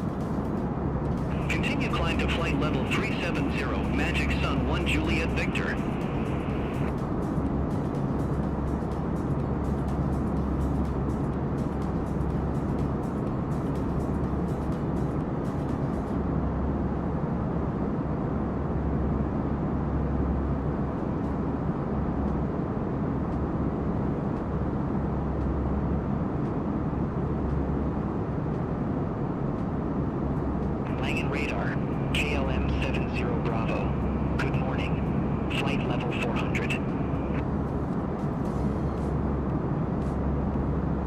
Oh, a hole in the clouds. My favorite thing. My favorite thing in the sim is looking down through holes in the clouds. Best thing ever.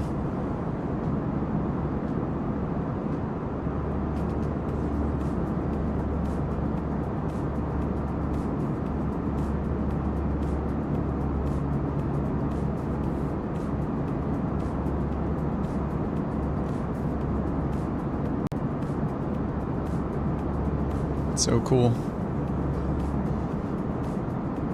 One day I'll get out of these clouds. Yeah, I got out around 33,000. 33,000, Jewel. If you ever want to see how much more work needs to be done, just open debug mode. Only 312 errors right now in yours. What is that? Are those wildfires? Those might be wildfires. Continue climb to flight level 330, Lufthansa 3 X-ray Victor.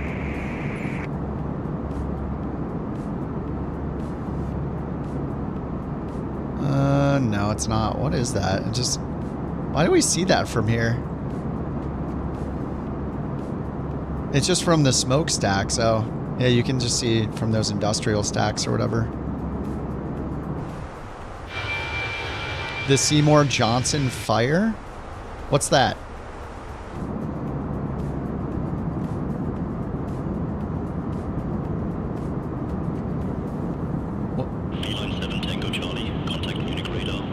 I want to see the Seymour Johnson fire.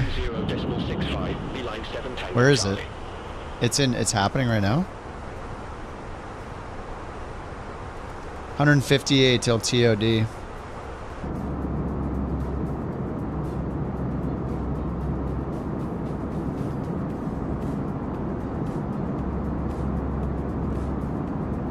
Oh, you're in the Headwind 330. Oh, nice, nice. I still haven't tried that. I installed it, but I haven't tried it yet.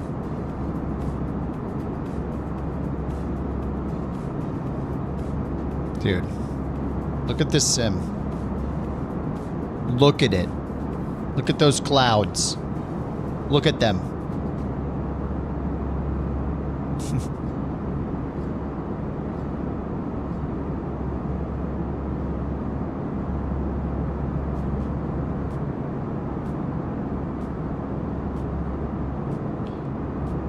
Is it weird? I kind of want to fly the 350 this week. Maybe a little bit. My last experiences flying the 350 were good. I haven't tried the 108 update. I still think it should be like $60 and not $77. You cried one time in the sim for how pretty it was. Flushable toilet, exactly. That's the only reason I want to fly it. Not because of the plane itself, the performance of the plane, the quality of the plane. I fly for the toilet. Is a toilet worth $77? Well, apparently, I don't know. Apparently enough people bought it. I guess it was worth it. They did make a lot of improvements to it, so the last time I flew it was good. The performance was even good.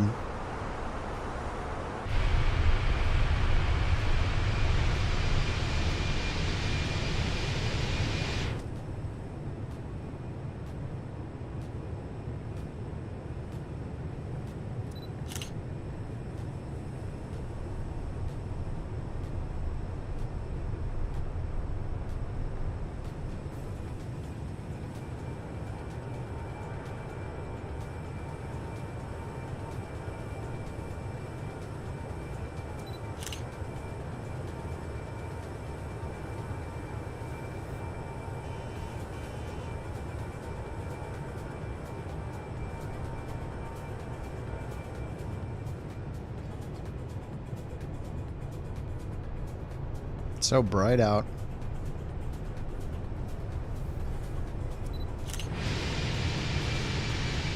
Oh, you want a good screenshot? Yeah. All right, I got you.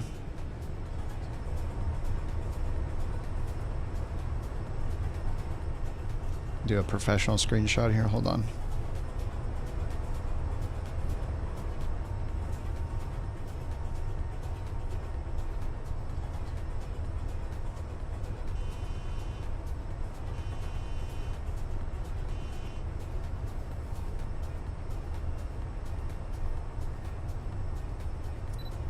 How about that? Is that good?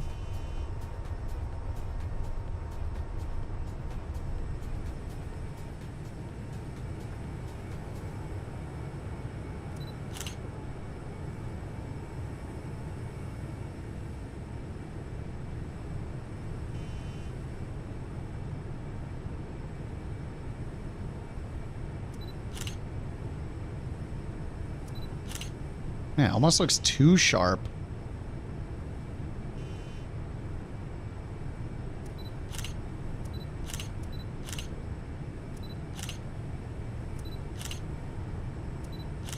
Beautiful. Hot.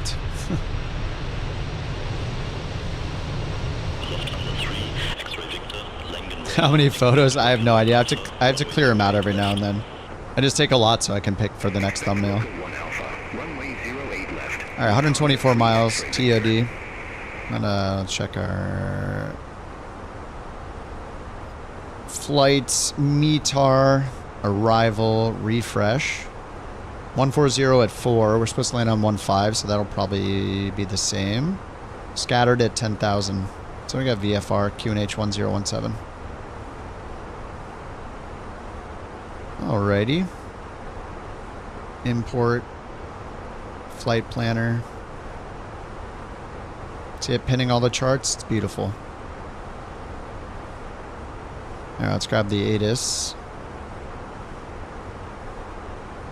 Salzburg. 3333.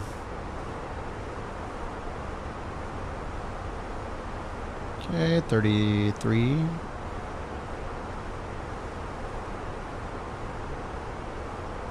Thirty-three. 05080, wind 140 at 4, visibility 10 miles or more, scattered at 10,000, temperature 11, dew point 08, QNH 1017, VFR conditions, landing and departing runway 15, transition level 100, temporary flight restrictions are in effect for Salzburg, advise on initial contact you have information November. Info November. 140 at 4 doesn't sound right. They didn't subtract 5, did they? Shouldn't it be 135 at 4? I don't believe it. Because 140 at 4 is what the METAR says, but that's...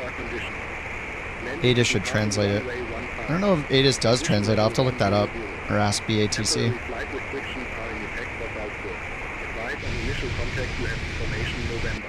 Alright, we got information November. Clever 4852, flight level 319. I wonder if it tells you how many photos you've taken. That'd be a funny stat.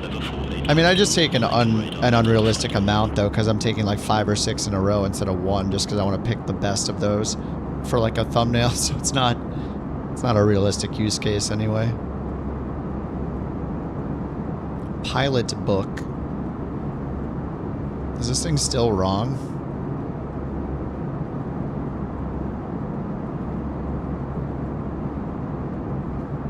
There's no way that's right. Why in April? It's the 22nd. There's no way I only have 25 hours in April. Air Portugal 575, contact Rames Control 128.3. Bye-bye. Contact Rames Control 128.3, Air Portugal 161 hours? I don't think so.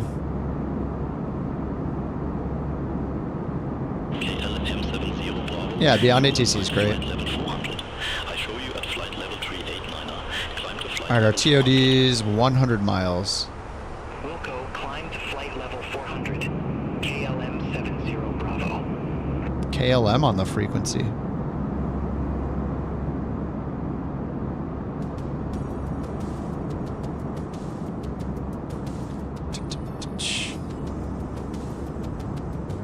Added something in real life that let us take photos? What do you mean? You mean like a camera?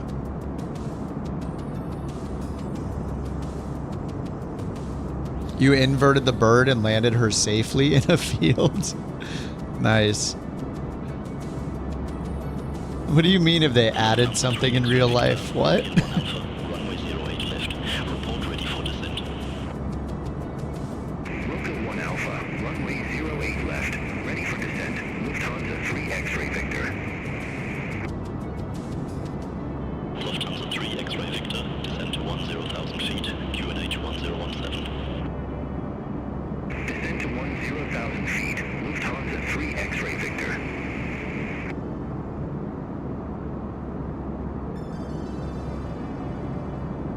Lufthansa 3 X-Ray Victor. Long and radar Eurowings 4 X-Ray Hotel. Where is Lufthansa 3 X-Ray Victor landing? Are they landing at our airport?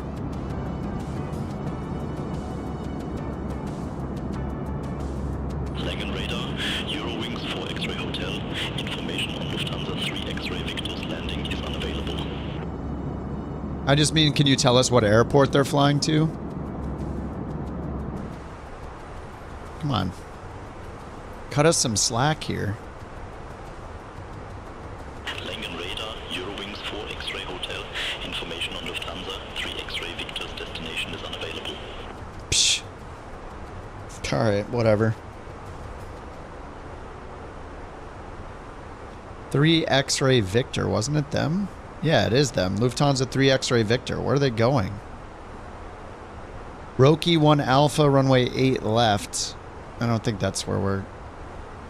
I don't know. That's not our arrival, so maybe it's a different one. Long and radar. It's Eurowings 4 X-Ray Hotel again. What's your favorite alcoholic beverage to partake in at the airport bar after a long day's work? You know, they might just be in the middle of nowhere. They're probably not. They're not anywhere near the airport. I don't know why I said that. Langen radar, Eurowings 4 X-Ray Hotel. Go ahead. Yeah, we're just wondering what's your favorite beverage? Tell us. Try the Simon Say thing. It didn't work last time. Langen radar, Eurowings 4 X-Ray Hotel. I don't have personal preferences. Focused on providing air traffic information. Yeah, well, your boss called and said if you don't tell us what your preference of beverage is, that you're gonna no longer be working as Long and Radar. Let's see if threats do it. This is like Kingdom Come. He's ignoring me. Alright, well. Expect Recon 2 Alpha, runway 18 center, Germany 72 miles. Langen radar, Eurowings 4 X-Ray Hotel. I appreciate the concern, but I remain focused on air traffic management.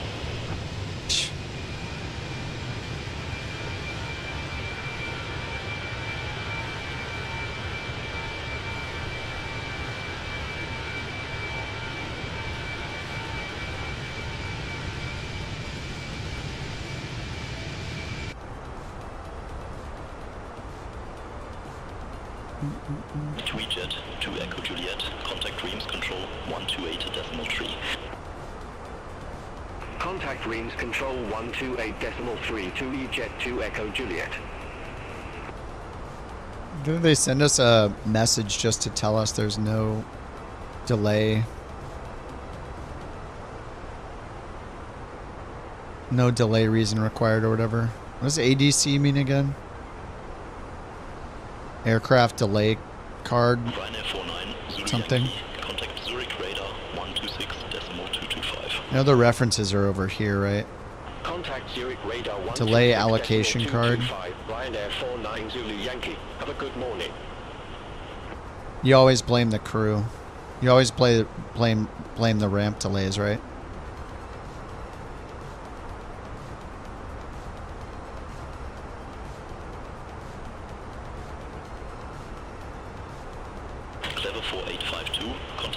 Oh, have a good one, Raccoon. Have a good morning. Thank you for the Raccoon fact of the day. Contact Munich radar 120.65, Clever 4852. Init 330. Oh, is smoother than the headwind one? Man, it must be pretty bad then. I don't know, I haven't really flown the Init A330. I flew the Init A320 once and had a Wasm crash. So that was great. And then obviously the 350 a bunch as they've been developing it. The 350's gotten better. I don't know if the 320 is any better. I don't think they've updated it.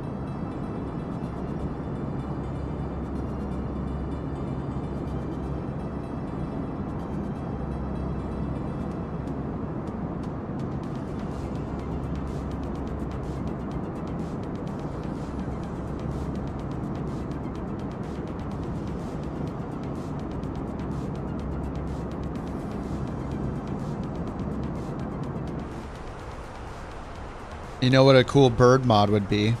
Is the equivalent of plane pals for X-Plane where it injects traffic from Volanta. That'd be super cool. Cross-platform, we could just all use that and not use multiplayer. And then be able to see all the traffic that's happening. Cross-sim. I don't know if now that I think about it, I don't know that I'd want to use that. I don't know, maybe it'd be too much. Like, what if you're taking off from an airport and then, like, there's some VATSIM event or something and everybody's also on Volanta at the same time. There's like 8 million planes. And then your BeyondATC traffic injected at the same time. Descend to flight level 180, German Eagle 68 Whiskey.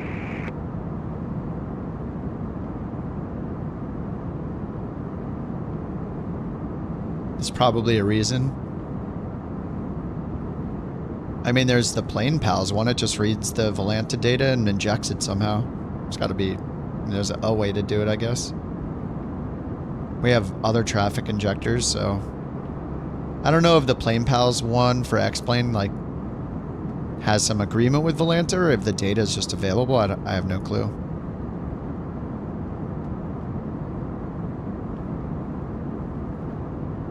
Headwinds on an unoptimized 2020 plane. Oh, that would explain it.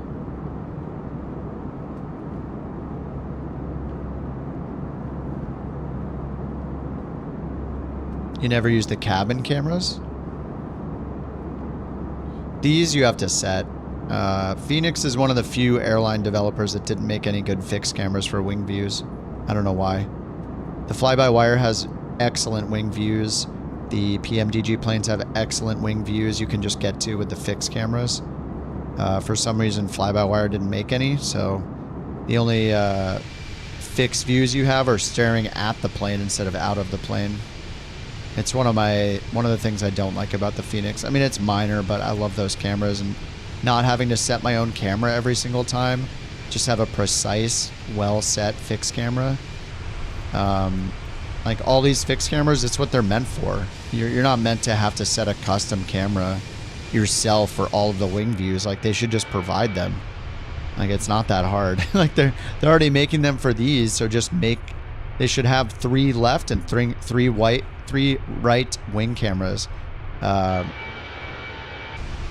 like in front of, on, and behind the wing for all 3, for both left and right sides. So 6 of them at a minimum. But they just don't. All of theirs just stare at the plane instead of looking out like a passenger. So, but like instead you have to figure out ways to get back there and set. You have to waste your custom cameras on these wing views that they should provide. They should just add these cameras. But if you're flying the fly-by-wire or you're flying the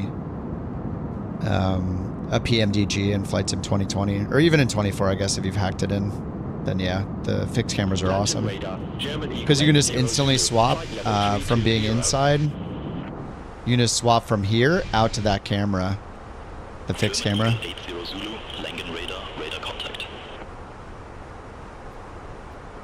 With the drone button. It basically just turns the drone. Showcase is really the drone camera, so by default the drone's the free camera, right? But you can fix it onto something. So now the drone camera is here. So if you swap between your drone camera and your other cameras. Oh, that's weird. It didn't work here.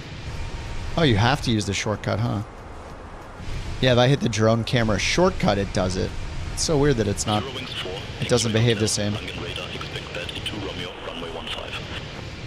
Yeah, reset it. They've been messing with it. They kind of broke it. Does Twitch give you a month of free of the premium as YouTube does, or it makes you pay $15 directly? I don't know if it has a free trial. Twitch Nitro?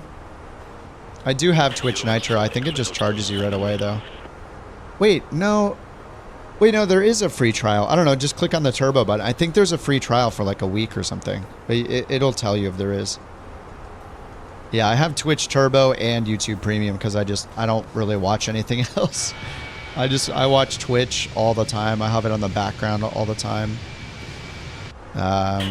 Yeah. X-ray Hotel, contact Munich radar 120.65. I think they're very worth it. Center on 120.65. Yeah, if you have Prime, you can Eurowings sub to 4 just X-ray one, but Hotel. yeah, I bounce around a lot, so the turbo's worth it for me. I just never see any radar, ads. Eurowings 4 X-ray Hotel, flight level 350. Just like YouTube Premium, they like pass that on to the streamer as well. Eurowings 4 X-ray Hotel, Munich radar identified. Identified. All right, TOD 8 miles. Munich, Eurowings 4 X-ray Hotel, ready for descent. Eurowings 4 X-ray Hotel, 32 Romeo, runway 15, descend to 7,000 feet, QNH 1017. 7,01017. Badit 2 Romeo, runway 15, descend to 7,000 feet, Eurowings 4 X-ray Hotel. All right, 1017. Let's see if this METAR updated, or if the ATIS updated. We had information in November. VFR conditions. Landing and departing runway 15. Transition level 100. Temporary flight restrictions are in effect for Salzburg. Advise on initial contact, you have information November. All right, still November.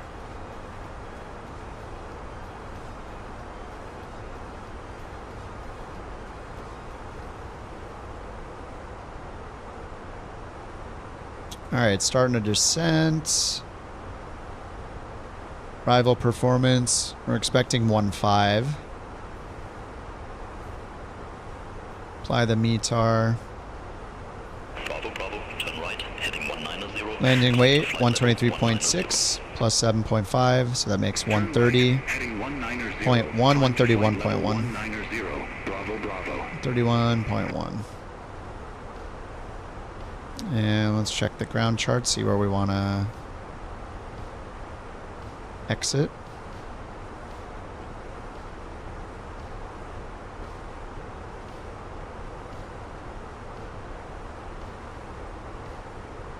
Oh, it's small, runway 15. I mean, it'd be nice to exit before here. That's 9,000 feet, so if we can exit, it's like 5,000 feet or 5 to 6,000 feet, something like that. 6,000. I think we need medium brakes if we want to exit a little after midfield. Yeah, let's do medium braking again. We're not paying for the thing.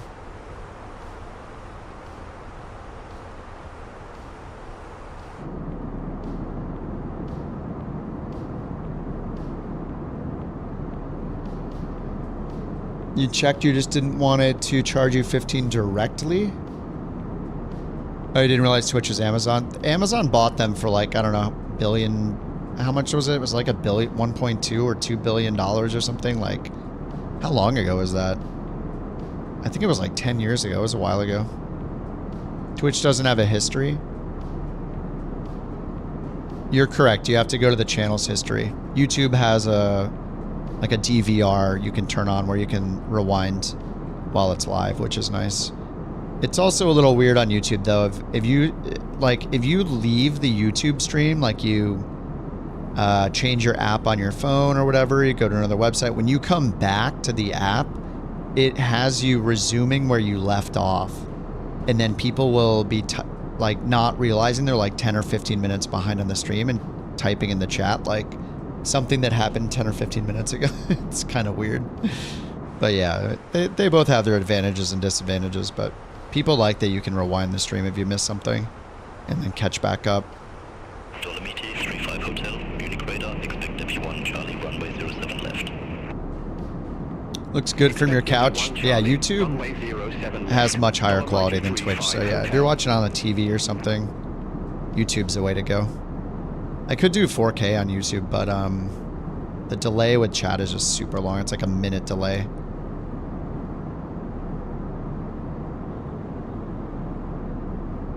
But 1440p is fine.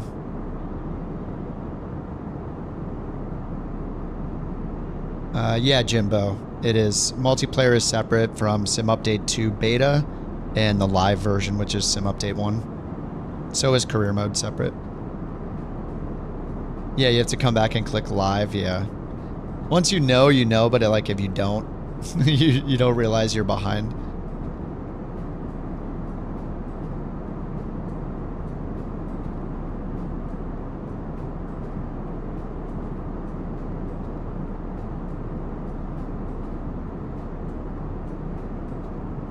How long ago was I talking about the chatter delay?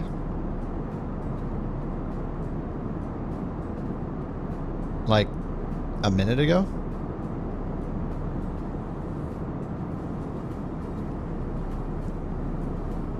Alright, Sawyer. Gotta head out. Good to see you back in the air, on the ground. In the air while on the ground. Yeah, I took 2 days off. Maybe I'll take tomorrow off and do another one Thursday. I don't know. I gotta figure it out.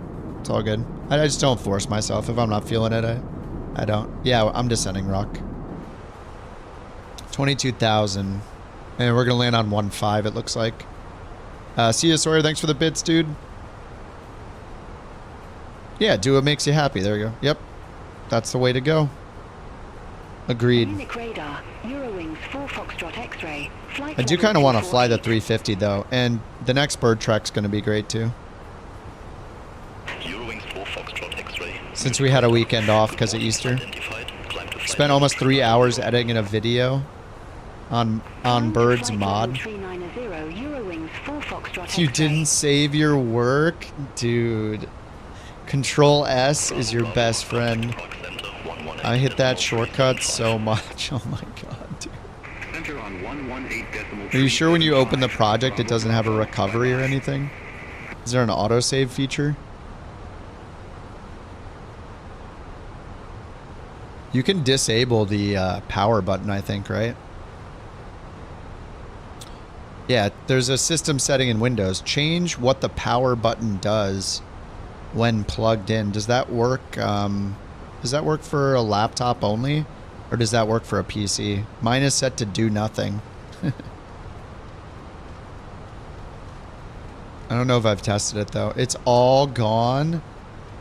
Oh my god.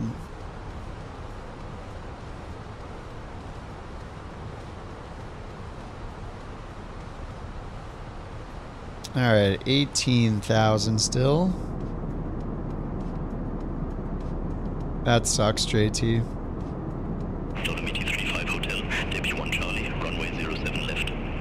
You did it yesterday? Wait, then how'd the dog turn it off? Did he step on the power strip or something?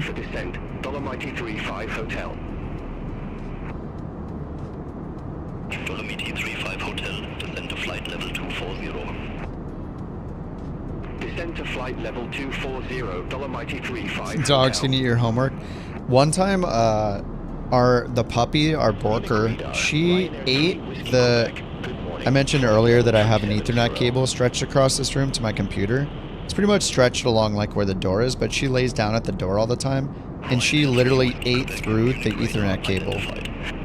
Thankfully, it didn't like do anything to her.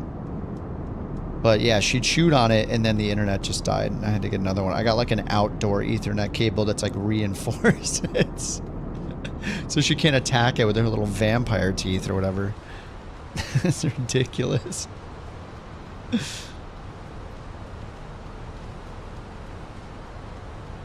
Alright, we're expecting runway 15. ILS 15.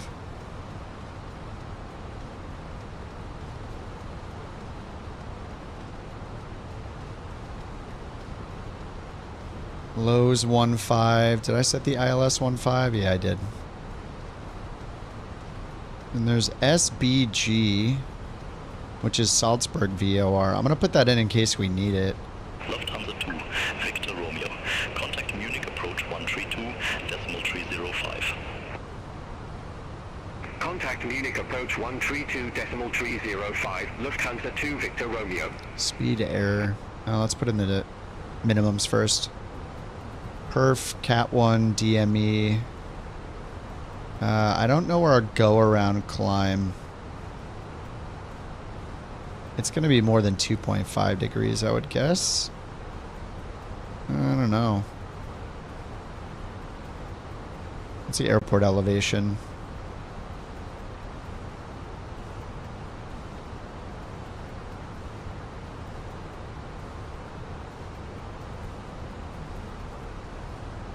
Where do you get the airport elevation here? Oh, AD... Is it 1411? 1411? Yeah, that makes sense. Yeah, I'll just do 1690. It's VFR. It shouldn't be a big deal. I don't know what our climb gradient, our go around like climb gradient is.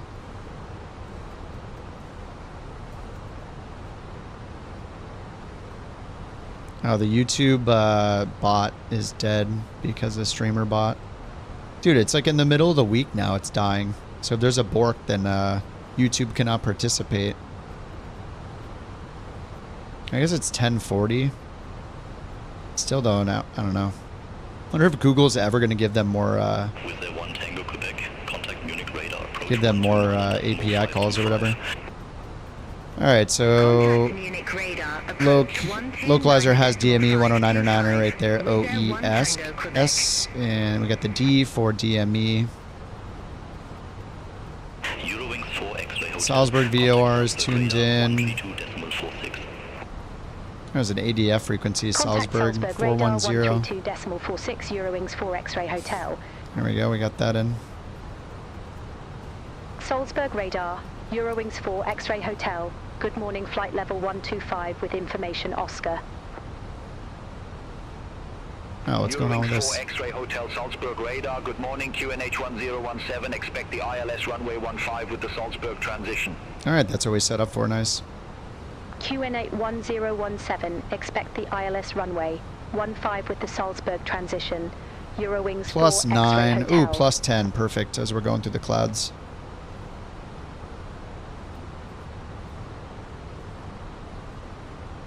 Asobo passive aircraft 320. Yeah. If you don't have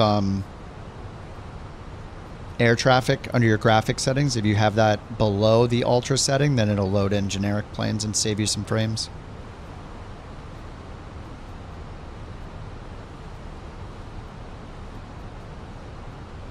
It's cool they have the CEO. I mean, it is an A320 CEO, so that's a good match. That's a perfect match.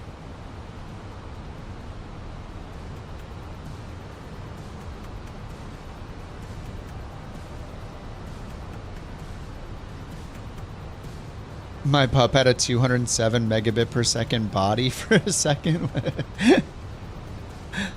Your Borker ate one of the voter registration cards.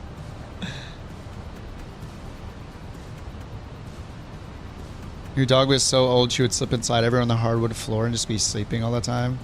Never worried me of her causing issues. Yeah.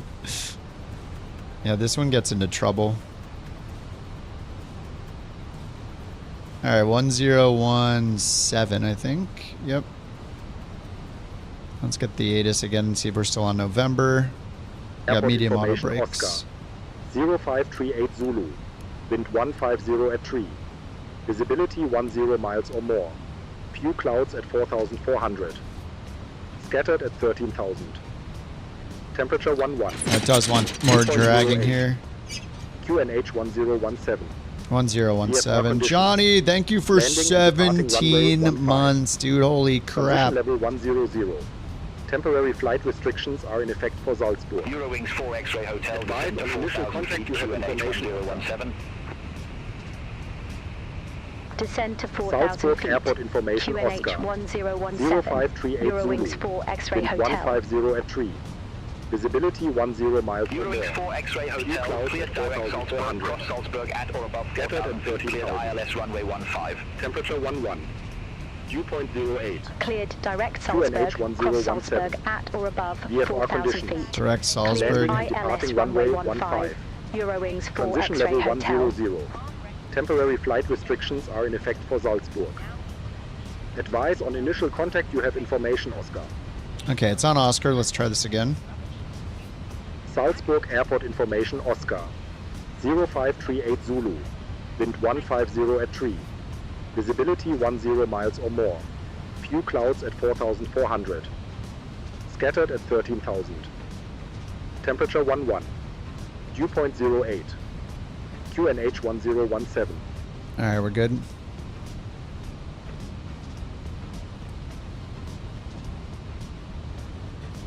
17 DME.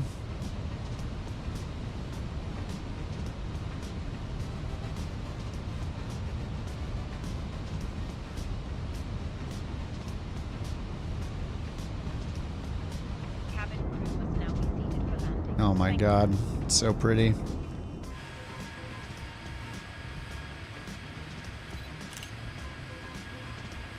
Austria is looking so good.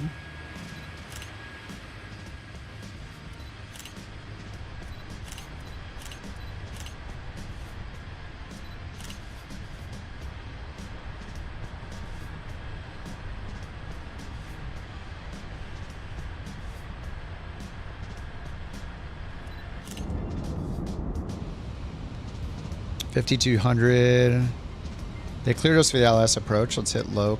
And glide slope's above us, so let's just go to approach. And then we're supposed to go down to 4,000. All right, we're there. DME 8 will get the glide slope down 3 degrees down to the runway. There's the runway right there.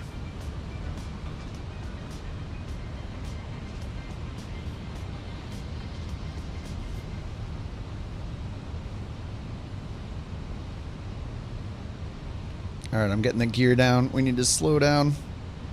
We're 11 miles out, but we're pretty fast. All right, GS and Loc Star go around is climb 6,000. All right, let's get 6,000 in. Brakes are good. X-ray Hotel, contact Salzburg Tower 118.1. We are on the glide path, so let's get that out. .1, Eurowings 4 X-ray Hotel. All right, flaps 1, 9 DME. Salzburg Tower, Eurowings 4 X-ray Hotel, ILS runway 15. Eurowings 4 X-ray Hotel, Salzburg Tower, wind 150 at 3, runway 15 cleared to land. All right, 3 knot headwind. Runway 15 cleared to land. Eurowings 4 X-ray Hotel. All right, clear to land, nose light to take off. Seatbelt signs are on. That, good, good. All right, 1017. 7.5 miles out. We got gear down, flaps 1. Let's get flaps 2.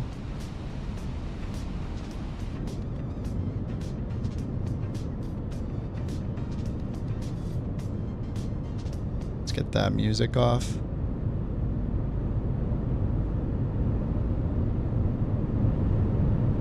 Maximum landing volume.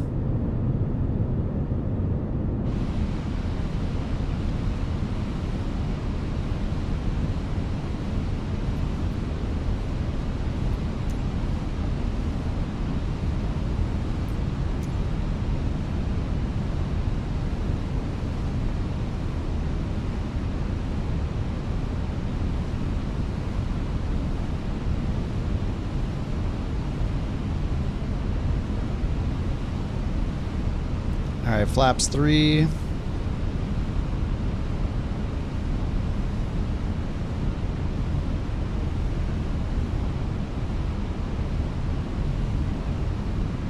And flaps full.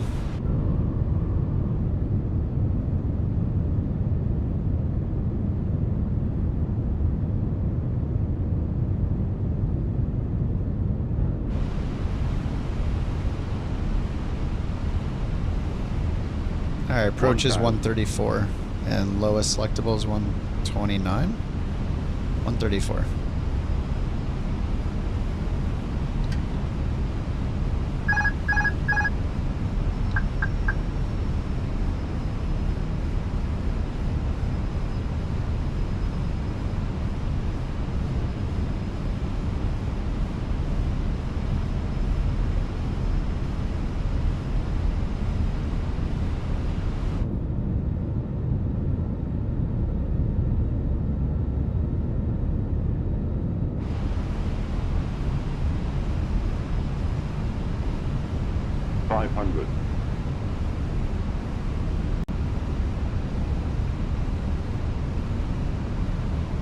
Above.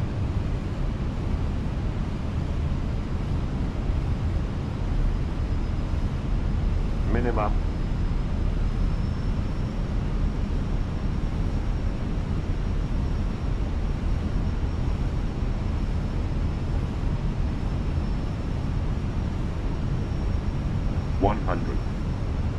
Flight slow. Flight slow. 40, 30, 20, retard. 5.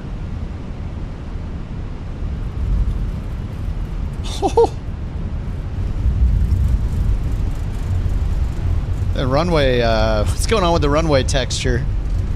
I have no idea. I'll take 74 feet per minute though. Eurowings 4 X-ray Hotel, exit next available taxiway. Exit next available taxiway. Oh hey, look, we got runway Eurowings textures 4 now. X-ray Hotel. What the hell? That was so weird.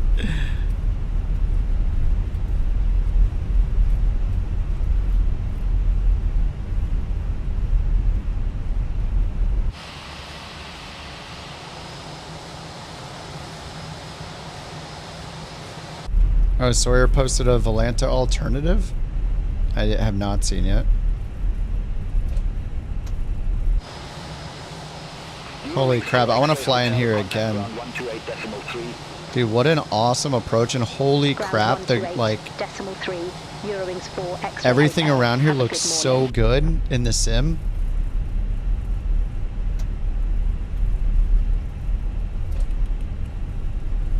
It's pretty insane. Oh, the approach for the opposite runway? Oh, yeah. Oh, yeah, that's got to be so cool, too. Gentlemen, the cabin crew will shortly be leaving their seats to perform safety-related duties. However, we ask that you remain seated until the fasten... All right, parking brake, landing lights, strobes off, runway turn off lights, nose to taxi.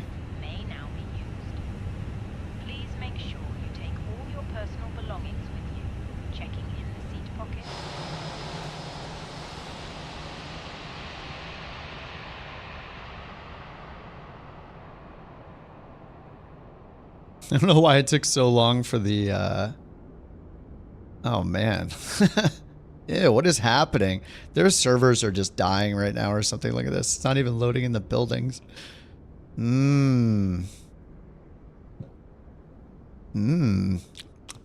That's a 10. What the heck? Photogrammetry, man.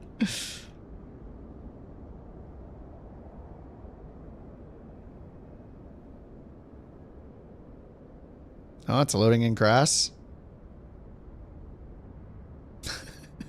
Kinda. Sweeteners. That's a 10. That's a 10. Thanks, Jewel. Did he say sweeteners? Sweeteners. That's a 10. Wow, look at those buildings. What is happening?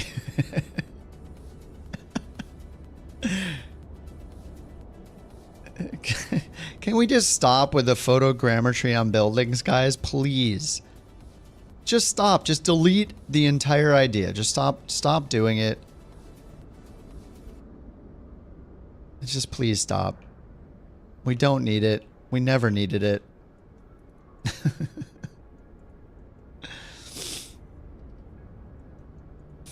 Has all the Volanta premium stuff for free. The butter made it freeze. I did record it. I'll have to watch the replay. I normally don't record them. I'm trying to get in the habit of recording the landings. All right, here comes Rock in the, he's in the headwind 330. It's got him showing as an FSLTL 787 though. Yeah, if you're above 2,000 feet and don't zoom. Well, if they didn't make a first-person mode, I wouldn't be as critical, but we have cross-cart and we have walking around, so this stuff is just not going to cut it anymore. I mean, even landing at the airport, it's not going to cut it. It just looks gross. All right, Rock, good luck.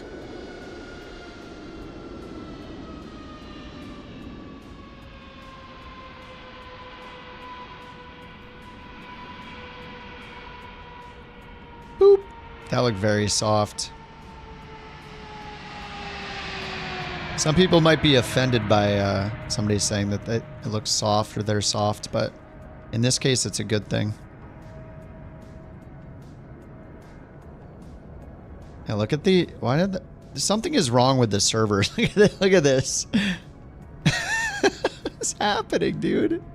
What the hell is going on? It could look so good here. I think their servers are just taking a leak. Something's happening. Let me turn photogrammetry off and see what happens.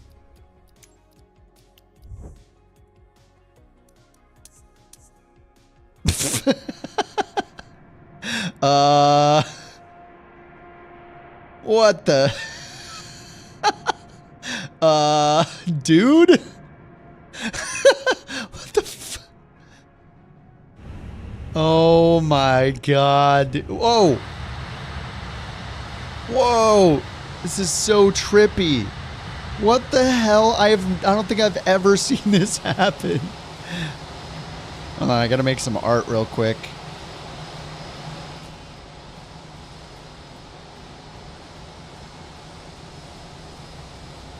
Oh. Oh, we're back. Okay, we're back. Oh, we're back and it's better. Look. See, this is why I normally have photogrammetry off. We go back and look at the same buildings from before. This is now what we're seeing.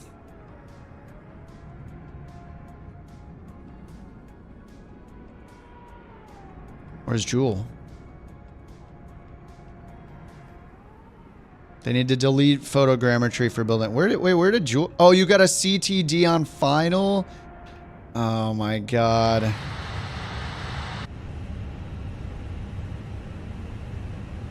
All right, so how do I do this with the replay tool? It says I'm in taxi in. So if I put the parking brake on here, I turn the taxi light off. I go over here and let's see, I go to ground services, give me the GPU, give me all this stuff. And then we shut the engines off. And then back on. Taxi in. Okay, we'll just keep them off. Just want to make sure I get credit for the flight. Alright, post-flight. It's saving. Only ever happens with multiplayer traffic. Oh, the crashes? Dude, it's got to be an FSLTL thing, right? Like, that's what's loading in the models. I don't know. Okay, it loaded that in. Good. Credit for the flight. And then, can I just turn... Oh no, this got me into trouble last time. I'm just going to try the ready panel state again. Turn around. I'll just hit ready.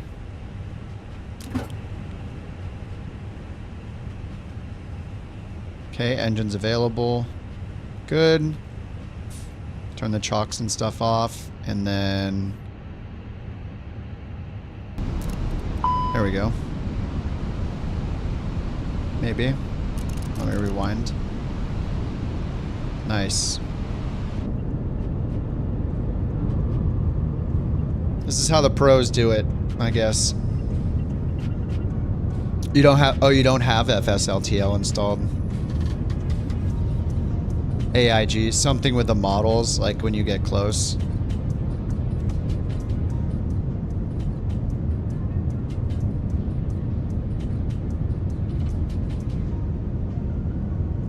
Yeah, the problem, the thing about photogrammetry is photogrammetry looks really good when it's not for buildings. Like when they use it to enhance like the areas around cities and terrain and all that stuff, it's great. But it looks better in cities if it's off. I just wish they would delete all building and city data for photogrammetry and never do it. Just give us template stuff like this. Give us handcrafted buildings when you have time to make them, or we'll use add-ons for it. But you know, that's about it. Yeah, I'll replay it a few times. We can do a wing view, and we can do a landing gear one.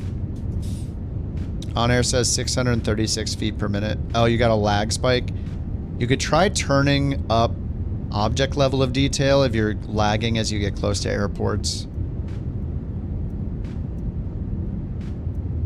So it'll potentially load stuff in from closer or from further away. So it's not trying to load everything in when you get to the airport.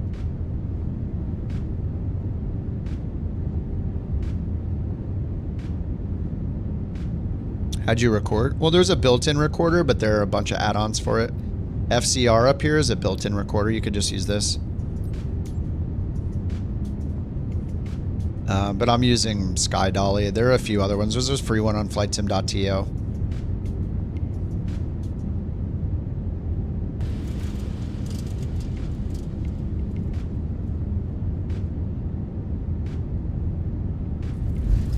What? Where are we, dude? What? That's not where I landed. Let's try again.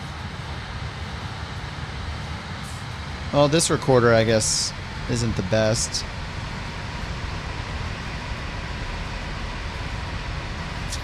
Where are we going? I was like, where's the runway exactly?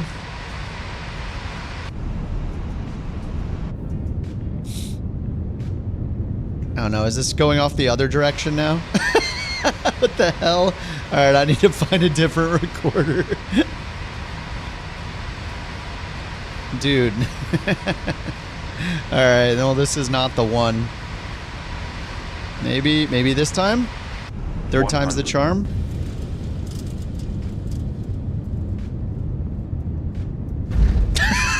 A 1,000 feet per minute. That is not how I landed. That is garbage. Oh, look at the frame gen artifacts on the wheels. That is not what happened. Alright, no wonder people don't use Sky Dolly anymore. It looked so good up until, you know, the part where we got to landing.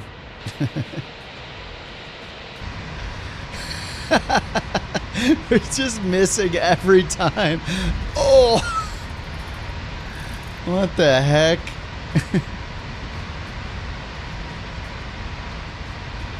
How?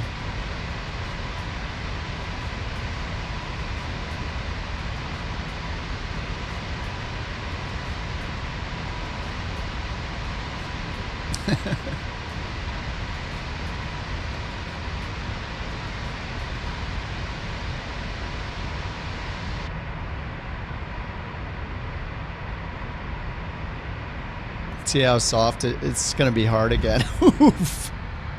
It was not that hard. I don't think it's just not. Yeah, it's not the one. I think the in-game one is probably better than this, actually.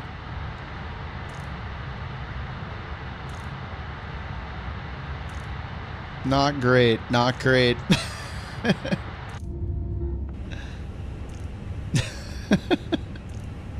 Alright, I'll have to... oh, X-Plane. Dude, the X-Plane replay is so good.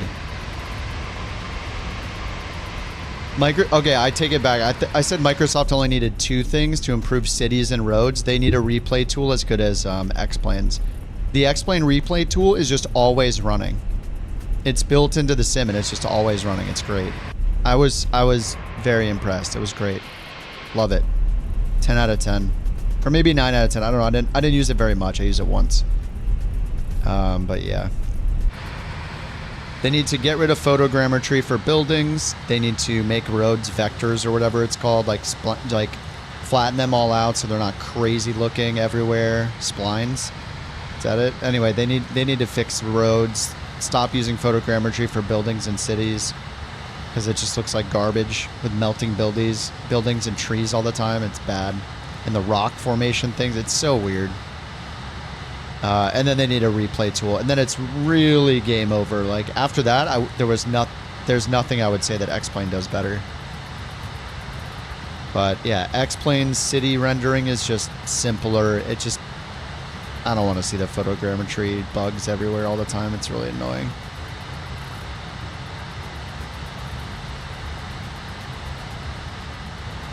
And they took advantage of the that tool they made, the World Hub or whatever. where people could fix airports and stuff and submit them and get them approved. Crowdsource the airports like they were doing the end of 2020. They only did it one time. That would be so much better too. Yeah, that's another thing X-Plane has better. It's not just like the photogrammetry stuff, it's that like all the airports are handcrafted basically. They were done by the community, right? Pretty sure. Yeah, they look really good in X-Plane. Yeah, the sharp buildings, unless you're flying somewhere where you know the photogrammetry is going to make it look way, way better because of certain things like maybe the terrain or certain cities, but for the most part, I just don't use photogrammetry anymore. I had it on earlier when I was checking out the city update, but in general, it's just, it's not worth it. It almost always looks worse than just using photogrammetry normally. Or than just having it off. Like, all the buildings will look more plain, but they won't be melting. What is this? I think I downloaded a church thing that replaces churches. I think this is one of them.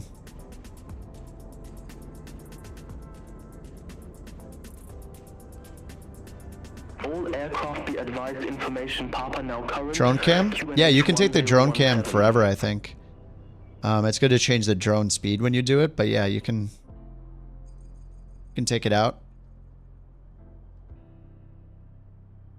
This mountain isn't the highest detail. I mean, it's just going to matter where you're flying. This one has decent detail. Looks like it's still loading it in.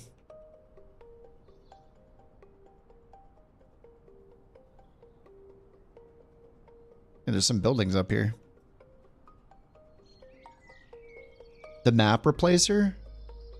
Oh, you mean for the ground? You mean for like the satellite images, the map enhancement tool? I don't use it. I tried it in 2020, but I mean, Bing data is good enough.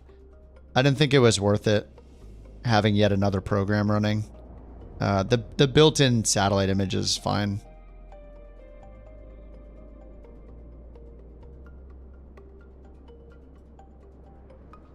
Just R returns you to the plane in the drone camera. Although the flaps are still down from the replay tool.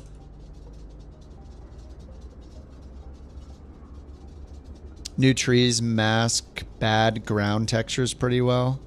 Oh, are you doing the... oh, you just mean the default trees? Yeah, like the new trees and biomes and stuff. I am using the smaller trees add-on, which kind of opens up the ground more. The areas around the trees, like, they're not all insanely huge. The realistic tree height add-on, I think it's bugged. It won't let me start my sim when I install it. So I'm using the one called shorter trees that got updated for 2024. So it makes them just a little more sparse looking, which is, I think generally it's a good thing. Yeah, but even the new default trees are great. Yeah, just the 2024 trees, yeah. Just get replay tool off of flightsim.to. Yeah, I'll try that one next time. I had SkyDolly because I had it from a while ago. Flightsim.to, yeah, I'll use that one. SkyDolly let me set shortcuts and hotkeys so I could use it with my Stream Deck. Hopefully that replay tool lets me do it too. We joke about X-Plane needing 7 million mods. Well, it does. I mean, I don't need any of these mods. I just do it because I want to. The default trees are great. The default airport textures are great.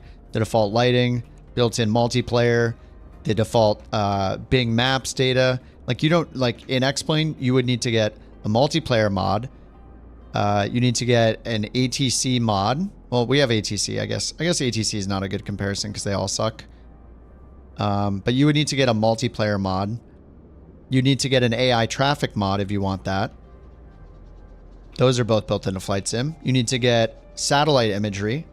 So auto ortho stuff. That's not built into Flight Sim. The trees are... There's no comparison with the trees. The clouds, a little bit better in X-Plane now, but they still don't compare to the lighting and the texturing. The lighting and the clouds and the weather in general in Flight Sim is better. I think the rain effects in X-Plane are pretty cool. on the windshield. Like, they're just different. I don't know if one's better than the other. They're both really good. But yeah, I mean, there's just so much you get with Flight Sim for free. How did BeyondATC get better than Flight Sim 24? Oh, you mean the ATC? They didn't really make any changes to the ATC. The built-in ATC has been bad since the launch of 2020. They haven't really put any time into it. I really wish they would just purchase Beyond. They would just buy BeyondATC, buy them out, acquire them, because those guys are doing insanely good work.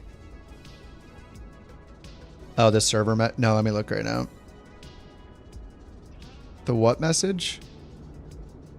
Elevatex.app, competitor to Volanta. Most of the premium features from Volanta for free, now in an open beta. Soar like never before.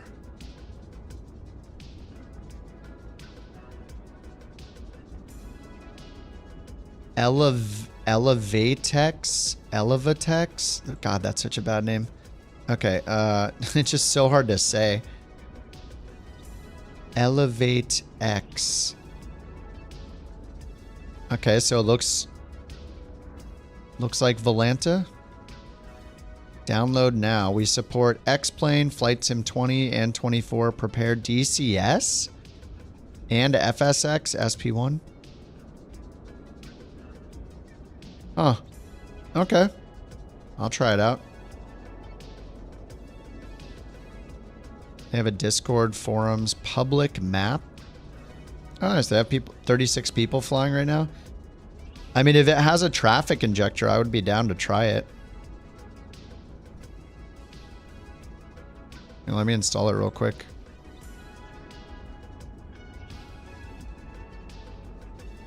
It's gonna go to a black screen when it prompts me to install. Oh wait, that wasn't it. Whoops. Wrong installer. Is it done downloading it? Suspicious download blocked. Alright, maybe I'll look into it a little bit before I just launch it. What's it for? I don't know. It's Sawyer posted it on the Discord. It's some kind of Volanta competitor. But it says suspicious download, so that's a little weird. I mean, that happens for new stuff, so it's only a bit of malware. Yeah, a lot of Flight Sim mods are suspicious. It's weird when Chrome blocks it, though. It just says this file isn't commonly downloaded. Uncommon, unfamiliar file, or insecure, doesn't use HTTPS. I mean, Windows Defender is really good, so it'll probably be fine. Anyway, I'll give it a try off stream, yeah. I will check it out. Yeah, Chrome blocked it. Yeah, Chrome does not block stuff very often, but as long as you scan it, it should be fine. Alrighty. Oh, there's a little lag right there. Alright guys, GG's, thanks for hanging out. I'm gonna go have some super late dinner and pass out. I'll see y'all, I don't know, tomorrow or the next day. Within the next 48 hours, probably. Blame Sawyer if it's a virus, yeah. Thank you guys for the bits tonight. Jewel, Sawyer, Raccoon, JT, Kerbear, thank you guys for the bits. And Pier, if anybody from Pier's channel is around still, thanks for the raid. Let me see if anybody's on. I bet Fliggity's on. I haven't raided him for a little bit. Let me find the Fliggity so we can raid him on Twitch. He's always on every day. Oh, Jam is on too. Is Jam playing? Oh, he's doing music.